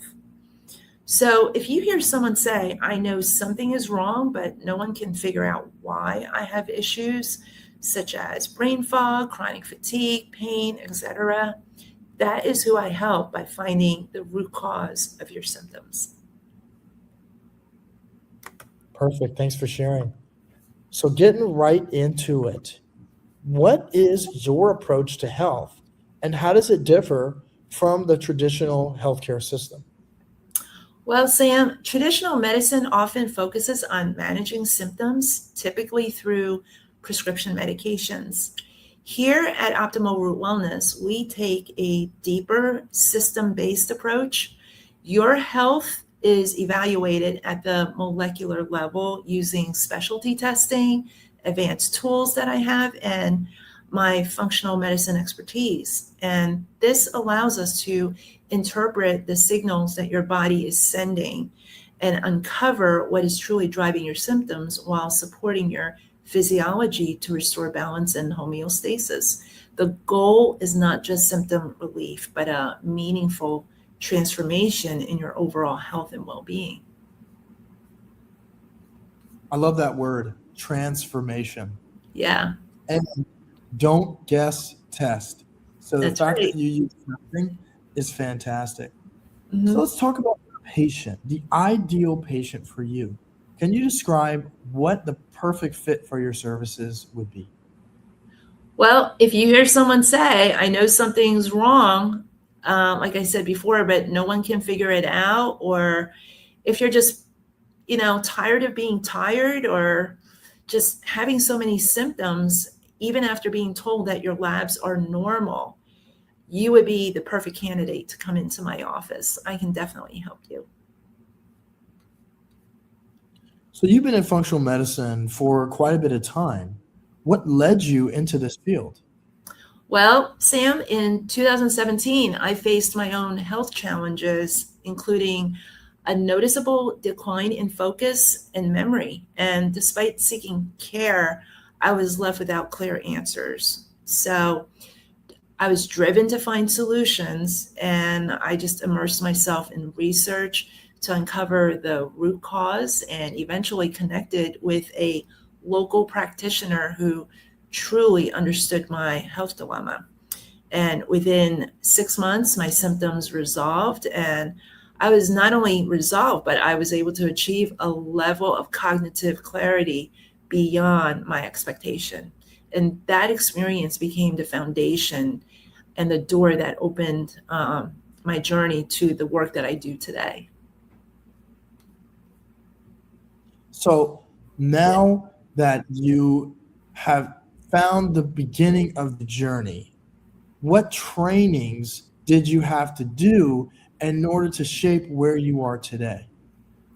Well, in addition to my clinical experience of over 24 years, of which the bulk of it is rooted in traditional healthcare, my functional and integrative medicine expertise came from advanced certification programs through the American Academy of Anti-Aging Medicine, aka A4M, and the Karazian Institute.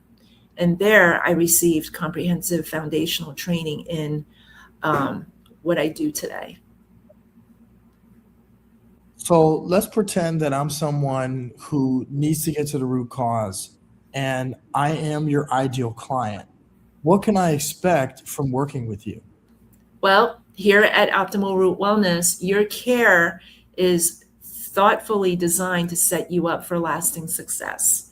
This is a personalized, patient-centered experience focused on uncovering the root cause of your health challenges. It's not just merely managing symptoms. So the goal is to guide you towards a true transformation in your health. So you will come in and begin with a 4-month, what I call foundational program, an immersive experience that includes a comprehensive 90-minute deep dive evaluation, followed by 3 60-minute in-depth sessions.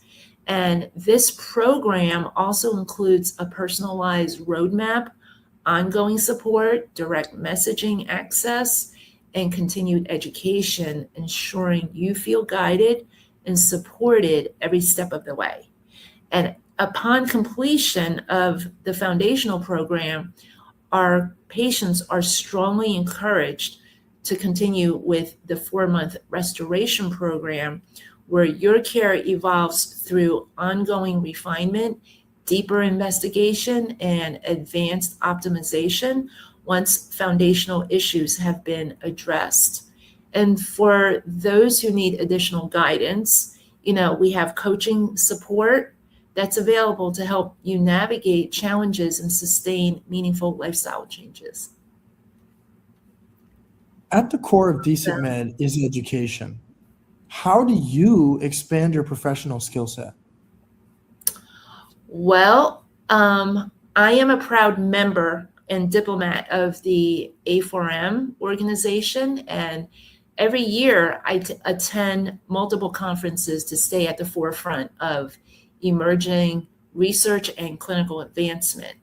The guidelines I follow are all evidence-based and research-driven. So through these experiences, I have cultivated meaningful interactions with industry leaders and internationally recognized speakers, and have become a familiar presence within the professional community at A4M. Thanks for sharing. Yeah. So, because you're in the healthcare space and you do touch on Eastern and Western medicine, do you utilize any prescriptions in your practice? Yes. Yes, when necessary and appropriate. So I do prioritize natural approaches and use prescriptions only as a second line option, aiming for the lowest effective dose and for the shortest duration possible.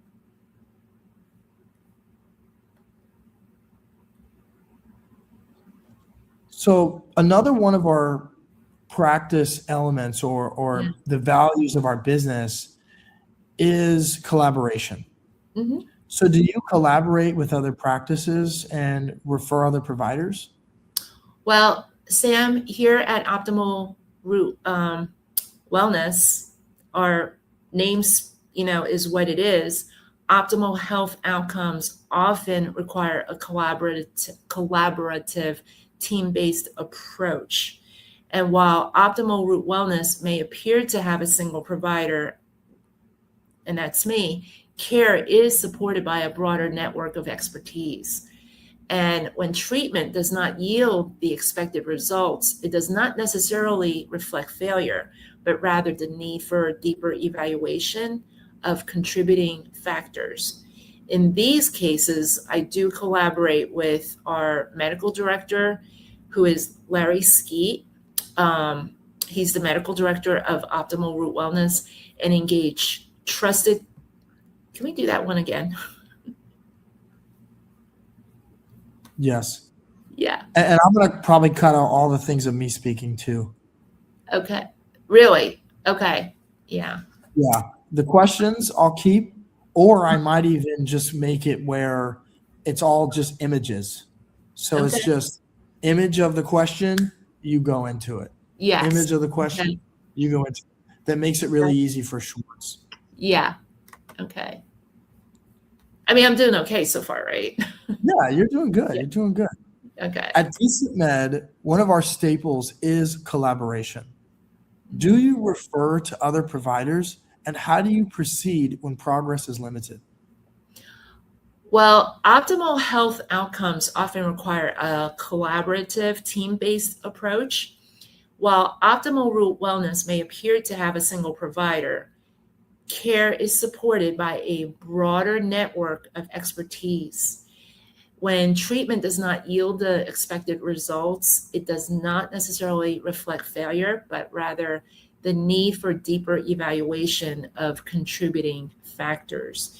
So I do a few things in these cases. Number one, I do collaborate with our medical director, and his name is Dr. Larry Skeet, and we discuss your situation. And number two, I do engage trusted colleagues within my integrative medicine network across the country on your behalf to provide additional insight while helping to minimize unnecessary time, cost, and travel for my patient. And when appropriate, I also consult with and refer to specialists within the traditional healthcare system. I really, really like that, because when you think about traditional healthcare, one of the ways that they get it right is with collaboration. You see a doctor, they're going to refer you to 5, 6 other doctors. And our goal at DecentMed is to make it where holistic providers operate in the same vein, where you create referral networks amongst each other. So jumping into something a little bit more personal, so that you can understand the patient and their perspective. What personal changes have you made to improve your own health? Well, letting go of my most cherished foods was not easy, but over time, I discovered new delicious options that awakened my taste buds.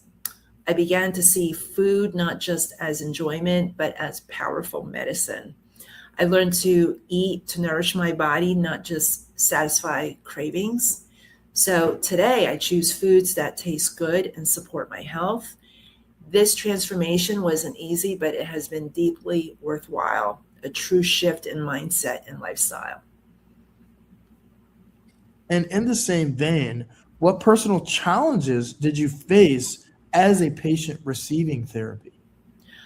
I had to learn what felt like an entirely new culture, developing an appreciation for new foods, understanding the science behind what nature offers, and building discipline and exercise and stress management.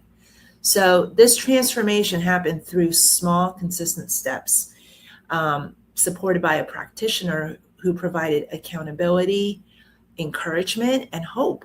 And ultimately, it came down to my level of commitment. But I was determined to create positive change at all costs. So switching gears to an often debated topic, lifestyle versus genetics. You say to someone who has a genetic predisposition for a condition, but has not manifested the signs and symptoms yet?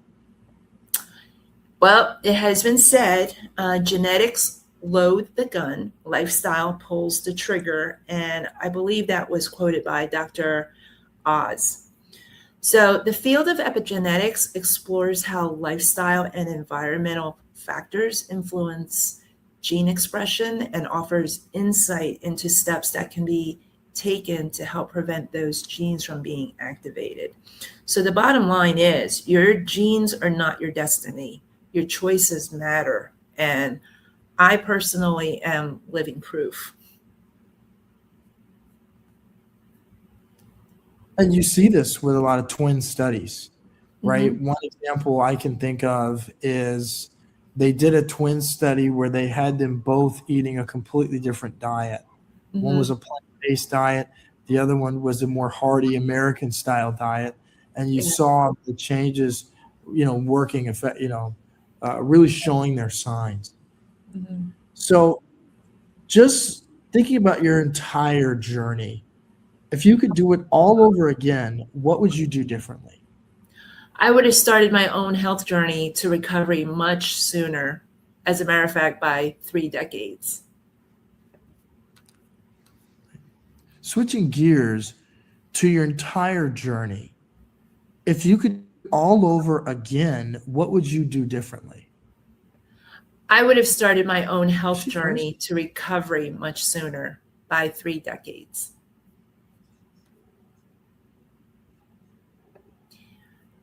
I came up with a Is quote. Mike? Is it? Yeah. Is it okay?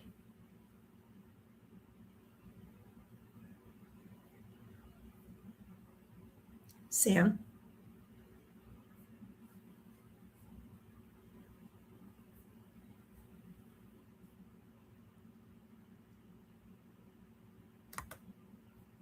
Sam? Now from? Did you hear me? I don't know why I just froze. I'm hearing you now, but it's still recording. All right. Well, thankfully I can edit it out. Yeah. That was weird. Yeah. Yeah. Because then I tried to add it again and it just froze on me. Yeah. I'm not sure. Switching gears to your entire journey, if you could do it all over again, what would you do differently? I would have started my own health journey to recovery much sooner, Sam. As a matter of fact, by 3 decades. I came up with a quote. Those who thrive in their health are the ones willing to embrace change. So, looking at it now from a more macro perspective, now that people have an idea about optimal root wellness, the question now becomes what even is functional medicine? Well, functional medicine uses a systems-based approach to transform a person's health. It addresses the root cause of health problems, seeking to look deeper on a more cellular level. And this involves a comprehensive evaluation when you come in, connecting the dots, and for me as the provider, providing meaningful answers to unresolved health concerns.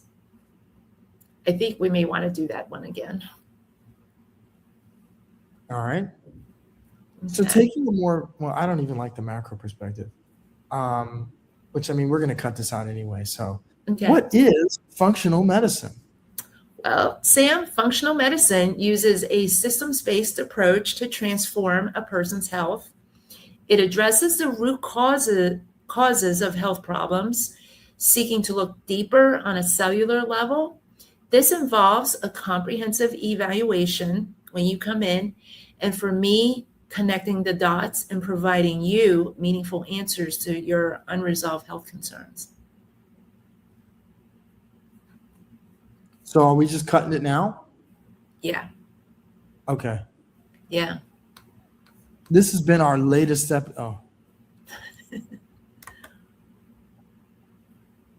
This has been our latest episode of DecentMed Spotlight. Thank you for joining us with Optimal Root Wellness featuring Lorna Ching Carter. Lorna, any final thoughts?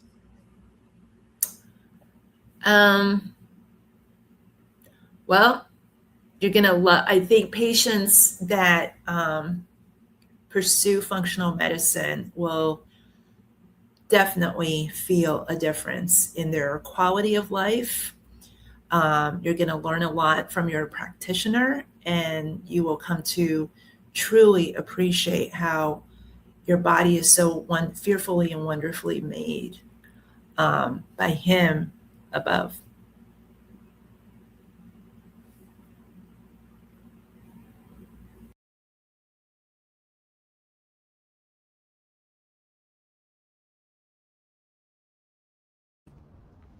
So that hour was our advertiser and one of our speakers, as we went over before. Today is all about how functional medicine can help women. Transitioning away from functional medicine for a second, I want to introduce our next speaker. Our next speaker is a mindset coach. She's a rock star and she's been on some of our summits in the past. Her name is Bethany Stone. She's going to talk about the correlation between the mind and a woman's health. Hi, I'm Bethany Stone, and I wish I could be there live with you today, but unfortunately I had previous obligations, so I did pre-record this. I'm excited to be here at the DecentMed Summit, and I would like to share my screen. Please hold.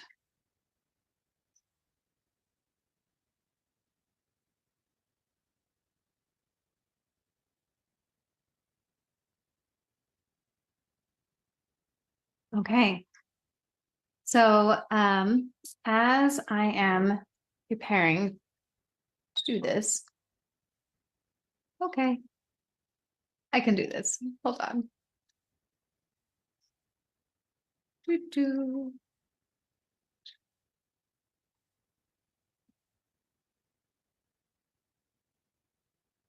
There we go. Okay. So today we are talking about your mindset. And this is really crucial and important because if you want anything to change, it really has to start with how you think and your mind. So happy Tuesday. I'm going to introduce myself a little bit more now. My name is Bethany Stone, and I am a Montessori educator, actually. I have been in Montessori education for over 20 years, and I'm a leadership development coach. I'm also a mother, and I spend my days helping leaders, business owners, growth-minded people build the human skills that they need underneath success. But today, I want to talk to you about something even more foundational than business. I want to talk to you about the stories that we tell ourselves and about why that matters more to your health than most of us have ever thought about. Because my focus is really to help women shift their mindset. Because if we have a good, solid foundation, it will change the way that we look at things. I know that from 23 years of education, from coaching women to men through some of the hardest seasons of their lives, and even from my own life, your mindset is really not a luxury. It is a foundation. It is the soil of everything, where everything grows. And if that soil is depleted or stressed, full of limiting beliefs, then even the best medicine, the best nutrition, the best exercise routine, you are still going to be fighting an uphill battle. So now let's just talk about that soil for a little bit and what's underneath it. There are some very key mindset questions. The first mindset question that we need to ask ourselves is, do you believe mindset affects your physical health? Do you believe that? Are you actively doing something about that? And there is a gap between knowing and doing. And do you understand that gap? So when we talk about women's health, we usually talk about the physical things, right? Like your hormones, your immune system, your digestion, your sleep. And yes, all of those things matter enormously. But what most of us weren't taught is that our nervous system, your thoughts, and your beliefs are consistently talking to every single one of those other systems. So there is a huge shift because the mindset really truly is your foundation. It is not a luxury. I mentioned before that the mindset is the soil that everything grows in. And you have to do that foundational work so that you can grow. If you've ever tried to grow a plant in bad soil, it will grow, but then it gets sick and the leaves will yellow and things just will look off. And pretty soon it just won't thrive anymore. That's because the soil isn't the right type of nutrients or is not a good foundation. So we're going to be talking about foundation. So in part 1, we're going to be talking about the mindset body connection. This is how your thoughts shape your physical health. What you think really reflects inside of your body. And there is a story that I want to share. So Sarah, she is a brilliant businesswoman.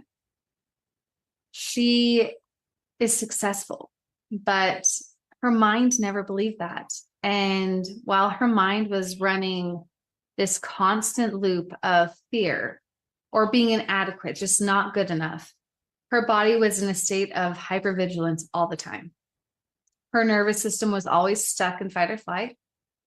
And her body was constantly fighting inflammation.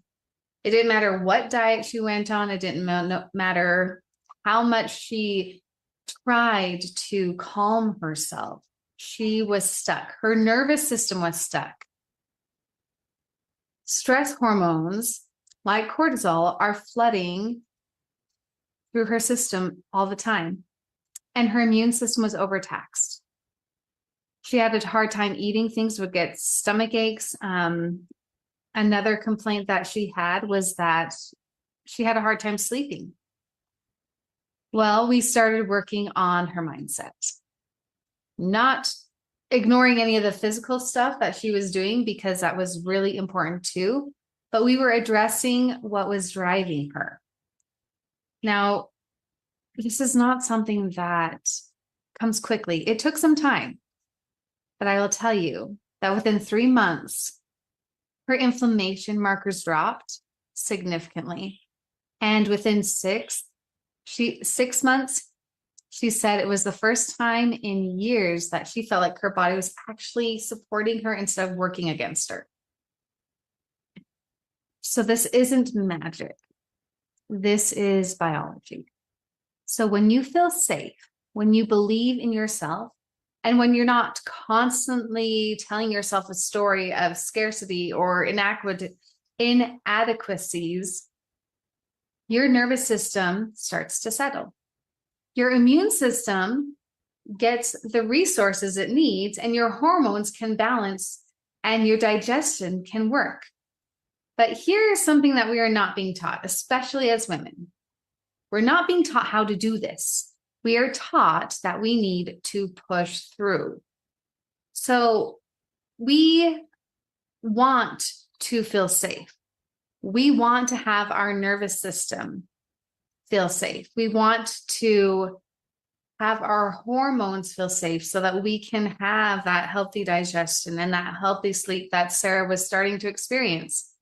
And we need to feel that safety because that is part of that foundation.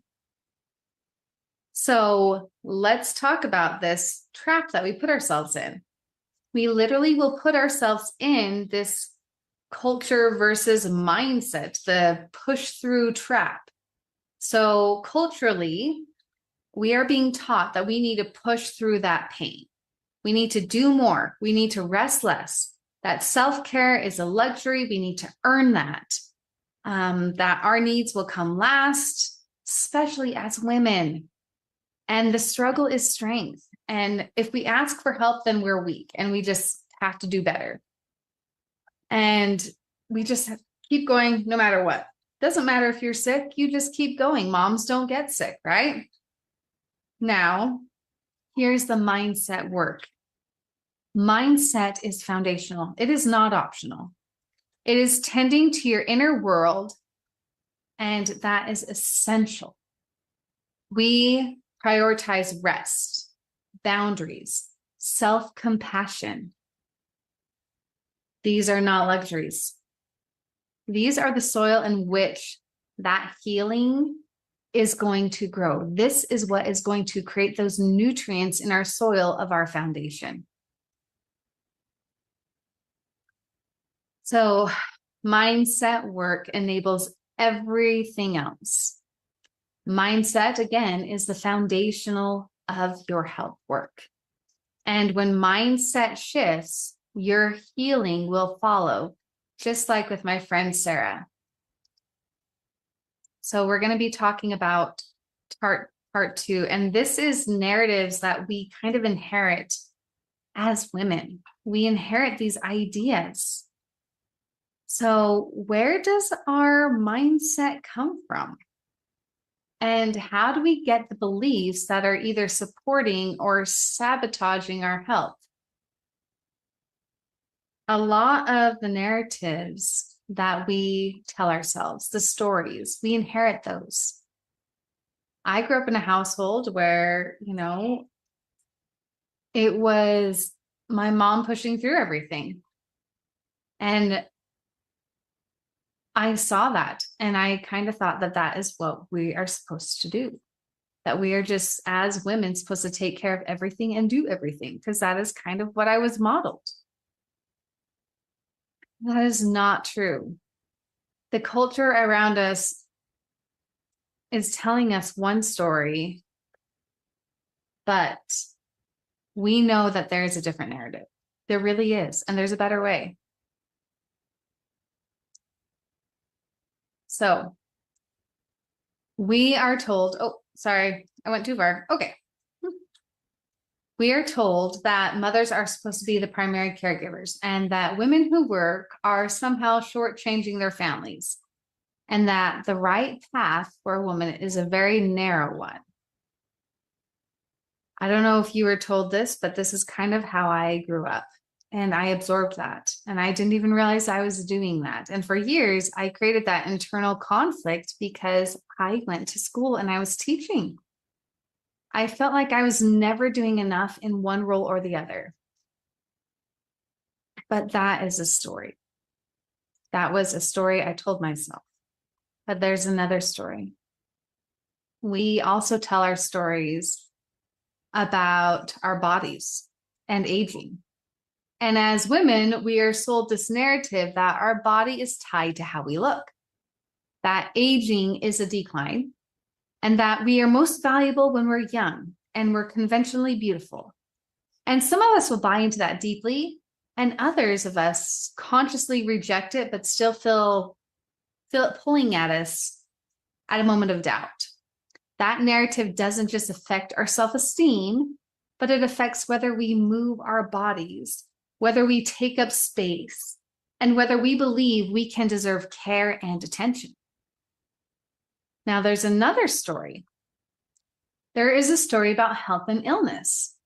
We are often told that if we're sick, we somehow did something wrong. We didn't eat right. We didn't exercise enough. We didn't manage our stress well enough. There is blame embedded in it, and blame creates shame. And shame makes us less likely to ask for help, to advocate for ourselves, or to do the very thing that might actually help us to heal. We do this. And then there's the story that I learned myself. I actually learned very deeply about these stories because I lived them and I believed them. And I was passing them down. And I'm hoping that these narratives actually don't sound familiar, but unfortunately, I'm afraid that I've worked with enough people that I know that they do. And I want you to know that they're not your fault. This is cultural. They are passed down, but they are not the truth. And once you can see that these are stories, not facts, then you'll have the power to write a different one. So when I was building my coaching practice, actually. This is the story I'm choosing to tell you because I have many of them, but this one was a difficult one. I had to figure out my role because I had now sold my school. I have always been known as Miss Bethany. Miss Bethany, that is the speaker at educational conferences. Miss Bethany, that is the owner of a school.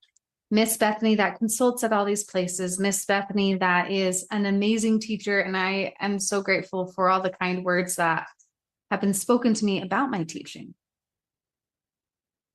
But when I left that, I didn't know for a minute who I was anymore. I knew that I needed to be home because the entire reason why I switched my life and my career was because I needed to be home and present for my son who got sick. And I was still trying to be that woman that had all the roles playing.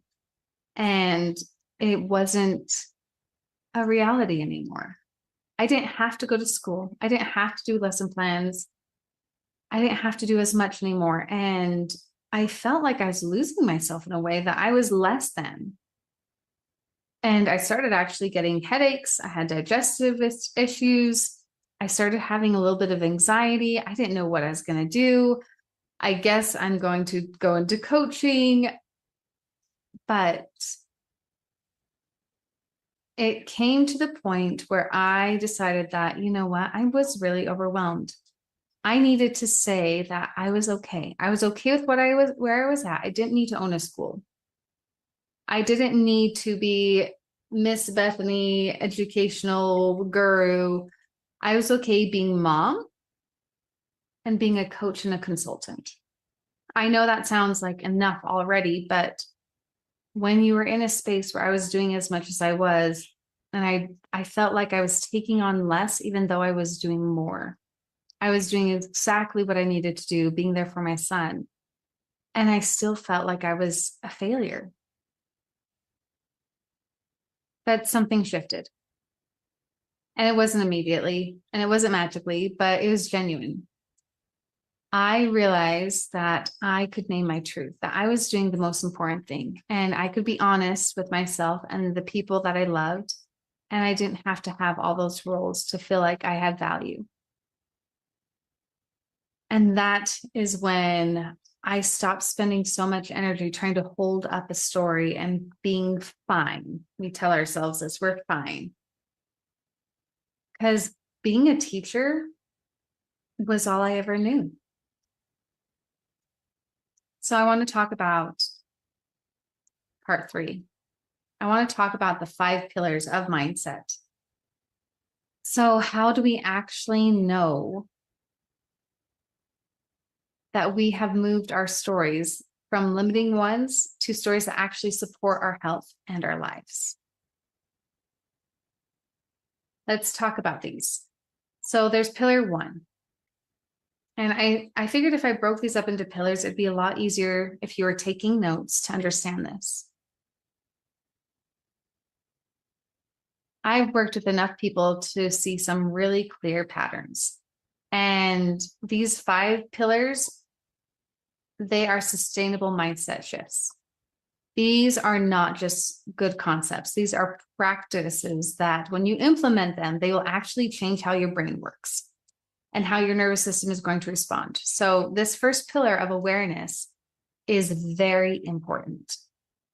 You can't change what you do not see. And most of us are running on autopilot most of the time. We wake up and we move through our day responding to the demands around us.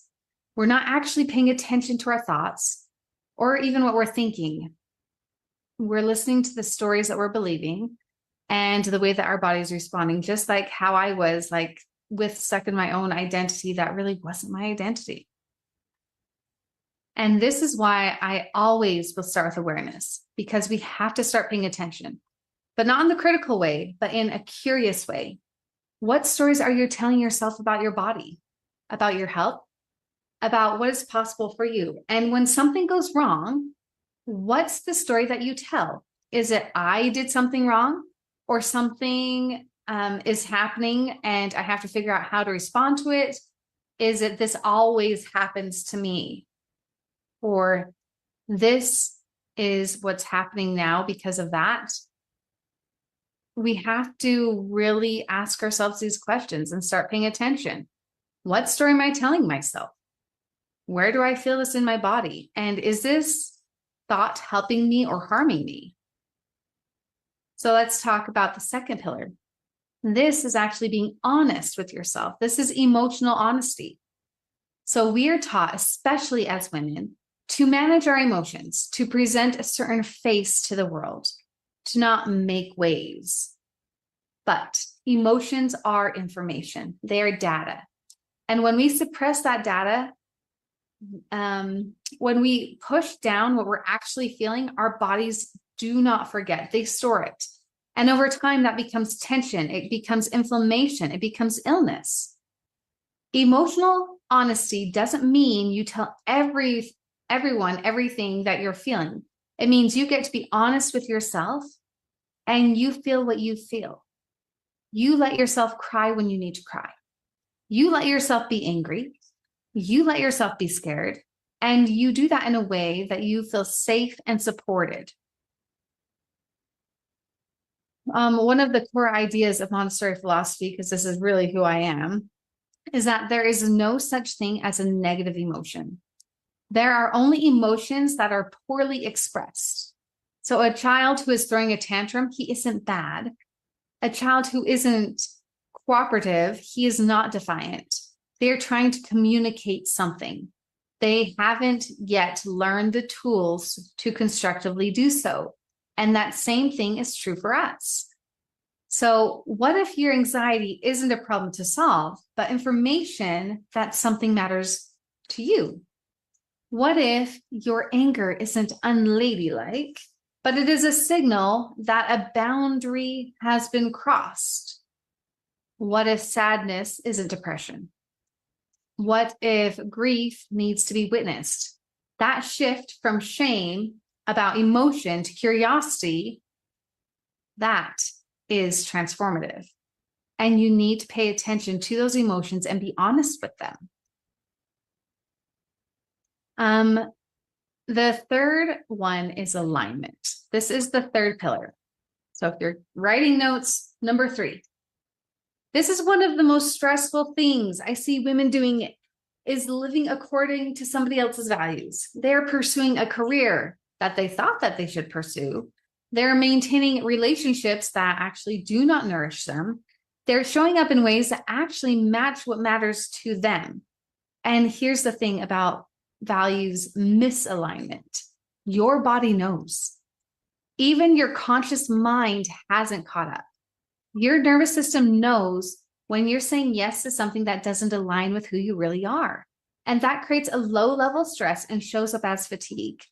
It shows up as inability to sleep, as a loss of appetite, as overeating, or even disconnection from your body. So really getting clear on your values is not a selfish thing. It is essential. And when you make your life decision from that place, when you choose work that matters to you, relationships that nurture you, ways of spending your time that actually align with what you believe, your nervous system settles and your energy increases and your health will improve. Let's go to the fourth pillar, and that is self-compassion. This is huge, and this is where most of us really struggle. We can be devastatingly hard on ourselves. We criticize ourselves in ways that we would never criticize a friend. And that inner voice, that critical perfectionist, never satisfied inner voice, is a stress in our system. It is activating your nervous system against itself. And self-compassion is not about making excuses for yourself or lowering your standards. It is about recognizing your own humanity. It is about treating yourself with the same kindness and understanding you'd offer someone who you love, who is struggling. I'm going to be very specific here. When you make a mistake, when you fail at something, when you cannot do it all, what does your inner voice say? Does it say, you're an idiot. You always mess this up? Or does it say, You tried something hard and it didn't work this time. That is human. What can you learn from this? Because it is that difference that really matters. Because the first one creates shame and contradiction. And shame actually impairs our ability to learn and grow. That second creates curiosity, expansion, and the stance from which real change begins. The fifth pillar is my favorite pillar because I teach this all the time. The fifth pillar is intrinsic motivation. So much of what we do is motivated by external rewards, by avoiding external punishment. We work hard to get approval. We achieve to prove something to someone. We maintain an image because we're afraid of judgment. And that kind of motivation is really exhausting.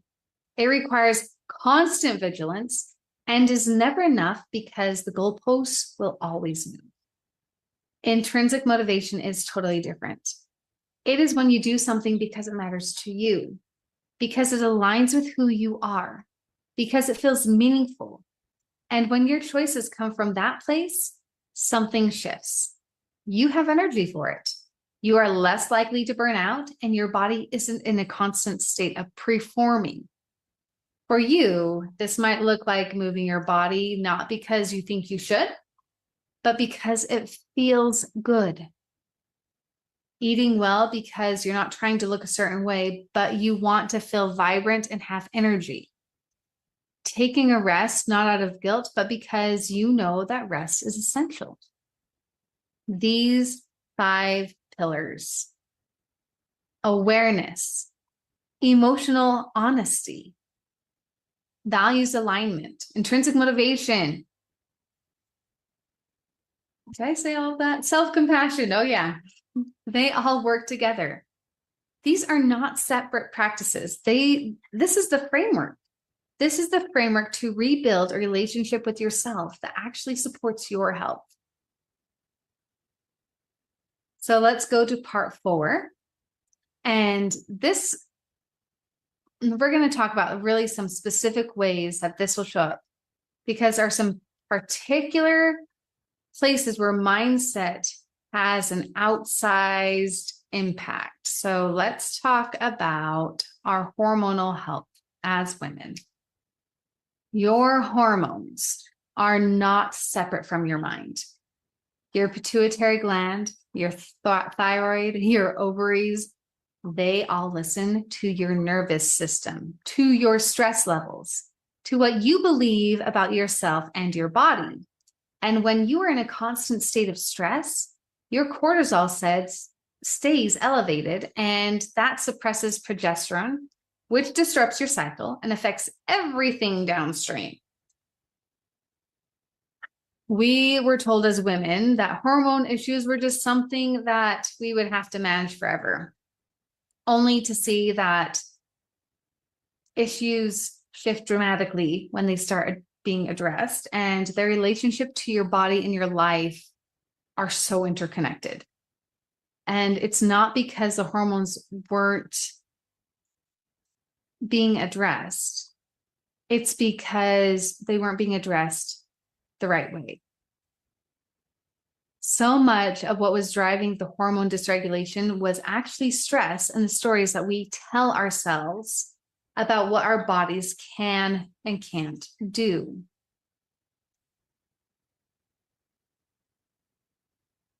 All right, so let's go to immune function. Your mind and your immune system are also in constant conversation.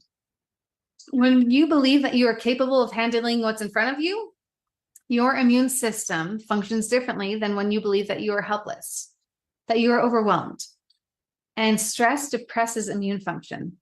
Belief and hope actually enhance it.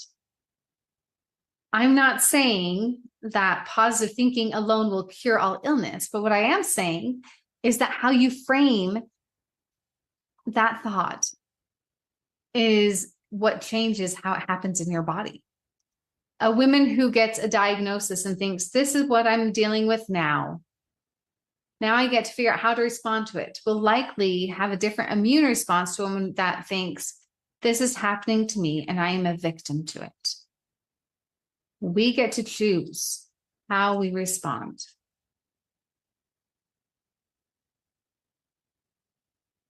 This thing on, because pain is processed through your mind. The same injury in two different nervous systems with two different belief systems can feel entirely different. This is why so many women with chronic pain find that when their mindset shifts, when they move from fearing their body to being curious about it, from bracing against pain to being willing to feel it and move through it, their experiences with pain change. Your mind controls so much of what you're thinking and what you're feeling. Now let's talk about sexuality and intimacy. This is something that I feel like many of us as women shy away from speaking about with our minds, because if we are mentally not there, things just don't happen right.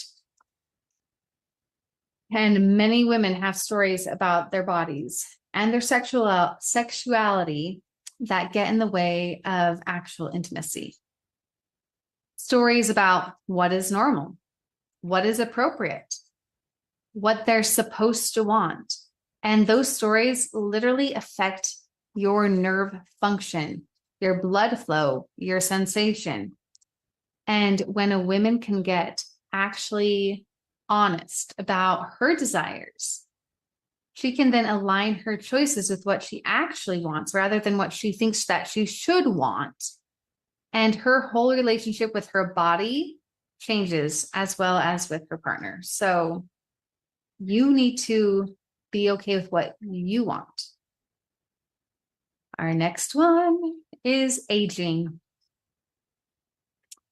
So we live in a culture that tells women that our value decreases as we age.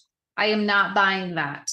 And I want to be direct here because that is not true. And if you believe it, then you are living in a story.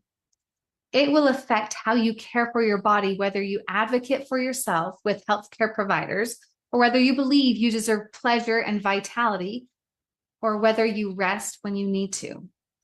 What if instead you believed that your wisdom increases with age and your body's knowledge is valuable?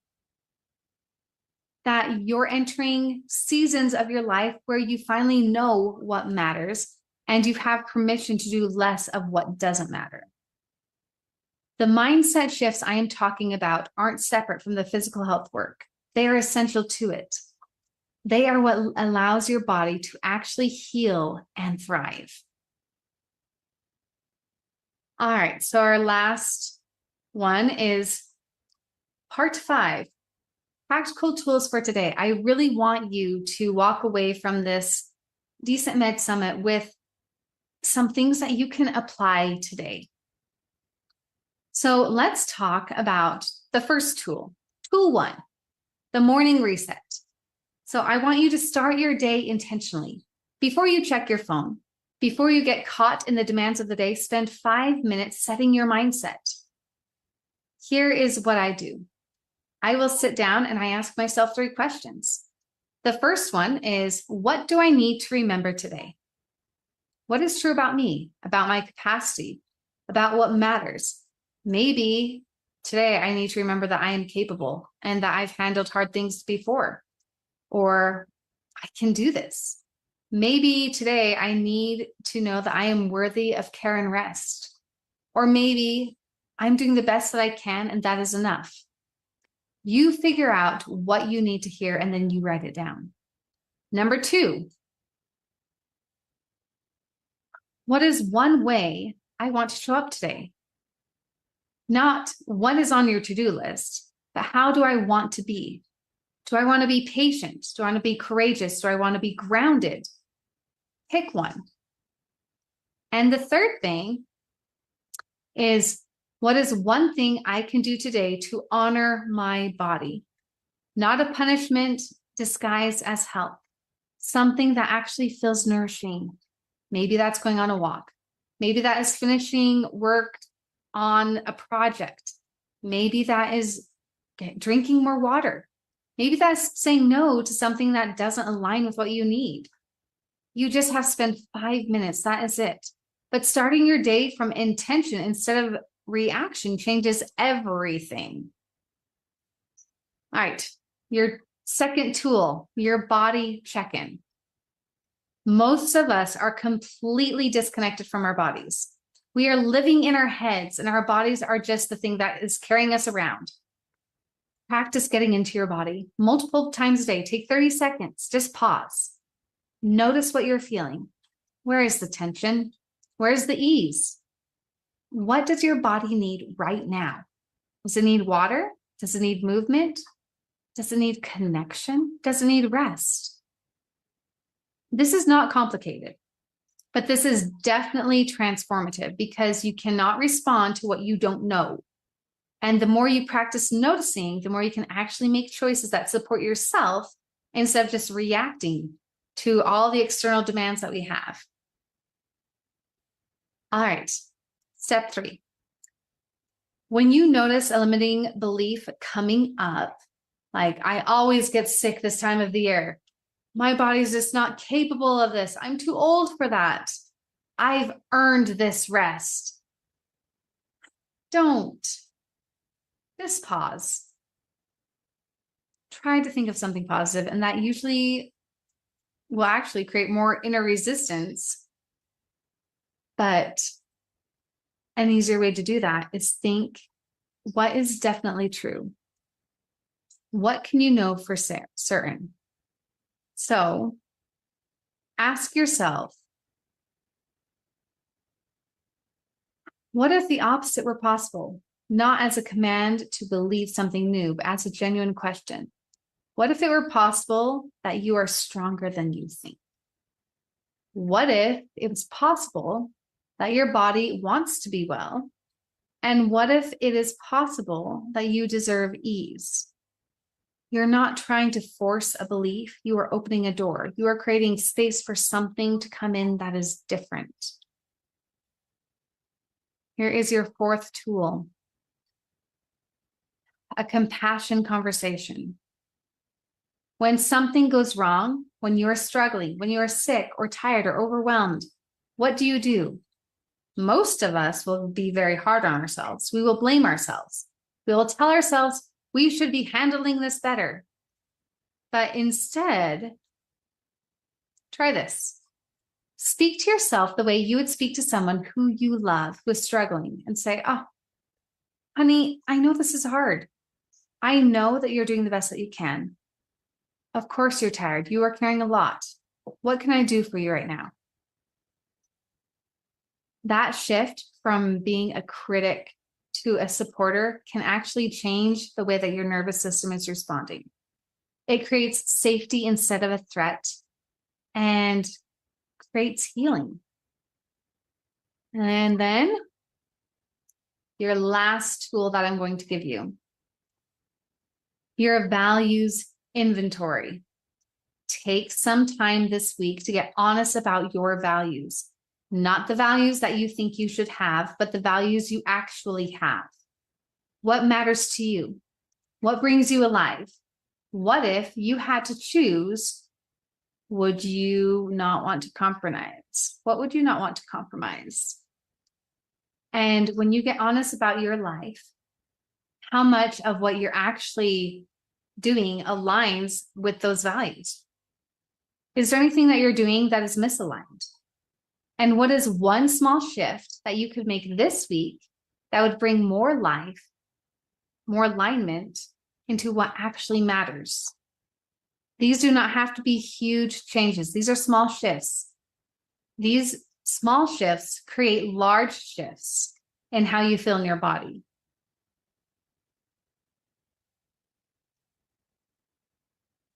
Because there really is a bigger picture.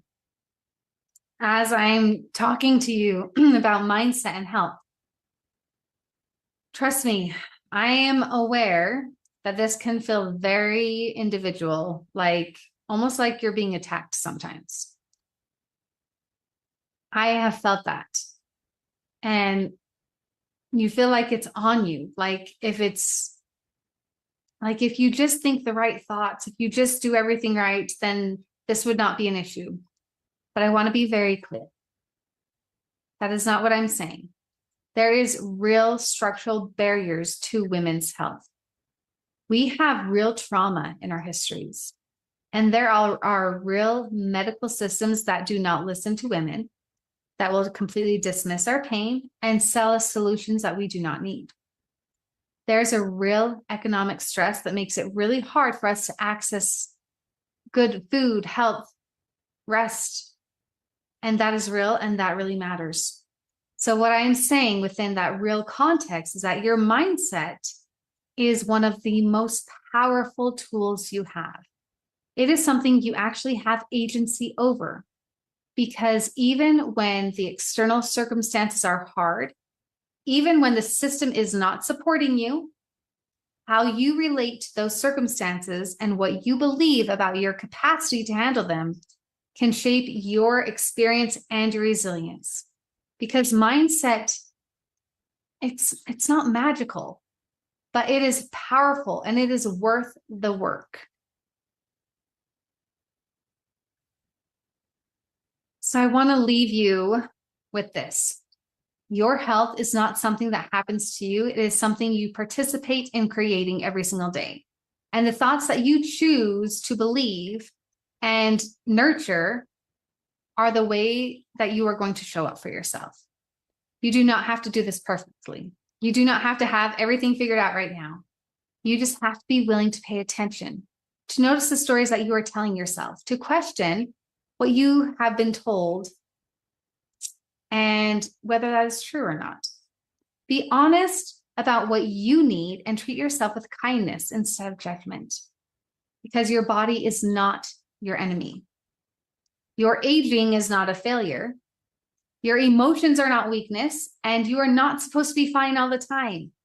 And you are not supposed to do this alone. You are a woman with wisdom and capacity and limitations and needs, just like everyone else. And your health is sustainable. And it comes from a place of radical acceptance of the truth and commitment to building a life and a mindset that honors it. So this week, just pick one of those tools that we talked about. Just one. The morning reset, body check-in, compassion, belief reframe. Just pick one and try it. Don't do it just because you should, but because your health matters, because you matter, and because you deserve a life and a body and a mind that actually feel like they're working for you and not against you. So I just want to thank everyone for being here. I wish I could be with you in person, but I have other obligations, and I'm grateful to have this opportunity to speak to you. If you'd like to connect with me on a deeper way, and you're a business owner, currently for business owners, I am doing a 5 domains business reset. And you can very quickly get the clarity that you need in your business and the next steps that you need to do to move forward. And it's only one session, and it moves you forward. It gets you out of that funk and fixes your mindset so you know exactly what you need to be doing. Or if you just want to connect with me for a free call, I have a free leadership clarity call, and we can talk about how I can support you in different ways. And also I have a free school group, which is called the Thriving Leader System. There is a values evaluation on there for free, as well as a self-care checklist. Feel free to join and see where you're at. And I want to thank again Samuel for having me come and speak today. And I hope that I will see some of you guys, since I didn't get to see you in person here, on a call. Thank you.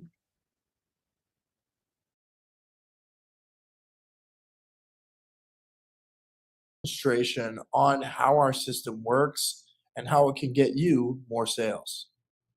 Hello, everybody. Happy to share options that you have. Obviously, with the DecentMed platform, you know that your users get a platform that makes the information that they're receiving unique to their challenge, whether it's sports performance or chronic disease or losing weight.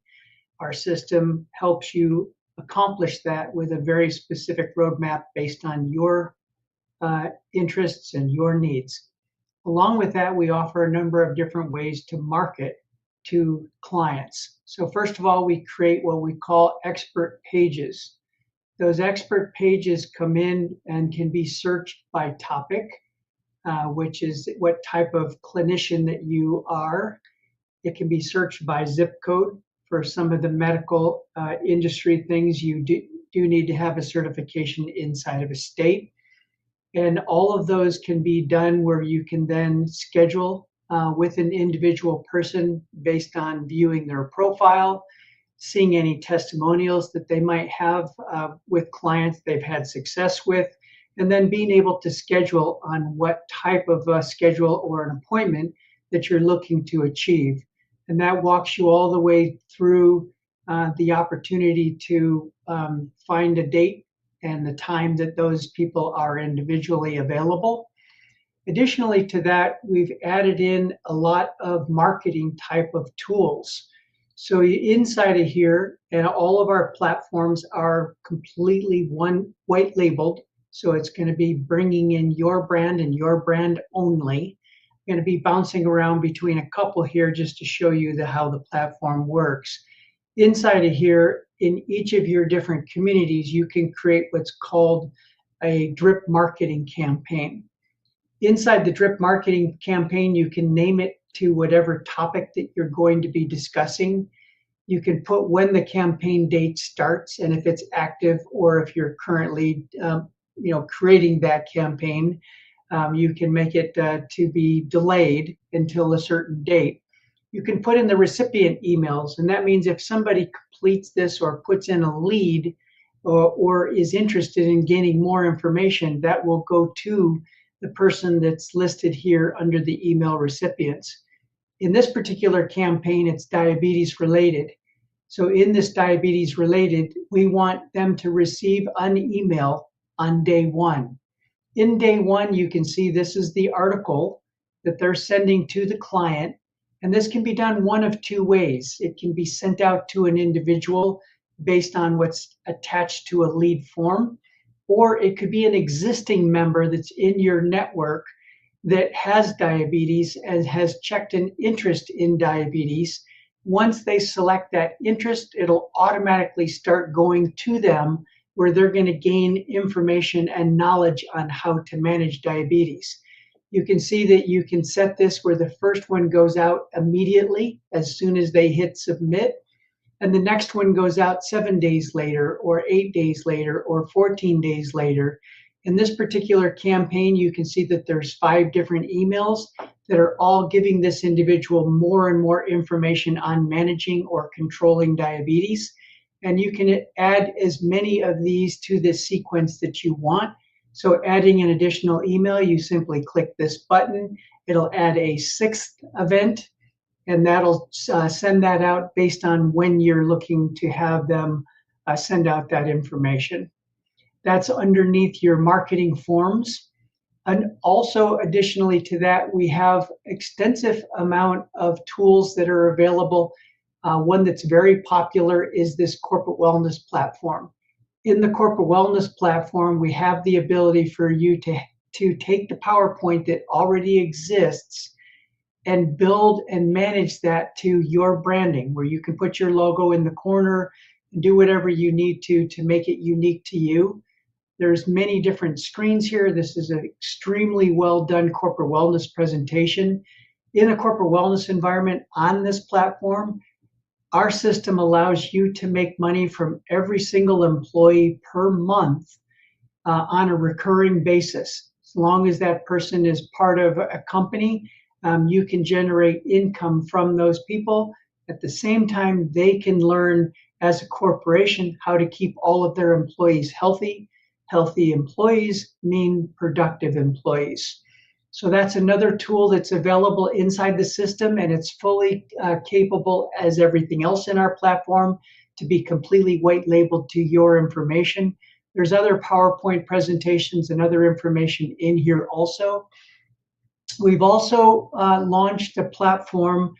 We have 10 different applications in here that are what we call finder sites. So we have nutritionist finder, health club finder, weight loss finder, group exercise finder. And in there, you can search by a criteria.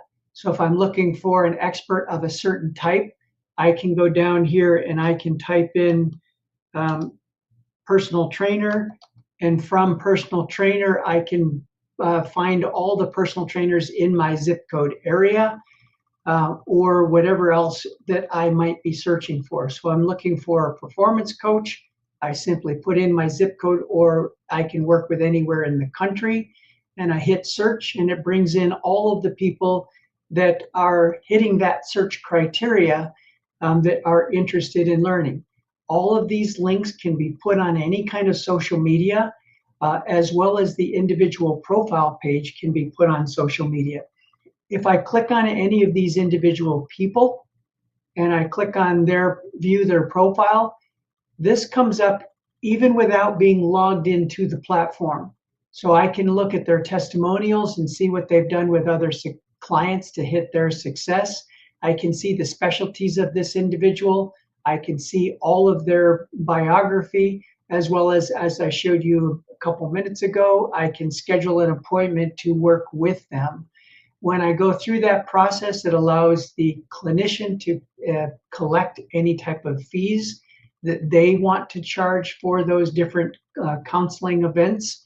And that goes back to their site with their branding and their profile. So it'll connect with wherever that clinician originates from.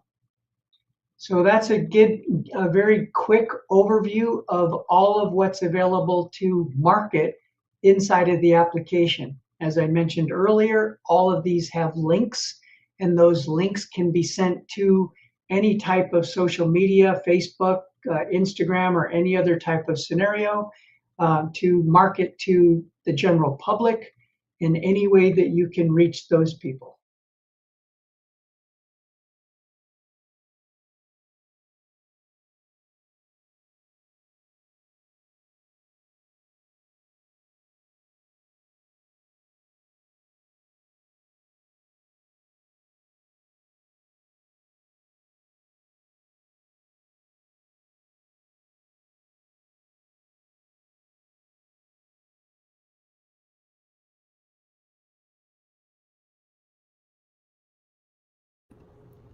So our next speaker is on the West Coast. And what I find is that I don't know when she's going to come. So what we're going to do is we are going to do a little baby sound healing experience. And if she's not here at the top of the hour, then I'll just play one of her recordings. So here is our sound healing experience.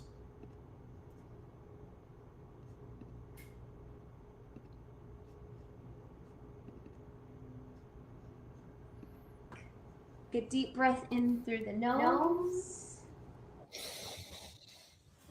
and out the mouth.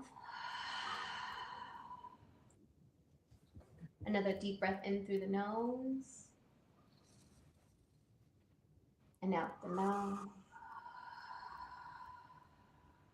Maybe we place one hand to the heart and one to the belly. And just breathe in and out the nose, allowing yourself to just come back into this time and this space. Nice long breaths in. Nice and long breaths out.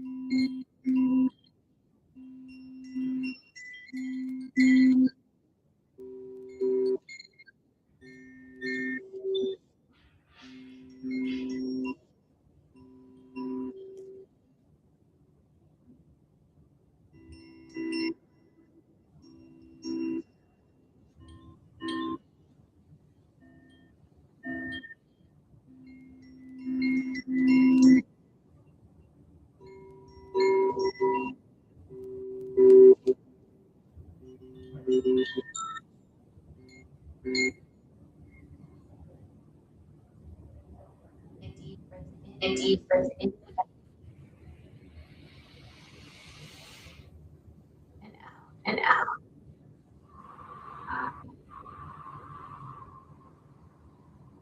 And slowly as we Slowly as we back to the heart. back to the heart. The gratitude The gra- as we move forward through our day to day.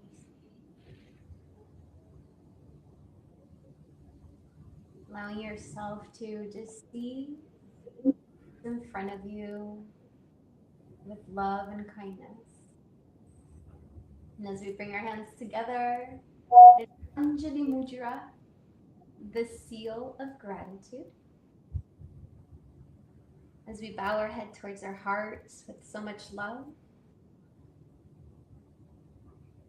we bring our hands up to our third eye for guidance.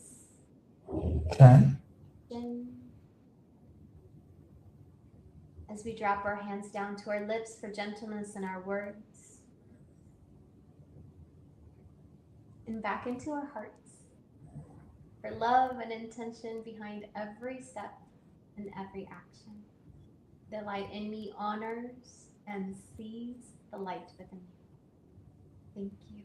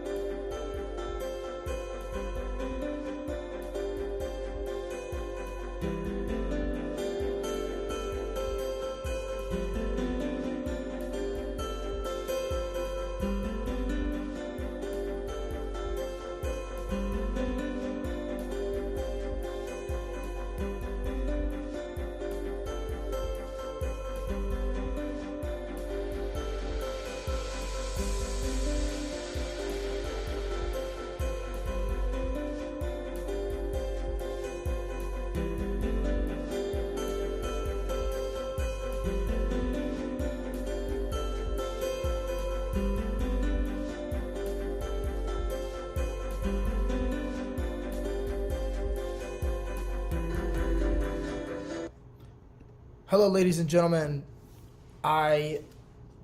I can do a group roundtable, so let's give it about a 5-minute pause, and I'm gonna see if I can find any providers to come on and see if we can do a roundtable. If not, we will do a roundtable next week.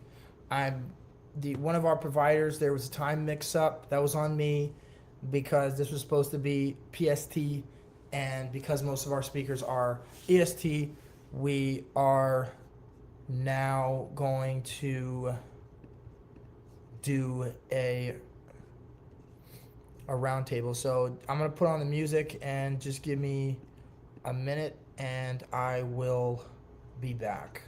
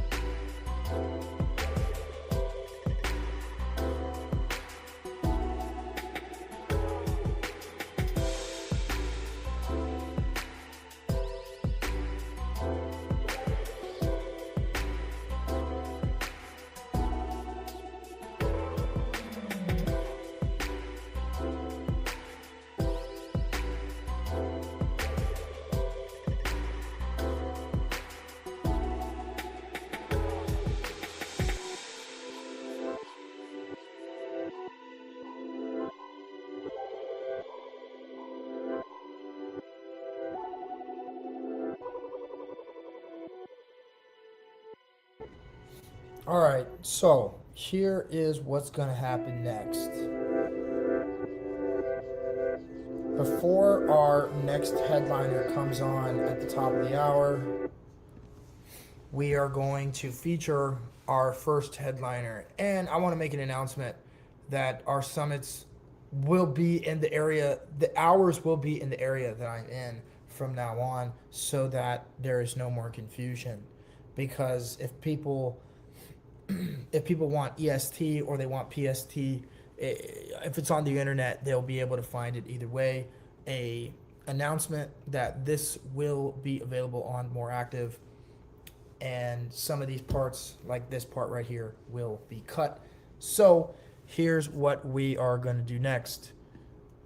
I am going to play the recording for the next 55 minutes of one of our headline speakers, Angela Romero, and then our headliner of the day will come and close us out, Dr. Jeffrey Brown.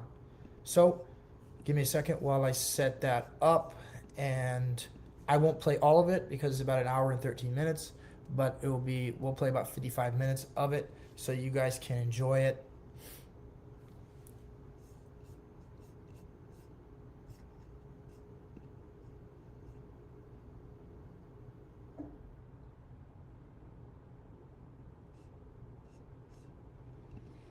And there will be a roundtable. We will do it next week. So stay tuned for the roundtable. It will be live on YouTube and live on LinkedIn for everyone's enjoyment.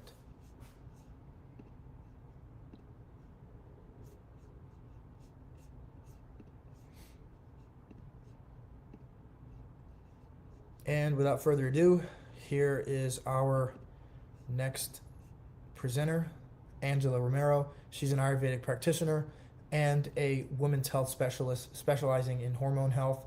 She will present later today after Dr. Brown. We will put her in the roundtable. Welcome to the next episode of DecentMed Spotlight. Today we're here with another Ayurvedic practitioner, Angela Romero. She's the founder of Ground Roots Health Collective. Angela, introduce yourself. Hi, my name is Angela Romero, and as Samuel said, I am the owner of Ground Roots Health Collective. It's a women's holistic healing facility. We are located, our physical practice is in Chino, California, but I'm also serving clients throughout the world. And we focus specifically on women who are seeking to balance hormones naturally, integrating Eastern and Western holistic practices, as well as herbalism and essential oils. Oh, fantastic. So let's talk a little bit about herbalism, because as you know, that's one of the staples of our platform. We actually just added a lot of flowers on the side. So what got you into the herbalism side of your business? And what do you love most about herbal medicine? Oh gosh, what don't I love about herbal medicine? Well, herbs kind of speak to me, and herbs were created by Mother Earth, by God, and they're natural source of healing. So the body is so innate, our innate intelligence, so which meaning it has the ability to heal itself given the right tools. And herbs have a lot of properties and a lot of constituents, meaning like properties or certain ailments that can help the body bridge the gap from where it's lacking. Maybe we're lacking certain minerals or nutrients, like ashwagandha, for example. If we're overly stressed, it's an adaptogenic herb, so it can help calm the body and make us feel a little bit more relaxed, or it can actually help stimulate you, or it can help with your hormones. So it adapts to what the body needs. And herbs really spoke to me to help women balance hormones specifically, instead of having to go to something that was created in the lab. Let's first start with what was created by God and what was provided to us by Mother Earth. 100%. Every single pill has a plant root. So why not go back to the actual root? And that's why I love that your business is Ground Roots Health Collective. Why did you choose that name? For that purpose specifically, because we're going to get back to our ground roots. Let's just get back to our roots, literally that come out of the ground. If we look at something like mycelium or mushroom, for example, they have an energetic property, and underground they actually can chat with one another. And just like roots that go down from a tree or any plant, they go down deep, and that's how they get their nutrients in their soil. And that's what I'm hoping to provide back to people. To let's just get back to nature, get back to simplicity, and just get back to our ground roots, just get back to our roots in general, and stop trying to advance everything and understand where we came from and ancient practices and natural healing modalities, and try that route first and heal naturally and give our body what it needs, versus instantly turning to instant gratification or Western pharmaceuticals, which we know is big pharma, and they're all about the money. So let's just get back to Mother Earth, who's there for us. I mean, we're created of the same elements as Mother Earth, so why not let it heal us? I like how you said go back, because you're right. With AI, we tend to want to go forward. But you practice one of the oldest types of medicine, Ayurveda, a 5,000-year-old system of natural medicine that views the body as an intelligent, interconnected system of energy, digestion, hormones, emotions, and environment. Instead of making symptoms, it focuses on identifying root imbalances and restoring harmony through food, herbs, lifestyle rhythms, detoxification, and nervous system support. And you help women with perimenopause, or as they go through perimenopause. How has your work with Ayurveda helped with those women in perimenopause? Oh, dramatically. I mean, so what we focus on in my practice and in Eastern practices is getting to the root cause of what's actually going on, and not just trying to treat the ailment. So, for example, if you look at hormone replacement therapy, it's literally replacing the hormones in the body instead of helping the body to create those hormones or rid the hormones. For example, we could have excess estrogen cycling through the body, and without the right detoxing modalities, it's just recirculating that excess estrogen instead of releasing it. So to teach the women how to get back to natural practices, how to get to evidence-based, the science of life. That's what Ayurveda means. It means it's breaking down into the science of life. And so getting back to those practices to help them get to the root cause instead of just treating the ailment. There's over the long run of things, like the span of their life, they're so much more grateful to not have to deal with the night sweats, the hot flushes, the irritability with their family members. They kind of have an easier transition for the longevity of their life versus just trying to supplement something. So we're going to help the body instead of just try to add a crutch. I guess you could say we're going to heal it instead of crutch it out. Yeah, and you brought up the night sweats, and also that comes with hot flashes. How have you seen your patients that have hot flashes? How have you seen that change, or how is that affected as they go through your Ayurvedic protocols and your Ayurvedic practice? Well, if we look back at the ground roots and back at Earth and nature, we can think of what is a hot flush in the first place. And so we call them hot flashes, but it's technically a hot flush. And so it's flushing, the body gets flushed. That's the body's being overheated. So if you think about summertime, you're outside and it's really hot. So in Ayurveda or ancient Eastern practices, we want to counterbalance that. So something like coriander or fennel, coconut water, aloe vera, these are all cooling things that are going to help to calm the body. We do this through even breathing practices to calm the body, grounding, meditation, sound therapy. These are all different modalities that can help women to not only not have to deal with hot flushes, but just completely rid them altogether, because they can feel when things are going to come on. So they start to learn how to balance it and then how to release them completely. So I know that you deal with diet and nutrition, and that plays a massive role in Ayurveda. How have you seen diet affect women that are going through perimenopause? Oh, goodness.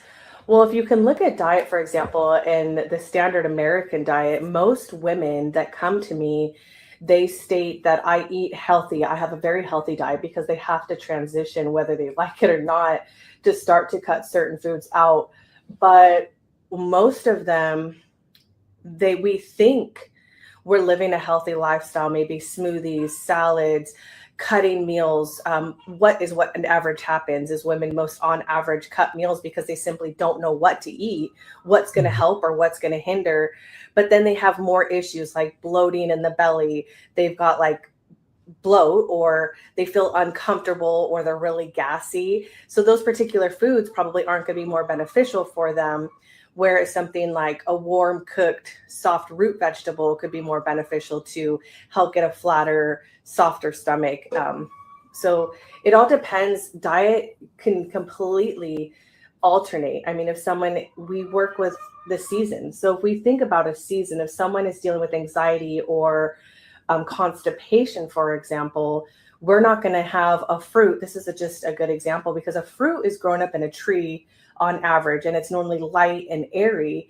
And if we think about anxiety, it's a light and airy, it's overwhelm, it's constant thinking. And in Ayurveda, we talk about a dosha that's called Vata, and Vata is very associated with the wind. And if you think about wind, it moves fast, it's drying, it's ever changing, and it's what causes transformation. And so we want to calm the Vata and relax. So we teach how to really balance whatever their imbalances are through diet first, always through diet first. And then we bring in supplements, herbs. So we teach them macronutrients, then micronutrients, then herbs come in last. And then Western medicine. Sorry, go ahead. So that's interesting that you brought up doshas, because I know on your website you offer a dosha quiz. Can you walk me through what a dosha quiz is?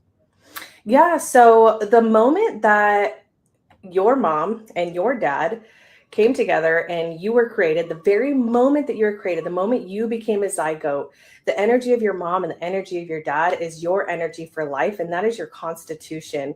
And your constitution, again, we could think of it as the energies of the earth. So we have the 5 elements. We have earth, fire, water, space, and ether. So there's ether, and we can attribute those to our body. So a Vata is like the space. So it's like the wind. It's moving fast. And a person who is more Vata, like I mentioned, is more prone to anxiety and overwhelm and overthinking of things. And when they get to the party, they're just chibber chattering and they're doing all the things and they're all over the place.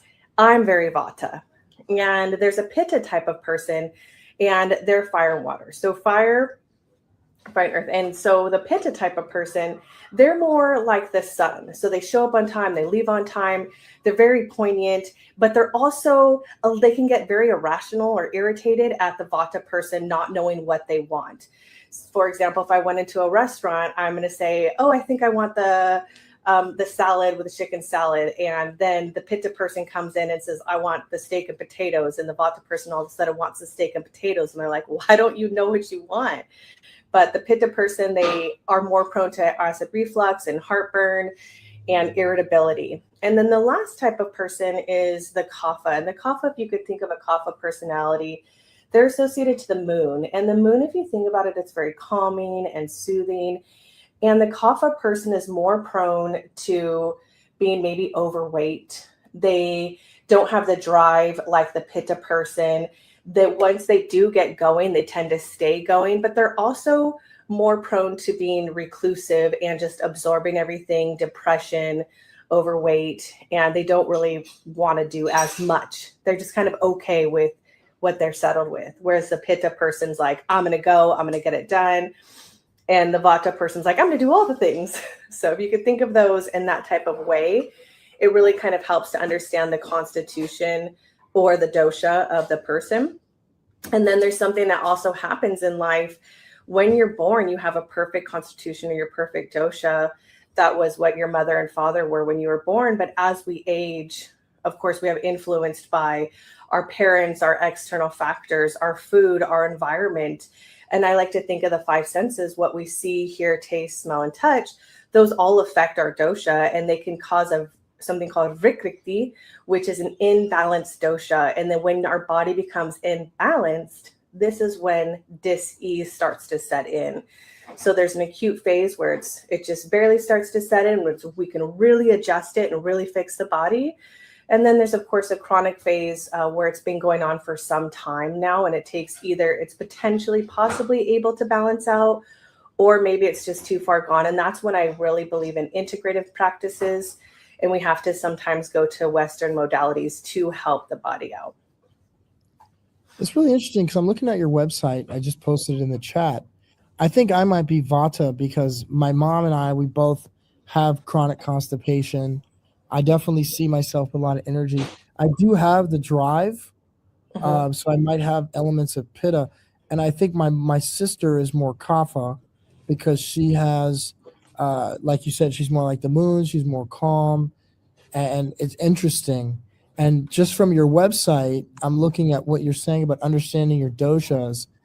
And my question is for someone like me who has, and my mom who struggles with chronic constipation, and it says that understanding your dosha enables you to choose food, herbs, and practices that support your unique body, create a daily rhythm that restores balance, recognize when imbalances are beginning and adjusting naturally, and prevent chronic conditions by staying attuned to your body's needs.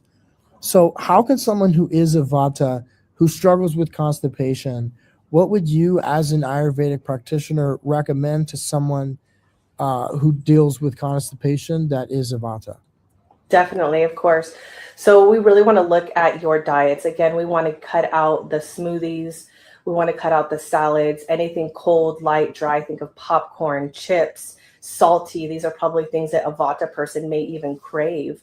But you want to add in more warm, unctuous root vegetables, carrots, potatoes, things that are soothing, and definitely softly cooked, soups, stews, and more things that are going to ground the person, breathing practices. So I'm a Vata person, and I have a tendency to talk very fast because my brain is thinking always of the next thing. So to be cognitively aware, to slow down. What am I saying? Slow down, ground my feet, be outside, be with nature, and just be with myself. As far as the digestive system goes, when it comes to constipation, are we getting enough of that good fats? Are we getting ghee or butter, real butter for that matter, oil, avocado oil, which is still I'm still a little bit skeptical on avocado oil, but something like coconut oil is very cooling. It probably wouldn't be the best for the digestive system. I'm going to say one thing. In Ayurveda, per Ayurveda, one of the quickest ways to heal any imbalance in the body is actually oil enema. So when you actually do an enema with particular oils, it's their way of basically healing any dis-ease in the body. Now, when I say dis-ease, it's not the same as disease. It's a dis-ease. So any imbalance in the body. Most everything starts in the colon. So, and you're right, it's oftentimes too dry and malnourished, and we're simply not absorbing nutrients. So we need to look at things like that as well. I never thought about it like that. And it's interesting because we have another Ayurvedic practitioner on the platform, and she focuses on cancer, and she also works in a cancer clinic and the nurses within that clinic and helps them with burnout. So how does understanding your dosha and applying Ayurveda help with stress? Oh, goodness. Well, first of all, accepting the fact that are we even stressed? When people would ask me prior if I was stressed, I always said, no, I'm not stressed. But I think that do we even understand what stress is on our body? Because we're going through these stages of life. And if we look at doshas and stage of life, when you're a baby, it's more kapha stage. They're very soft and plump and just so cute, and their skin looks really amazing. And then as we age and become into an adulthood, we go into pitta stage where we're go, go, go. And we basically have that fire inside of us and we're just driving to go. And as we go into elderly stage or older stage of life, latter stages, we go into vata, where your skin starts to dry out, you lose your hair. And if you think of vata, even like with dementia or Alzheimer's, the brain has like 70% fat. So once that starts to deplete, that starts to deplete their body. So even if we think of that, understanding the stage we're in, understanding our constitution or what our dosha should hypothetically be, like our real dosha is, and what our vrikriti is, or our imbalance is, then how to bring this together. But one of the biggest things I want to mention here is really getting in tune with the body. Number one, first of all, understanding, okay, I'm a vata person. You're understanding now that you're a vata person. What are vata imbalances and how could I potentially balance it? But what is my constitution? What was I as a baby? What was I as a child? And how could I bring my body back into balance so I no longer feel all of these imbalances? You start to understand and really hone into the body and pay attention to those imbalances so you can stop it from the beginning and not have to deal with the latter issues of them. That's interesting, because you're right. You know, we tend to adjust who we are from childhood, and childhood, especially around 5 to 7, tends to influence who we are and what we become. Mm-hmm. Yeah. Yeah. And it takes a long time, a lot of shadow work. This is outside, this becomes more, I would say, all ancient practices from Africa, China, India, even here from even the Americas, but doing shadow work of our ancestors, doing our shadow work and not listening to the words that have been imprinted upon us of who others think that we are, who others think that we can be, or who others think that we are able to be, and releasing those thoughts and finding ourselves and really going inside and saying, who am I? What is my purpose here on earth? What is my purpose to be here? And who am I? What is my soul on the inside? Tell me that I have the ability to be and do and feel. And we all have a feeling inside, but we're just always so like put in a box, you know, and really have the ideology. I'm going beyond just the hormones now, but this is kind of the work that I work with my clients to find themselves. And this is one of the biggest things that I know my clients tell me is they have such a better understanding of themselves as a whole and acceptance of themselves as a whole and appreciative. There's an area of appreciative, I don't even know that right word, but they're appreciative of where they are in their stage of life, and they know how to move forward in life, feeling good, being happy, and still consistently working toward this idea of feeling our ultimate best through holistic modalities. So speaking about your coaching package, because what's interesting that you bring to the table is that you bring a multimodal approach, applying the energy healing side, the Ayurvedic side, as well as holistic health coaching. So what do you recommend that women use when they work with you? The 6 sessions of 3-month intensive, the 12 sessions, or the 24 sessions? Or is it kind of like you brought up earlier with their dosha, where everyone is different in what you apply in their coaching package?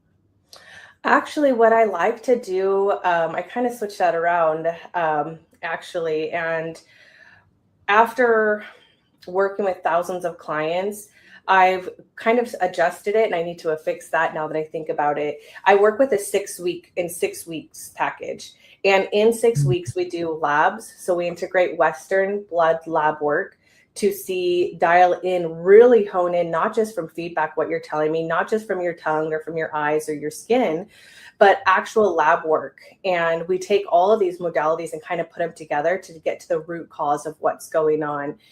And then in the course of 6 weeks, we discover the root cause. We start to balance the root cause, and we have actual markers that we move the needle on certain areas for whatever it may be, whether it's increasing energy, improving your sleep, or shrinking the tape on the waistline just slightly. Even though that's not always the goal is balancing hormones, but normally I could have a bigger belly because my hormones are off. Maybe I have excess cortisol.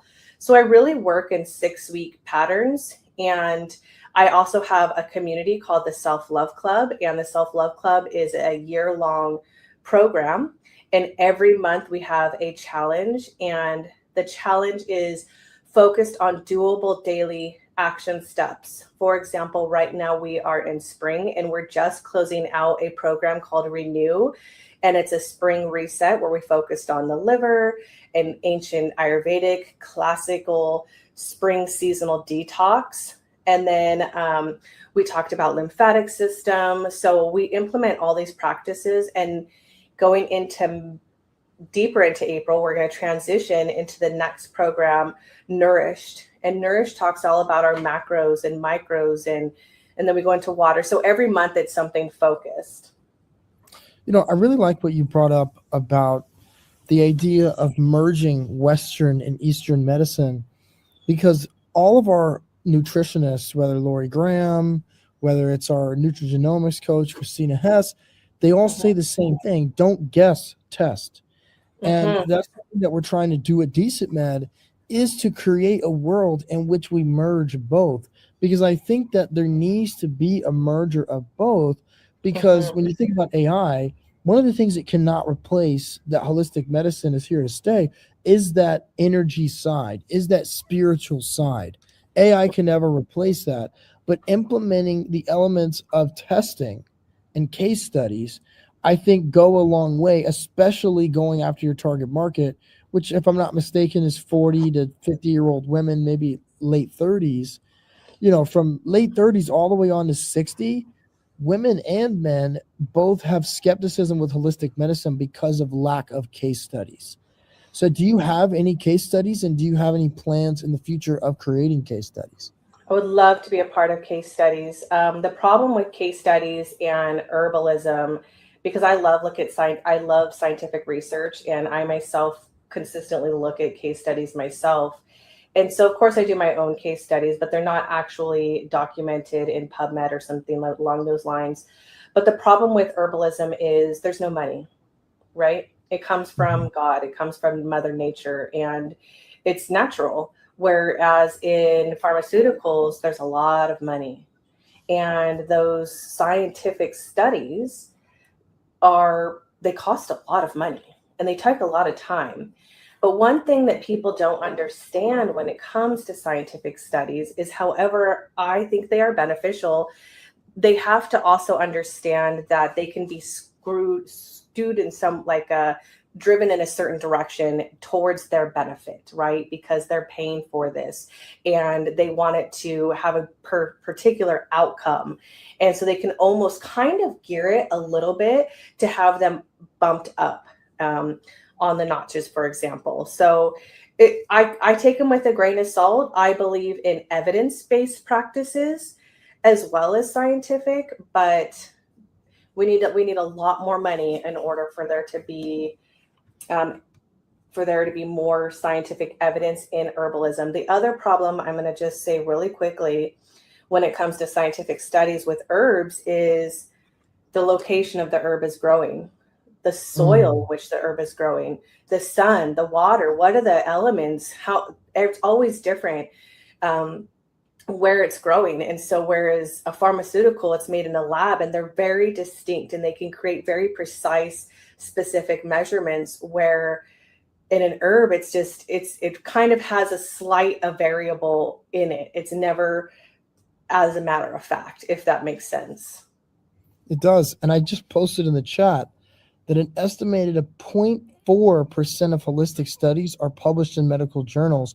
And something I would love to do with you is post your current studies onto DecentMed, because the reason why the name of our platform is DecentMed is because we post these studies like yours on a decentralized network so the information cannot be taken down. Because you're completely right. In a lot of cases with traditional studies, they are influenced by the dollar and they are influenced by money, and they don't want to pick up holistic studies, or they don't value holistic studies in the same vein. And our goal is to create a history of those studies in order to create a world in which people can no longer call it quackery, because there is a history of these studies. And when you look at history in general, the last 100 years, especially with herbalism, they have called it quackery consistently because there never was a place that was censorship proof where you could post this information. As far as herbs, what I would love to do with you in the future is, as we get our apothecary off the ground, maybe apply some of our herbs to some of your patients and document that also on the platform as well as Noster. So yeah, definitely send me those studies so I can post them on the platform. I would love to. I just wanted to touch base really quickly on that word, quackery. And I'm a deep dive researcher. I love to research, and I like to follow the little wormholes and the paths. And when you look at that particular word, or like witches, witchcraft, and things along those nature, who started that? Why did they start it? What is the purpose behind it? It wasn't just the people, the community that just said, oh, they're a quackery. No, it's somebody with money that came out with a product from, like, this, particularly a Western medication, a pharmaceutical company that came out and said, that's a bunch of quackery. Those people don't know what they're talking about, which isn't true, because I have scientific evidence and I can prove in a lab on this scientific thing. But yet these same people, so I guess it kind of hits me a little bit different, because it's just a belief. It's just, it's a farce statement. It is a rumor, and it's not fact. Yeah. And even when you look back at the etymology of the word, it's boaster about ointments, because like you said, typically what it comes from is the entity, and I don't want to get this taken off YouTube, so I'll say this in a correct way. Entities that disagree with our industry, that are trying to discredit our industry by going after, I mean, there's so many doctors that people can look up, from Dr. Sebi to Dr. Max Gerson to Ivan Durichevich to Dr. Harry Hoxie, that all talk about the C word, who have all been silenced significantly. And then when we want to talk about herbs, I mean, it goes back. I mean, Lori Graham, she was barred from Facebook ads for 5 years because she said shed those C pounds. So it just, it really goes to show how crazy all of this is. It's all money. Yeah. And when people, and people just don't want to believe that that's the truth, but the truth doesn't matter. I mean, we know money is the root of all evil. Money rules the world. Yeah. That's not just a statement. 100%, especially in this industry, because they know that if we come after this industry and silence holistic medicine, then that's how we win. Yeah. And they don't want people to know. They don't want people to meditate and bring out their own light and go to a higher dimension. You know, they don't want people to know their true power. People can really, truly heal themselves. Our innate intelligence is so beyond unimaginably amazing and incredible. The ability to heal itself. We really, truly have that ability right here. It all starts here and in our gut. What goes in here, 5 senses. I mean, when you start to truly, truly understand how simple it is and how powerful we are, they don't want that to happen. Yeah, that's 100% true. And they're going to continue to go after it And it's funny because when you go back to the early 1900s and the creation of the Flexner Report, people don't realize what that really meant. And the fact that 40% of funds goes to attacking people like yourself and practices like yourself. I mean, Yeah. it's just terrible, you know. Yeah. And how have you seen censorship affect your business in any way? I actually keep a pretty fine line. I just only focus on, I don't ever cure anything. I don't ever make any bold statements. I simply help people balance through their diet, lifestyle with the help of herbs, pranayamas, asanas. A pranayama is breathing practices. Asana is like a yoga movement. And to be honest, I personally don't work with anybody with that can cause me that, like how Lori Graham, for example. I just, because it's too high risk, and it's, if I'm a light worker and a shadow worker, and if I want to keep my light and if I want to keep shedding light on others and have the ability to do this, then I kind of just keep my cool. And I just share simply about diet and light practices that can balance them. And Yep. I give them insight. And when people start to see that path, we understand. So how, because we started adding energy healers at the beginning of this year, and I'm Mm-hmm. finding that energy healing is, well, it's funny. We had Stacy, our first provider, the Ayurvedic practitioner. She is a Reiki master, but she doesn't do anything with it. Same. Ramona practices a lot of energy work, but doesn't really use it anymore. She's Mm-hmm. transitioned out of it.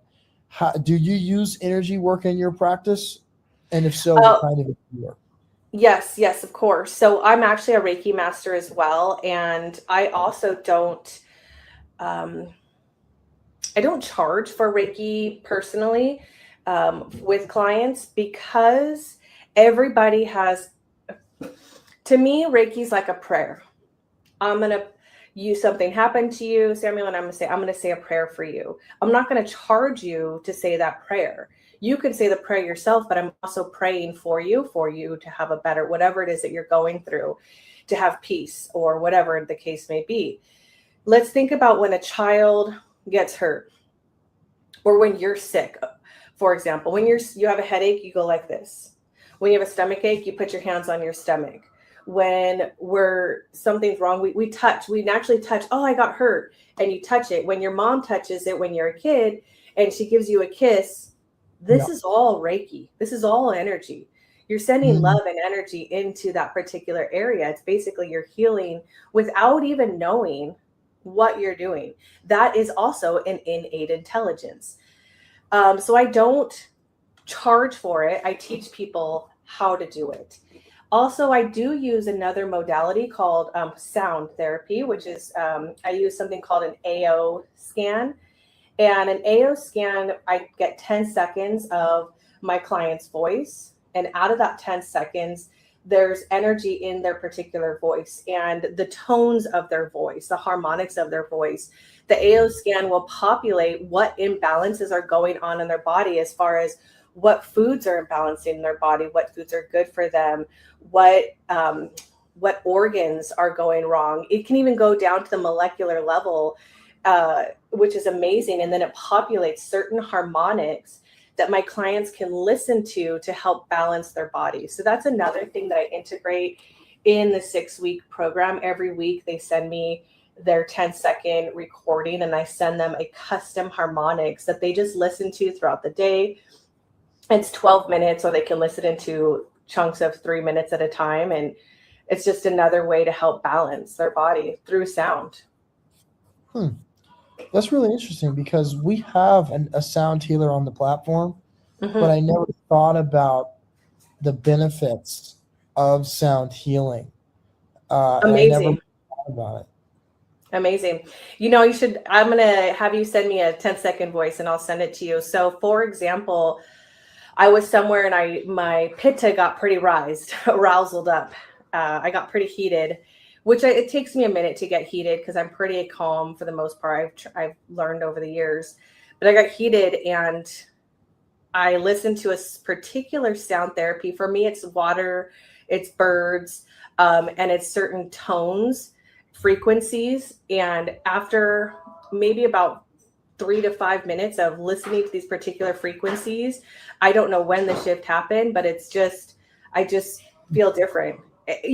Let's think about it really quickly. What's your favorite type of music?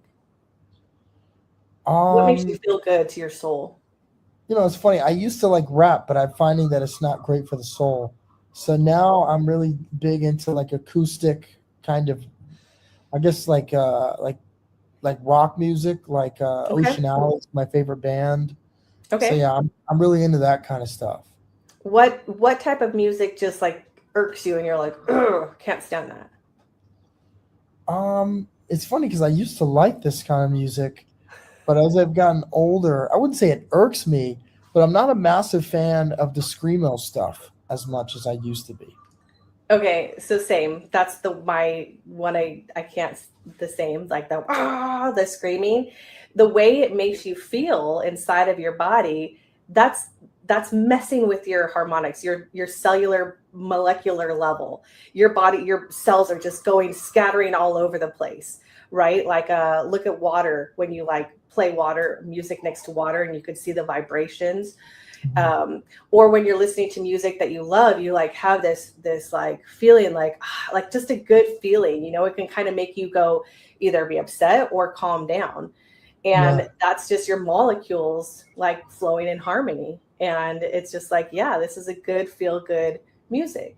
That's why Bob Marley, all of his music was at like certain hertz. So if you get like a certain megahertz of your body, it like helps to raise your energetic field. It raises your energetic levels. And again, sound healing, sound therapy is just as up there with me, almost with herbs and things of that nature, because that's what helps the whole body start to balance. Yeah. That's interesting.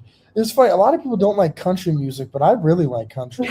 I really do, because I found it last Christmas, actually. And I started listening to country, and it's pretty good because, like you said, it's that guitar. That guitar is just soothing to the soul.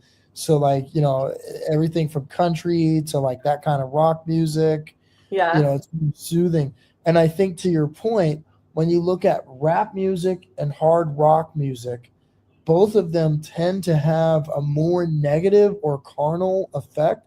That's why you see a lot of young people that listen to, gangster rap, for example, tend to do, there tends to be more violence in that, or hardcore music, even the type of dancing. If you've ever seen the way they dance, it's called moshing, and essentially punching the air.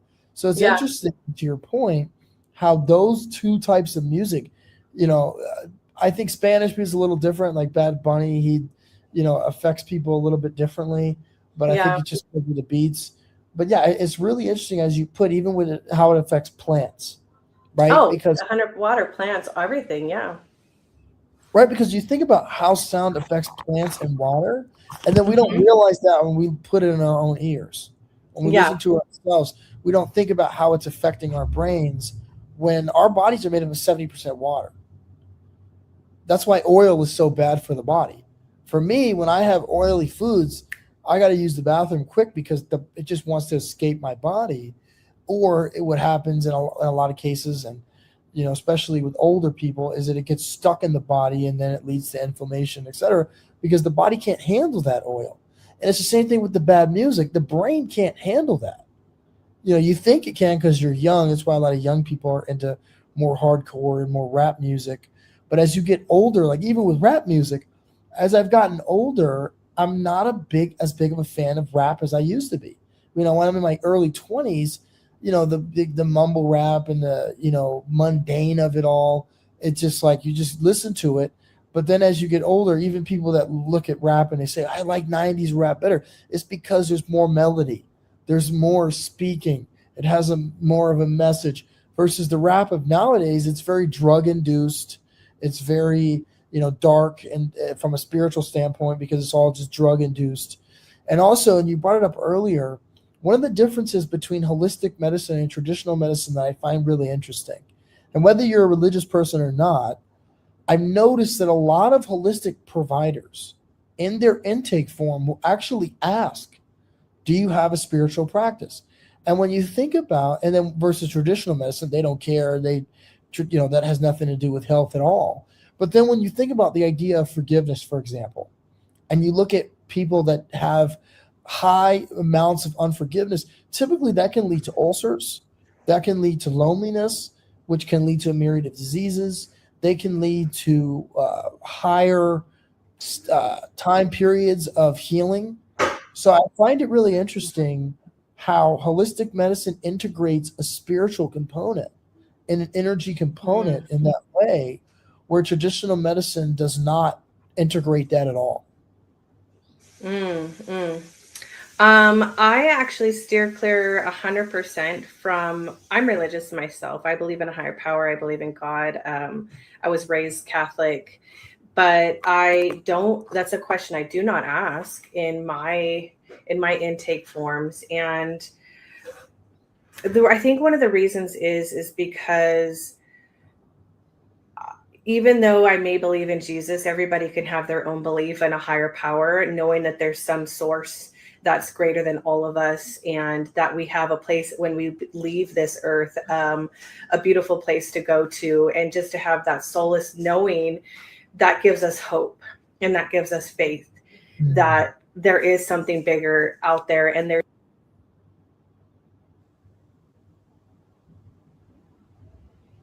What the heck, YouTube?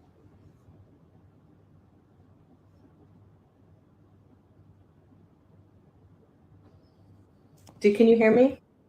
That's crazy. You started talking about religion and YouTube said, no way. It's still cut. It's just, that's wild.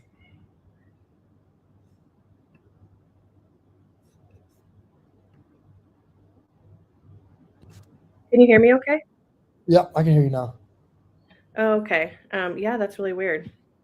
Okay. So everything is good though, right? Yep. And I think Yeah, with your practice is different too, because The what? I see it in homeopathy. Mm-hmm. I see it, and we have a provider that's from, I want to say Israel or South Africa, and he asked that question. And it's interesting because I've never heard that question be asked in a medical form, that they would ask, do you have a spiritual practice? But I think even forget about religion, even from an energy perspective, I think there is a spiritual component there of tapping into something beyond yourself. Higher When you consciousness. think about trauma, we have a lot of trauma practitioners on the platform and the use of psychedelic medicine.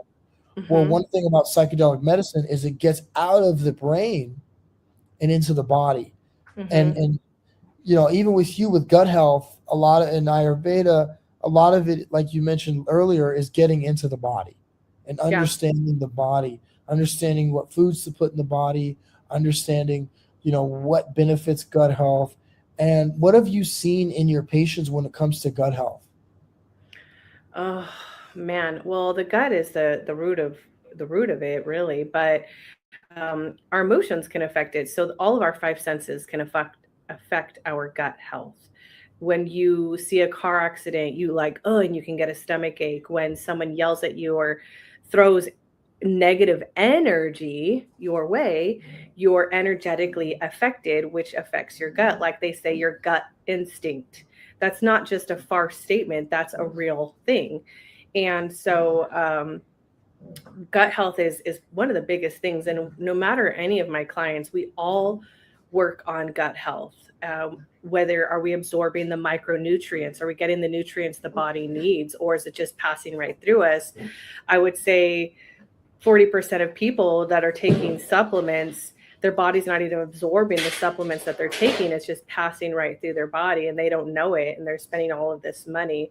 So that's another part where testing can kind of come into play and see what are your macronutrients versus or micronutrients versus what supplements are you taking. And if you're still iron deficient, but you're having an iron supplement, because you need to supplement for that time, then what's going on inside of the intestines or in the digestive system? That's a good point. And I think a lot of people don't realize that we need to, as holistic providers, they need to get further away from traditional in some scenes, and I think supplements is one way. I think that utilizing supplementation exclusively, it's closer to pills than taking herbs or utilizing lifestyle. And to an extent, I get it, because a lot of people typically still want some kind of replacement to make it easier. Yeah, I mean, I take supplements. I do as well. But vitamin D is one of the major ones that most people are lacking. Why? Because we're not outside as much. And when we're outside in the sun, what are we putting on? Sunblock. What is sun doing? It's blocking us from the vitamin D. Yeah.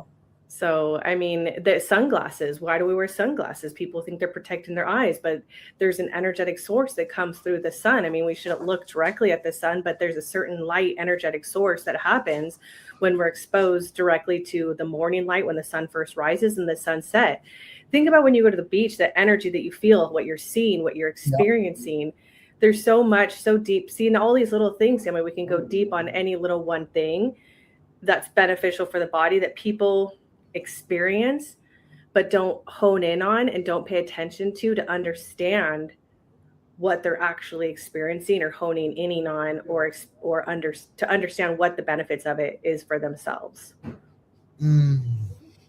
That's a great point. That's a great point. So I just want to touch on the Self-Love Club a little bit. You touched on it earlier. Yeah. Who is that designed for? It's designed for most all women who are aging, who are transitioning from the pitta stage of life or a menstrual cycle consistently and aging, probably perimenopause, going into perimenopause, where their body starts to transition and you can feel really lonely. And you don't want to just go out and talk to everybody like, man, I feel like this and I feel like that. And you're just that person that's always maybe others feel like you're complaining. So it's a community of women who are in the same stage of life, going through these transitions together, who are all in it together, and we can resonate together, we can support each other, and we all have the same monthly focus on one thing. Because look about what we've spoken about. We've only been talking for 45 minutes, and we've gone over a plethora of topics, and each one of those topics can be a topic of its own for quite a few hours. And so we go into breaking this down because it is overwhelming. And I realized over the thousands of clients that I've worked with, it's overwhelming, even though it's going back to our roots, even though it's natural, and even though it's getting back to simplicity. For some reason, we want to complicate everything, but each thing, it's like relearning to walk. Heel, ball, toe, one foot in front of the other, not one foot in front of its own foot instead of in front of each other like this, or toes turned out or turned in. Every little thing. So the Self-Love Club is simply community. We meet every Monday on Zoom, and it's called Motivation Mondays, and we go over the weekly challenge. We talk about everybody has a win, what their struggle, and then before we close, we talk about what their weekly focus is. And so it gives us something to focus on, and we don't feel lost, and we're in community. That's who it's for. So have you seen, as you brought up with the transition, when it comes to motherhood, there's different stages, right? You have a child that's younger, so you're still in that stage of, motherhood. Have you seen women that maybe their kids get out of the house? Have you seen a transition there that within the Self-Love Club of going from having a child that's maybe 14 to now they're 21, they're out of the house? Have you seen any transition there or no?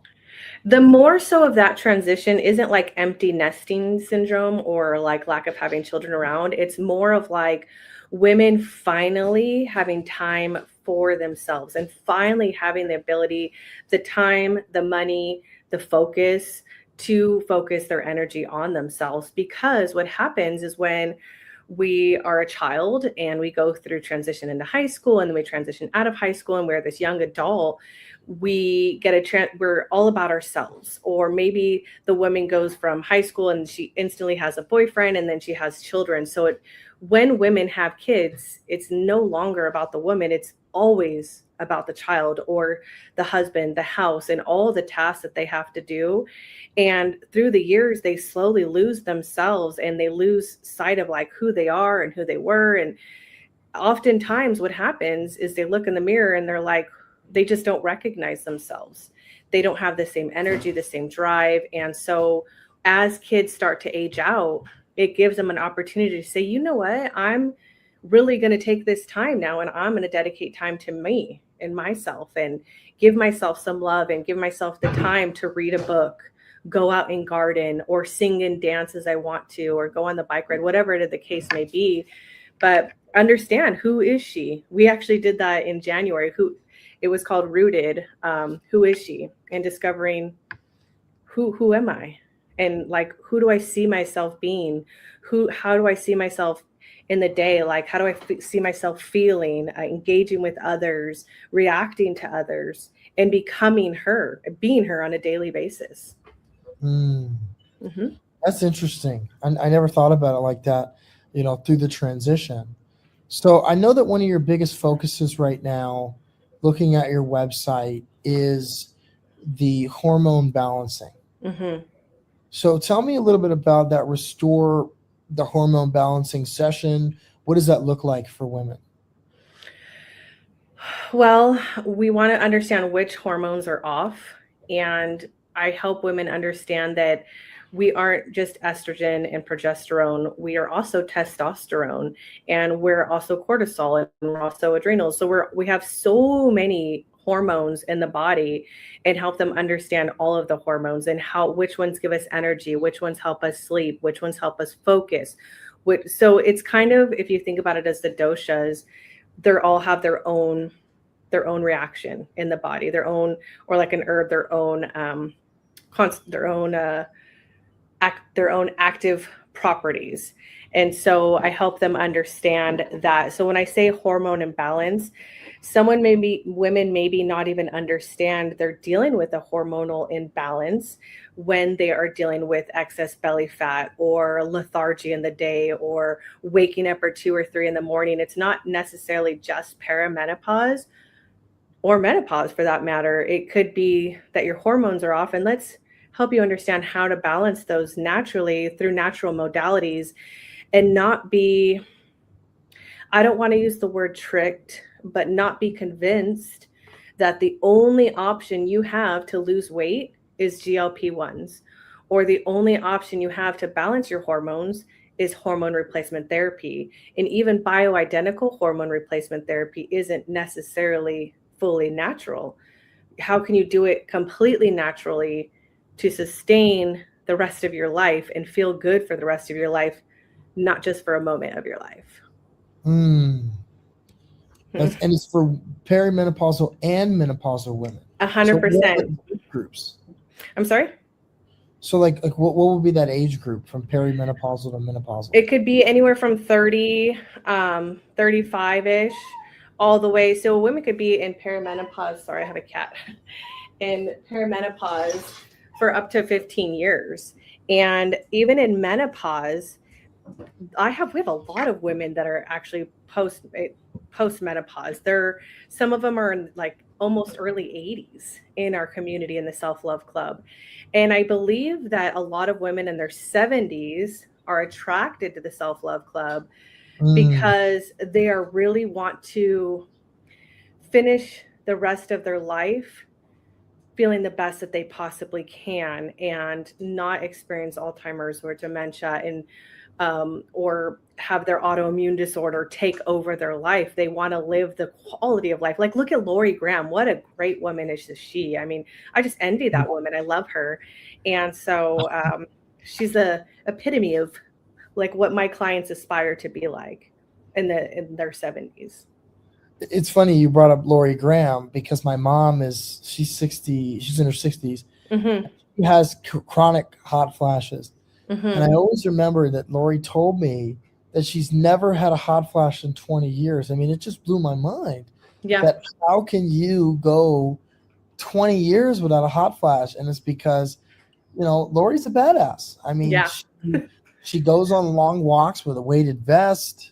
I mean, she's in the New England area, so she's walking uphill, and she's eating very healthy, and that's why. And I think that the other thing I notice, and if you can touch on this, is the blood sugar and the sugar.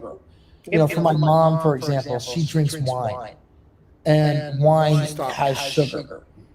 And something that Lori did, she made a video about it yesterday that I found really interesting, is that people that will wake up chronically, they'll wake up quickly, is one of the reasons why they'll do that is because they have heightened cortisol levels. And you brought it up as well, that heightened cortisol levels will actually lead to storing your gut fat. And it makes it hard to lose the fat once you have heightened cortisol levels. Right.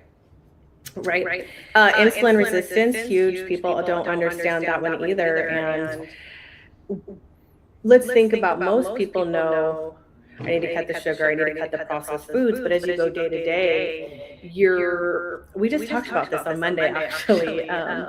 One of my clients in the self-help club said, oh, I eat really good, but my husband had cookies on the counter, and so I just grabbed a cookie and I just had half of a cookie, and it's not a big deal.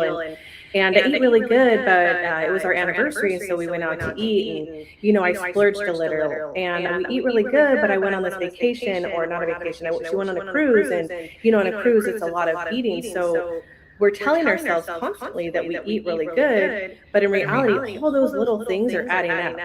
And all those little things are normally sugar, it's normally carbs.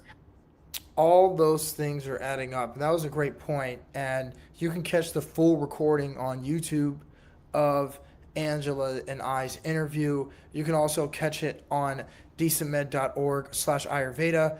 And in the full recording of this, you will see another piece by Angela. I highly recommend all women join the Self-Love Club. Visit grhc.love, connect with Angela. She's a powerhouse. She has great interviews. If you go on our YouTube channel, she's done a great job at all of our live streams. So, and really all of our summits as well. So I highly encourage you to connect with her and find her at grac.love as well as decentmed.org/Ayurveda. But now and I just want to give a round of applause for all of our great speakers today. They all did a fantastic job. But I'd remiss by not introducing our last speaker of the day, our headliner, so to speak. 10% of all global women, that's 190 million women, struggle with endometriosis. Our last speaker of the day is Dr. Jeffrey Brown. He's a functional medicine doctor. We've talked a lot today about the benefits of functional medicine. Everything from Lori Graham, who Angela just talked about when she talked about the connection between the cardiovascular system and women with menopause. Lorna talked about the benefits of functional medicine in general. And now finally, Dr. Jeffrey Brown is going to talk about how functional medicine can help women with their various health conditions like PMOS, otherwise known as PCOS, and endometriosis. You can find him at Hormone Health with Dr. Brown, as well as decentmed.org/menopause. With that being said, Dr. Brown, you have the stage.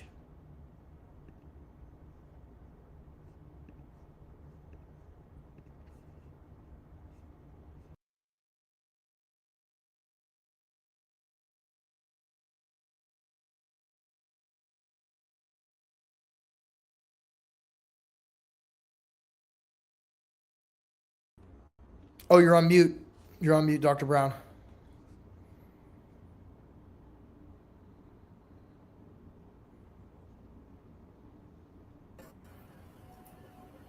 All right, how about now? You're good. Am I good? All right, you can hear me okay? We're good? Yes, sir. You're good. All right, thank you. All right, hello everybody. Like he said, I'm Dr. Jeffrey Brown. I'm going to be talking about the science of healing endometriosis and chronic pelvic pain. Just a little bit about myself. I did my undergraduate at Cornell University. I went to New York College of Osteopathic Medicine, and I only applied to osteopathic schools because their philosophy is that the body has its own healing mechanisms, intrinsic mechanisms, and you just got to give it what it needs to heal. And we're also taught to use our hands with the manual therapy to help facilitate healing.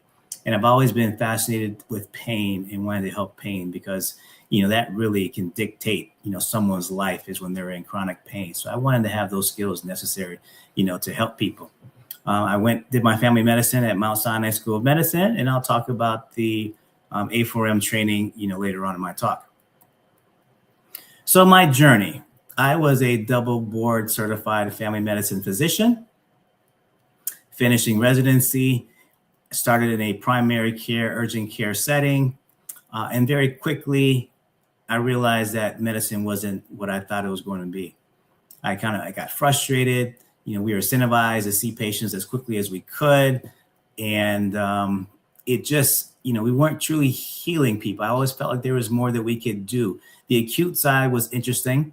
I liked sewing people up. I liked the hands-on aspect of it. But when it came to the primary care, setting, the follow-ups, quickly referring people out, people were just taking more meds, side effects from one medication, new medication. And it wasn't what I thought. And I just felt like it wasn't what I signed up for. And so, eventually I ended up having my own practice, working with somebody else, but have my own family practice where I said, okay, now I can do what I want to do. I don't have to rush to see the patients. I can do what I want to do. I still was kind of figuring out, what I could do, what could I learn. I got certified in this meridian regulatory acupuncture, which I thought was pretty cool, helping people with pain and nervous system dysfunction and, other things as well, using that acupuncture. Got a class for laser, really helping people with pain. But then eventually around 2007, my female patients started asking me about BHRT. And this is when Suzanne Summers, those who know who she is, remembers who she was. She was on Three's Company, an old TV show. And she had wrote a book about hormones and how it changed her life. And she was on Oprah Winfrey's show, and Dr. Phil was popular at that time. And it started to become talked about. Prior to that, it really, really wasn't spoken about much. I hadn't heard of what BHRT was, bioidentical hormone therapy. I hadn't learned about it in school, was it a medical school or residency? And so I look into this because my patients were asking me about it. And then once I learned about it, it changed how I practice. It actually changed my life. I said, wow, this is something else. And then as I started learning more about it and utilizing it in my practice, I saw what it was doing with my patients, how it was transforming their life. And then I got into functional medicine because it just rolled right into that. And once I started doing that and learning, I realized that, wow, there is so much more that we can be offering women specifically. Too many women were suffering, whether it's PMS, whether it's painful periods, whether it's fibromyalgia. And, the only options, typically were birth control, antidepressants, and surgery as a last resort. But then the more I saw this, the more options that were available, I realized that, wow, there's so much more that we can do for women. And so that's what changed my trajectory of my practice. I started focusing more on women because they have been a dismissed population when it came to medicine. They didn't have any options and they were searching. And so I knew I could fill this void and I can make an impact. And so I think I was the only male speaker, on the call today on this summit, but this is why I got into it, because there was a need that I know that needed to be filled and I know that I could do it. And so I started helping women with pain, the fibromyalgia, the chronic fatigue patients. I got certified with integrative cancer research or cancer therapies, and obviously autoimmune disorders, because a large percentage of women have autoimmune diseases. It's been a fascinating journey. And so my mission is to empower women with endometriosis, adenomyosis, and other painful menstrual disorders, break free from their cycles of pain, boost fertility potential, and help them live a vibrant, fulfilling life through holistic care. So why am I saying that? Like, what is pain? It's a complex protective signal. It's not just a physical sensation. It is a warning of potential or actual tissue damage. Just because it's common doesn't make it normal. Unfortunately, menstrual pain, the period pain has become normalized, not just in this country, I would say worldwide. And it's very unfortunate because pain is not normal. It is common, but that doesn't make it normal, right? But women have been dismissed for too long. And so my narrative is to change that narrative. My mission is to change that narrative because it's ridiculous, actually. So how many women out there listening have been told this about their menstrual pain? It's just a normal part of being a woman. Your pain threshold is just too low. It's all in your head. Take some ibuprofen and just relax. Get pregnant, it will fix your periods. Or it's just stress or anxiety. And there's other ones out there. And that's unfortunately, women have had to deal with this for many, many, many years, decades, and it's still happening today. So what is endometriosis? Endometriosis is basically it's a complex systemic inflammatory disorder where you have these cells similar to the lining of the uterus. It grows outside of the uterus, and it can be anywhere, in the body. Most of the lesions are found in the, pelvic or abdominal organs, but it can be found anywhere. I think the only organ that it hasn't been found is in the spleen, but they've seen these endometriosis lesions in the brain. They found them, in the eyes. So just think about that for a minute. Like, these lesions can be anywhere, and how it can disrupt the organ systems or tissues that are there, creating inflammation anywhere in the body. And so imagine the pain that these women experience when you have these lesions that could be anywhere, in the system. And that's the hallmark of endometriosis, is pain. And we're not just talking about regular pain. We're talking about pain that is hard to describe. Forget pregnancy pain. We're talking about beyond that. And that's really when I got into this. So painful menstruation, like the back and pelvis pain, that knocks them out where they can't go to work, can't go to school. They have to cancel plans. They're in bed. Painful sex, bowel movements where you have pain with bowel movements, pain when they have urination. So it's basically pain that is indescribable that women who suffer from endometriosis experience. Infertility. Half of all infertility cases are women who have endometriosis. They're also known to have excessive bleeding and significant fatigue, and usually is associated with different gastrointestinal complications, severe bloating, constipation, diarrhea, etc. Now, I told you before that it is a systemic inflammatory condition, and so it shares similar immunological pathways. So it's also associated with different autoimmune disorders and inflammatory disorders. So women who have endometriosis, a lot of them also have associated autoimmune diseases. So there's also adenomyosis, and this where the inner lining actually grows inside the uterus. So it doesn't go outside, it stays inside. So this uterus becomes swollen, congested, and these women also suffer from very heavy and painful periods, have a lot of chronic pelvic pain, bloating, pain with intercourse, and also suffer from a lot of fatigue. So we're going to talk about how we can help you go from pains to feeling good. That's our goal, right? That's what we're having this summit today, because we're trying to help women improve their lives, improve their health. And so that's what this talk is about. So I'm talking about 3 steps necessary to reclaim your energy, fertility, and freedom from pain.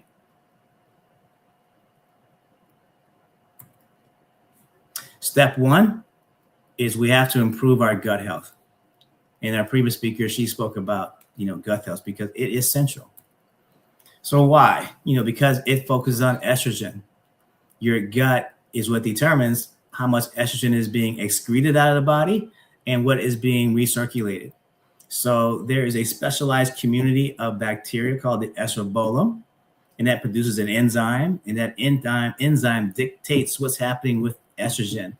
And so when that community is not getting along, it's out of balance, they're at odds with each other, then that estrogen is going to be reabsorbed a lot, creating this estrogen dominance. So we want a healthy community that communicates well with each other and is balanced. The gut also houses most of our immune system, right? 70 to 80% of our immune cells are in the gut. And so again, when the gut is out of balance, we call that dysbiosis, that can impair the immune system. And that will make it much more easier for these endometrial lesions outside the pelvic region, in the areas wherever they're going to be located, embedded, to continue to grow and spread and wreak havoc in the body, right? So we got to help balance our immune system. And so how do these endometriosis lesions, continue to grow and evade our immune system? Because anything that is foreign to our body, our immune system should attack, right? You would think, okay, why are these lesions going everywhere and the body's not doing anything about it? Well, it's very fascinating. And there's different mechanisms of how that happened.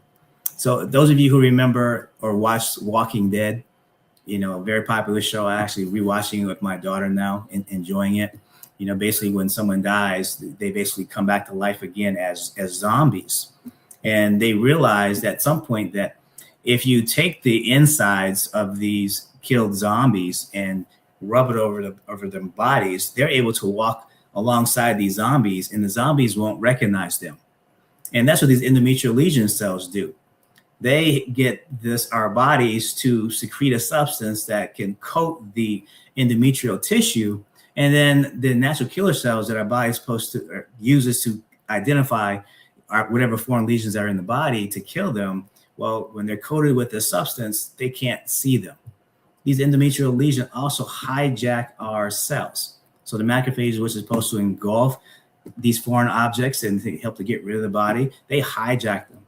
They actually make it easier for the endometrial lesions to grow more blood vessels, releasing certain growth factors that allow these cells to replicate, produce more blood cells and continue to grow. And so they can hide, they can hijack, and they also can dampen our effects of the immune system as far as being able to, target and kill these cells. They can weaken our immune system. So these are very complex, unique, cells that are able to manipulate our immune system. And so the gut is where most of the immune system lies, is what I told you. So really focusing on that is really important to helping to boost our ability to get rid of these cells. And also inflammation, right? So if our immune system's there, when the immune system is activated, the inflammation is activated. And so when there is a problem in the gut barrier and things can leak out, we can call that leaky gut. Things are not supposed to leave the gut system, gets into the outside of the barrier. That can trigger the local as well as a systemic effect, which can release prostaglandins, which are basically chemicals that can worsen the contractions of the uterus, the muscle spasms, releasing cytokines. These are also chemicals that promote inflammation and immune cells. And so all these things, when the gut barrier is compromised, it triggers these things. And so it's important that we keep our gut microbiome in a healthy, friendly ecosystem. And I think most people have heard about the gut-brain axis, right? There's a highway from our gut to our brain. Right? Our gut's also known as the second brain. And so that vagus nerve is what, where everything can travel as far as calming the nervous system. Most of the serotonin, is produced there in the gut. That's our feel-good, hormone. So a lot of women with endometriosis or adenomyosis, they may suffer from, depression, fatigue, affecting their mood. The brain fog, can be there because of the inflammation, that started in the gut. And so again, that gut microbiome, gut health is so important, to healing. The second step is we got to balance and optimize our hormones. So what are hormones? Hormones are chemical messengers. They have to deliver the signal. And we know that with every relationship, communication is key. So if our hormones can't deliver the right message, then we're going to have a problem. That relationship our body is trying to establish homeostasis is not going to happen if the wrong message is being sent. And that's where the problem is. So our hormones have to be balanced. They have to be at the right levels. And when it's not, we're going to have problems. So the first one we're going to talk about is estrogen. Now, we know we need estrogen. Estrogen is really important for health. But in a lot of women's health conditions, we have estrogen dominance. And when we have too much estrogen, that triggers a whole lot of things going on, specifically, inflammation and chronic inflammation. And that can lead to the bloating, the cramping, the heavy periods, the stabbing pain, neuropathic pain, sensitizes the nervous system. And so having unchecked estrogen, too much estrogen, is what causes a lot of the symptoms that women experience, a lot of hormonal imbalances, the PMS, the PCOS, the PMDD. A lot of these disorders are because of estrogen dominance. So let's talk about progesterone. Progesterone polices estrogen. Now, in endometriosis, unfortunately, we get what you call a progesterone resistance, because progesterone, like I said, has to police the estrogen. It's calming. It can help to slow down the lesions from progressing. It can help those lesions to shrink. It helps to reduce inflammation. It helps to reduce the release of the prostaglandins. So at the receptor sites, it can get there instead of estrogen, and it helps to keep that in balance. But when it's not there, then the inflammation continues to drive. The pain continues to drive and worsen, which increase more pain. But progesterone is there to benefit us. And like I said before, endometriosis, there is progesterone resistance. So even if there's plenty of progesterone in circulation at the cellular level, it's not responding to progesterone. It's not allowing progesterone to come in. It's blocking it at the cellular site. And so unfortunately, things can continue to worsen, with progesterone resistance. And it just goes out of control. Progesterone is so important to balance out estrogen. So what are symptoms of progesterone deficiency? The anxiety, irritability, the mood changes, sleep. Progesterone works at the GABA receptors of the brain. That's calming. It helps you to go to sleep and stay asleep. Progesterone deficiency, you also will see the painful periods that we spoke about, and also breast tenderness. Can also have heavy bleeding associated with that as well as more painful periods. Let's talk about testosterone. Testosterone, one of my favorite hormones, especially in women, because most people think that testosterone is just for men. But I think slowly but surely women are realizing, when people are talking about it, that, hey, testosterone has a lot of benefits in women. One of the things it does, it helps to antagonize estrogen. So it can help to slow down the growth and survival of these endometriosis lesions. It can also help to shrink the lesions, just like the progesterone does. And it's also calming. It's an anti-inflammatory. So those prostaglandins I told you that are released before, when women have the painful cramping, that's stimulated because of the prostaglandins. This can help to slow down or calm the release of the prostaglandins, so it can help to calm down the pain, so it's not so bad. So the cramping, the pelvic pain, the neuropathic pain that can happen in endometriosis, testosterone can get in there and help to, calm that down. So I mentioned before that 80% of autoimmune disorders are women. So one of the theories behind that is, usually women have, lower testosterone levels than men. And so low testosterone has been associated with, autoimmune diseases. So obviously if 80% of autoimmune patients are female, that means 20% are men. And typically what I've seen in my experience is that the men who have autoimmune disorders also suffer from low testosterone, because testosterone not only helps with the inflammation, it also is a immune modulator.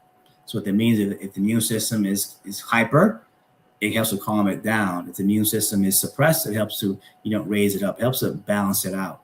And so having sufficient testosterone on board can go a long way to putting the brakes on the immune stimulation and the inflammatory, pathways as far as release of cytokines, etc.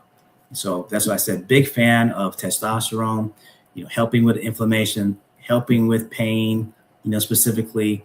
We know it can help with, muscles. We know it helps with bones. We know it helps with sex drive, but with pain specifically, I've seen great results with, optimizing, testosterone. So what are clinical manifestations of low testosterone? Well, you can see a lot of fatigue, lack of motivation, loss of drive for doing things. I've had patients when their testosterone optimized, they said, this is what men feels like when they have that motivation and drive to, succeed and do things, right? So when your levels are low, you may have increased anxiety. You may feel a little bit depressed, have less focus. That could, that's testosterone. Also, we mentioned the lack of muscle, reduced muscle mass, lack of strength, bone density loss. And, we talked about sex drive before. That's low testosterone. So getting that testosterone levels up, is important to reduce pain, reduce inflammation, and modulate the immune system. Cortisol. This is probably the most important hormone that you need to work on and optimize. And I know other speakers were speaking about this before. So why is that? During an acute experience, imagine, a stressful event, a wild animal is coming to attack you. Your body only has, so many resources. And so it has to take those resources and put it towards the areas that's going to help your body to fight or run away. And it's going to take away from the areas that don't have anything to do with survival. And so one of the systems is the gastrointestinal system, right? It has nothing to do with helping your body to fight or run away. And so you're going to have lack of digestion, suppressing enzyme production. And we just talk about the importance of gut health. So if you have chronic stress, that's going to be an issue. What else is it important? Your reproductive system. When your body feels threatened, it definitely doesn't want to bring another life, into play, so it's going to lose resources to the reproductive axis. And the other thing is your immune system. So it's going to decrease resources to go to our immune system. So it's going to slow down, decrease activity of your natural killer cells, T lymphocytes, et cetera, because we don't need our immune system to help us fight or run away. So that's what happens during acute response. But when it's happening too long, which unfortunately a lot of women have chronic stressors, from childhood, from, different experiences, different abuse, physical, emotional, or sexual abuse. So many women have suffered, from that, having chronic stress, chronic trauma that's staying there. So then that chronic system, that bell just continue to ring. The body doesn't feel safe. It's always in surviving mode. So now the body is producing higher cortisol levels, creating more inflammation. So instead of suppressing inflammation in the acute phase, now you're having more inflammation that's going on to help your body to, the growth and survival mode. Now, instead of in the acute phase, your body is ready to fight and you can experience some pain. Now that the muscle tension turns into more of a fibromyalgia type, it's hypersensitive now. So those nerves now are hypersensitive to things. So pain that shouldn't normally bother you or even normal things, now we have heightened, it's been amplified, the amount of pain that people can experience. That can lead to fibromyalgia and more pain in the pelvic nerve fibers. And then that can also lead to the adrenal dysfunction, the hormone imbalance that goes on, chronically. So now we're having issues with, our hormone production and balancing hormones because that reproductive system now has become impaired because of prolonged stress. So things that we've been proven that can help get you back into rest and digest instead of the fight or flight. Deep breathing exercises, really, really important. They help to activate the vagus nerve. That helps to lower the heart rate and lower the blood pressure. Mindfulness, prayer, that type of slowing things down helps to down regulate those cortisol and pro-inflammatory pathways. And then just exercising helps to increase endorphins and feel good hormones. Those are things that we can do to help our body to get out of, fight or flight. Step 3 is detoxification. So one of the theories behind endometriosis. And this is interesting. It's also, sad in the world that we live in, is the field exposure to endocrine disrupting chemicals. We say, EDCs for short. And I think we all know that we're so exposed to chemicals, everywhere. And these chemicals, unfortunately, can bypass the barrier in the placenta. And so now it's just going right into the developing fetus. And then once it gets into the fetal circulation, it can block hormones. It can mimic hormones. So instead of being estrogen, it can mimic estrogen or thyroid or other hormones. And so then it's going to be sending different messages. And so when these things are occurring, it can change your DNA. It can change the expression that's supposed to take place. And so later on in life, when women are hitting puberty, they are already set up for a disaster because of way back when in utero, when you have these chemicals changing the chemical expression of what your body meant to do. And you have these chemicals that are hijacking our hormones, our hormone receptors. And so this is what's happening. This is one of the theories behind it, because we know that sometimes these teenagers, the very first period they get, extremely debilitating, very painful, all the symptoms that go along with it. And it happens throughout, their entire life. And they wonder what happened. Well, this is where it happened because of all these chemicals that our children are exposed to. And obviously other health conditions as well, because of these chemicals.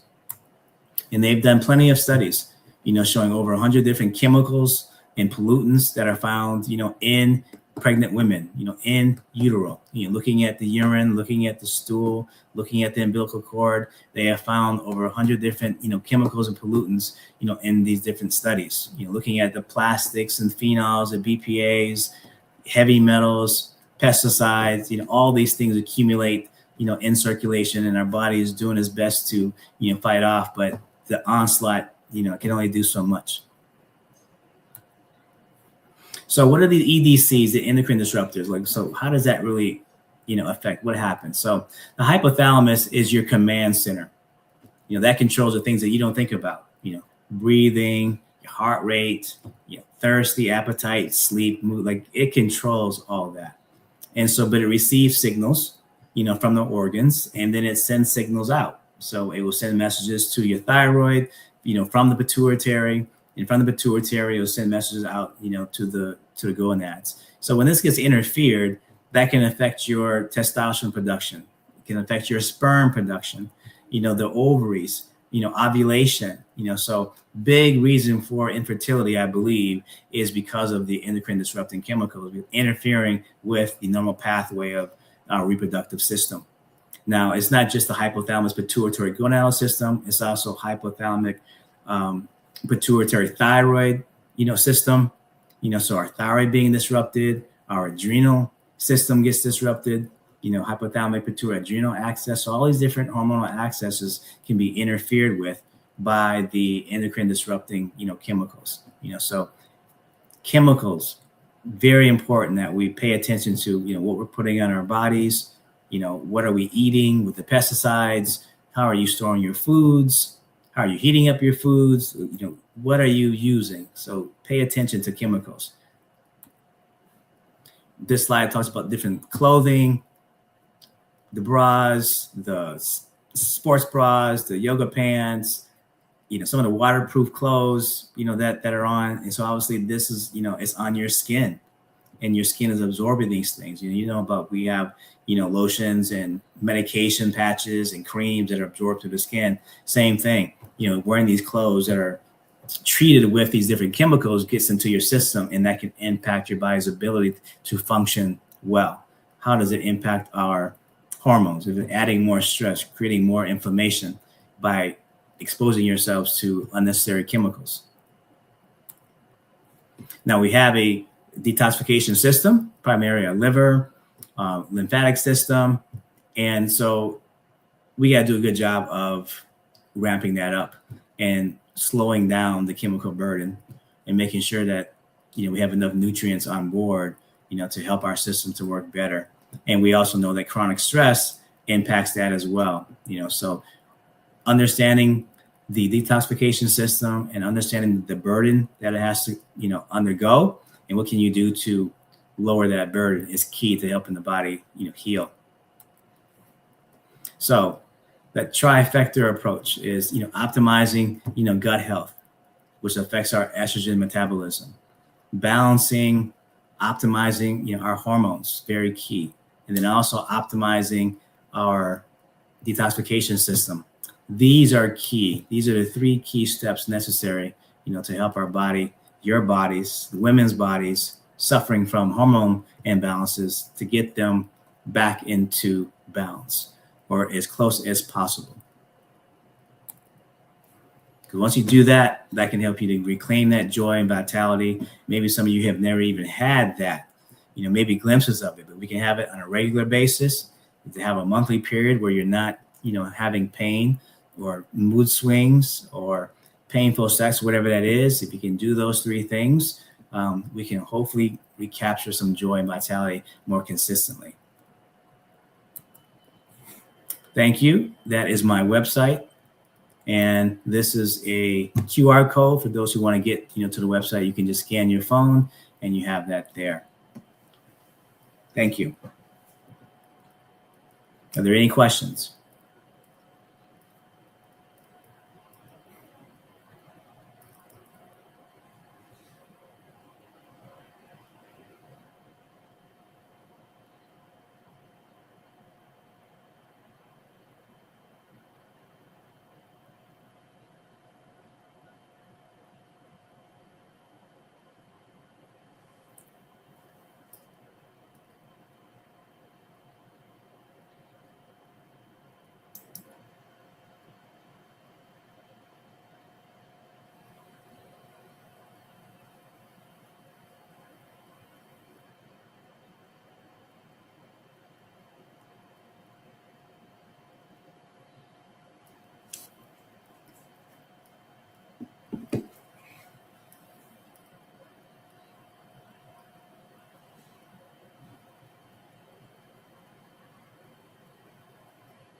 Samuel, are there any questions? Yeah, I didn't know you finished so fast. Thought you were going to go to the hour. Yeah, I'll pull up some questions that we had for some of our other speakers. So, the first question that we had for one of our speakers was, how does menopause affect the genetics? How does menopause affect genetics? Is that what you said? Yes, sir. Well, I would say more genetics affects menopause, not the other way around. Genetics is a blueprint of how your body may or may not present certain, traits or certain proteins that are going to be, produced. So you may have, some people who are, more predisposed to maybe having, hot flashes than others, or, they have more predisposed to, heart disease or, inflammation, so it's going to be more the other way around, more the genetics. But again, genetics only pays 20% of it. The other 80% is lifestyle, your environment, what else is going on? What are you doing? What are you not doing that really impacts how you experience menopause? So with that being said, the next question is, what tests do you recommend? Well, I am a big believer in saliva testing. Okay. And so the reason why I recommend saliva testing is because that's the only way that you can see the free hormones that are inside the tissue. Mm-hmm. And so that's where everything is happening. When you're doing blood work, you're hoping that that's reflecting what's going on inside the tissue, but you don't know that for sure, mm-hmm. because what's hormones are in the blood is bound to protein. And so you don't know what percentage of that is protein and what percentage of that is actual, hormones. Mm-hmm. So if you're looking at hormones, you want to see, okay, what's happening inside the tissue. Saliva testing is the best way to look at that. But the other reason why I like saliva testing more is because you can also look at cortisol. Mm. And so you're not looking at one reading. When you do blood work, it's just one shot at a time. That's one reading. When you're doing saliva testing, you're doing 4 different readings throughout the day. So you have a better reading as far as cortisol, what's going on in the morning, midday, afternoon and evening. And also, hormones are not the same level throughout the day either. So you can get an average reading of what your hormone levels truly are, throughout the day. And so that's the other reason why I like saliva testing, because you can get an average and you can actually see what the free hormones are. And, blood work, you're kind of guessing. You're hoping to extrapolate based on what the blood work is telling you. And sometimes what I found is that when you do blood work, oftentimes the levels are lower. And so you tend to overtreat, use more hormones than you actually should, because oftentimes, especially when you get the perimenopause range, the levels start to go down because we know hormones can go down. Yeah. So if you're looking at as following patients, you can often overtreat, women by using blood work instead of saliva testing. So that's why I like saliva testing better. Next one is, and this last part obviously doesn't apply to you. This was a question that was asked to Dr. Volner earlier today, but I can ask it in a different way. So you were talking about hot flashes, and our provider before you called it hot flushes, and it fluctuates among women, like you said. So the better question to this is, why do you think it fluctuates among women? When you say fluctuate, do you mean why some people have them and some people don't? Some don't. Yes, sir. Oh, okay. Well, the easy answer to that is a lot of it is based on diet, right? So, I've treated a lot of women over the years. They know that, okay, if I drink alcohol, they said that, I know I'm going to have the hot flash. I'm going to pay for it, right? And so, how much alcohol are you consuming? If I'm eating too much, processed food, fast foods, not giving my body nutrients that it needs, you're going to have more hot flashes. So I can say that typically people who are eating cleaner are going to have fewer hot flashes you just are. Those who are exercising and take care of themselves, they typically don't have the severity of hot flashes that I see women, who don't take care of themselves. It's just, that's what I typically see. So the healthier lifestyle is, more chances are you having, fewer hot flashes, and definitely not as significant. And the other piece of it as well is stress. Everybody has we all have our different stressors, right? But do you have what I call stress reducing activities that I spoke about? Do you have, regular prayer or meditation, rituals? Do you go to yoga on a regular basis? Are you doing deep breathing exercise? Are you going for walks? Are you helping your body to get out of fight or flight and go into a parasympathetic realm? Because if you're in fight or flight, you're definitely going to have more hot flashes and night sweats than if not. Because one of the questions that I ask men and women is, do you have night sweats? So why do I ask a man that? Because I know if they're stressed and have high cortisol and they have night sweats, it's usually because of stress, right? That high cortisol. Or diet. Yeah. Well, no, just specifically for men, night sweats is usually it's the stress piece. And so that's why I say I correlate that with women. It's like, yeah, if you're having more stress, you're not handling it, you're not actively working on high cortisol, you're going to more likely have hot flashes as well. So lifestyle plays a huge role, into that. Because as I spoke before, cortisol impacts your stress hormones. Yeah. And not just, your sex hormones, not just stress hormones, but your sex hormones as well. So we all know they decline a little, as we get older. But if you have a lot of stress, that's going to impact your hormones, even more so. Well, what's interesting to that point is, I was talking to my friend about this. I found that some women, as their estrogen decreases, their testosterone gets higher, and they actually become hypersexual. So it's not a lot, but there is a certain percentage of women that become hypersexual when, as their estrogen diminishes, their testosterone increases. The other thing I like that you mentioned was the idea of having a spiritual connection. One of our speakers earlier today talked about the pillars for women. And as we spoke, and obviously you help more with women that are perimenopause or postmenopause or menopausal, but we were talking about women through the cycle, through the ages. And what we found is, for women that are 15 to 25, their biggest issue is actually mental health. And that's the problem that a lot of women in that age group deal with, things like anxiety, Then when you go to 25 to 35, that's when they have to have a real commitment to physical health. And then when they get to perimenopause in their 40s, and then the 50s and 60s, when we get to menopause and postmenopause, that's when, and Caroline mentioned, the biggest thing that's most important is a social connection and a spiritual connection. And when you look at the people that are centennials, people that live to be 100 years old, the blue zones, the one thing they all have in common is not what they eat, it's not physical health, it is those two things. The absence of a social connection and a spiritual connection caused women to decline to the point where people die early. If you prioritize those two things, you're more likely to live a longer life, because if you eat in a social community, you're going to eat slower. And if you eat slower, then you're not going to eat as much. You're going to get full faster. So with that being said, my last question for you, Dr. Brown, is what advice do you have for menopausal, perimenopausal, and postmenopausal women?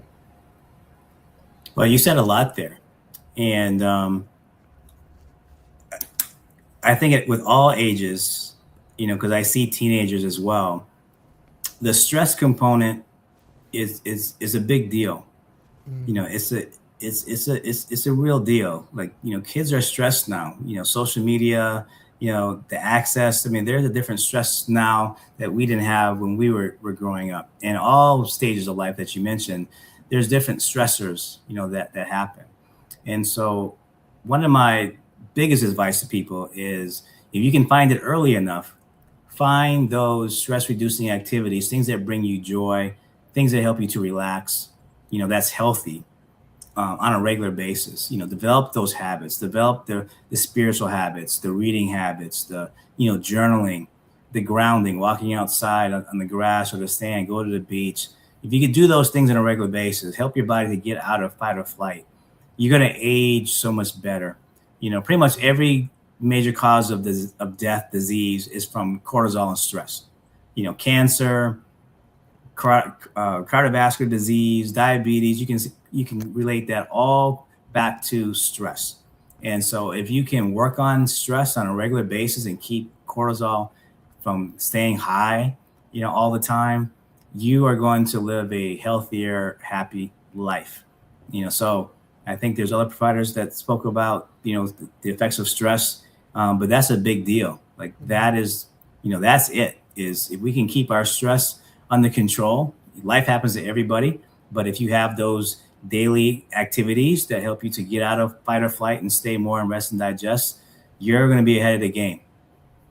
So if you can, not smoke and not have to turn to drugs and alcohol because of stress, and you've already created these nice habits, because, when people stress out, what do they tend to do? They snack on the bad foods, the processed foods, the fast foods, or they drink more alcohol. They're turning to those things that, chemically make them feel better, but it's not good for you overall. So, but if you get in those habits and strengthen that muscle of, rest and digest, then you're less likely to turn to those things that are not, helpful for you health-wise.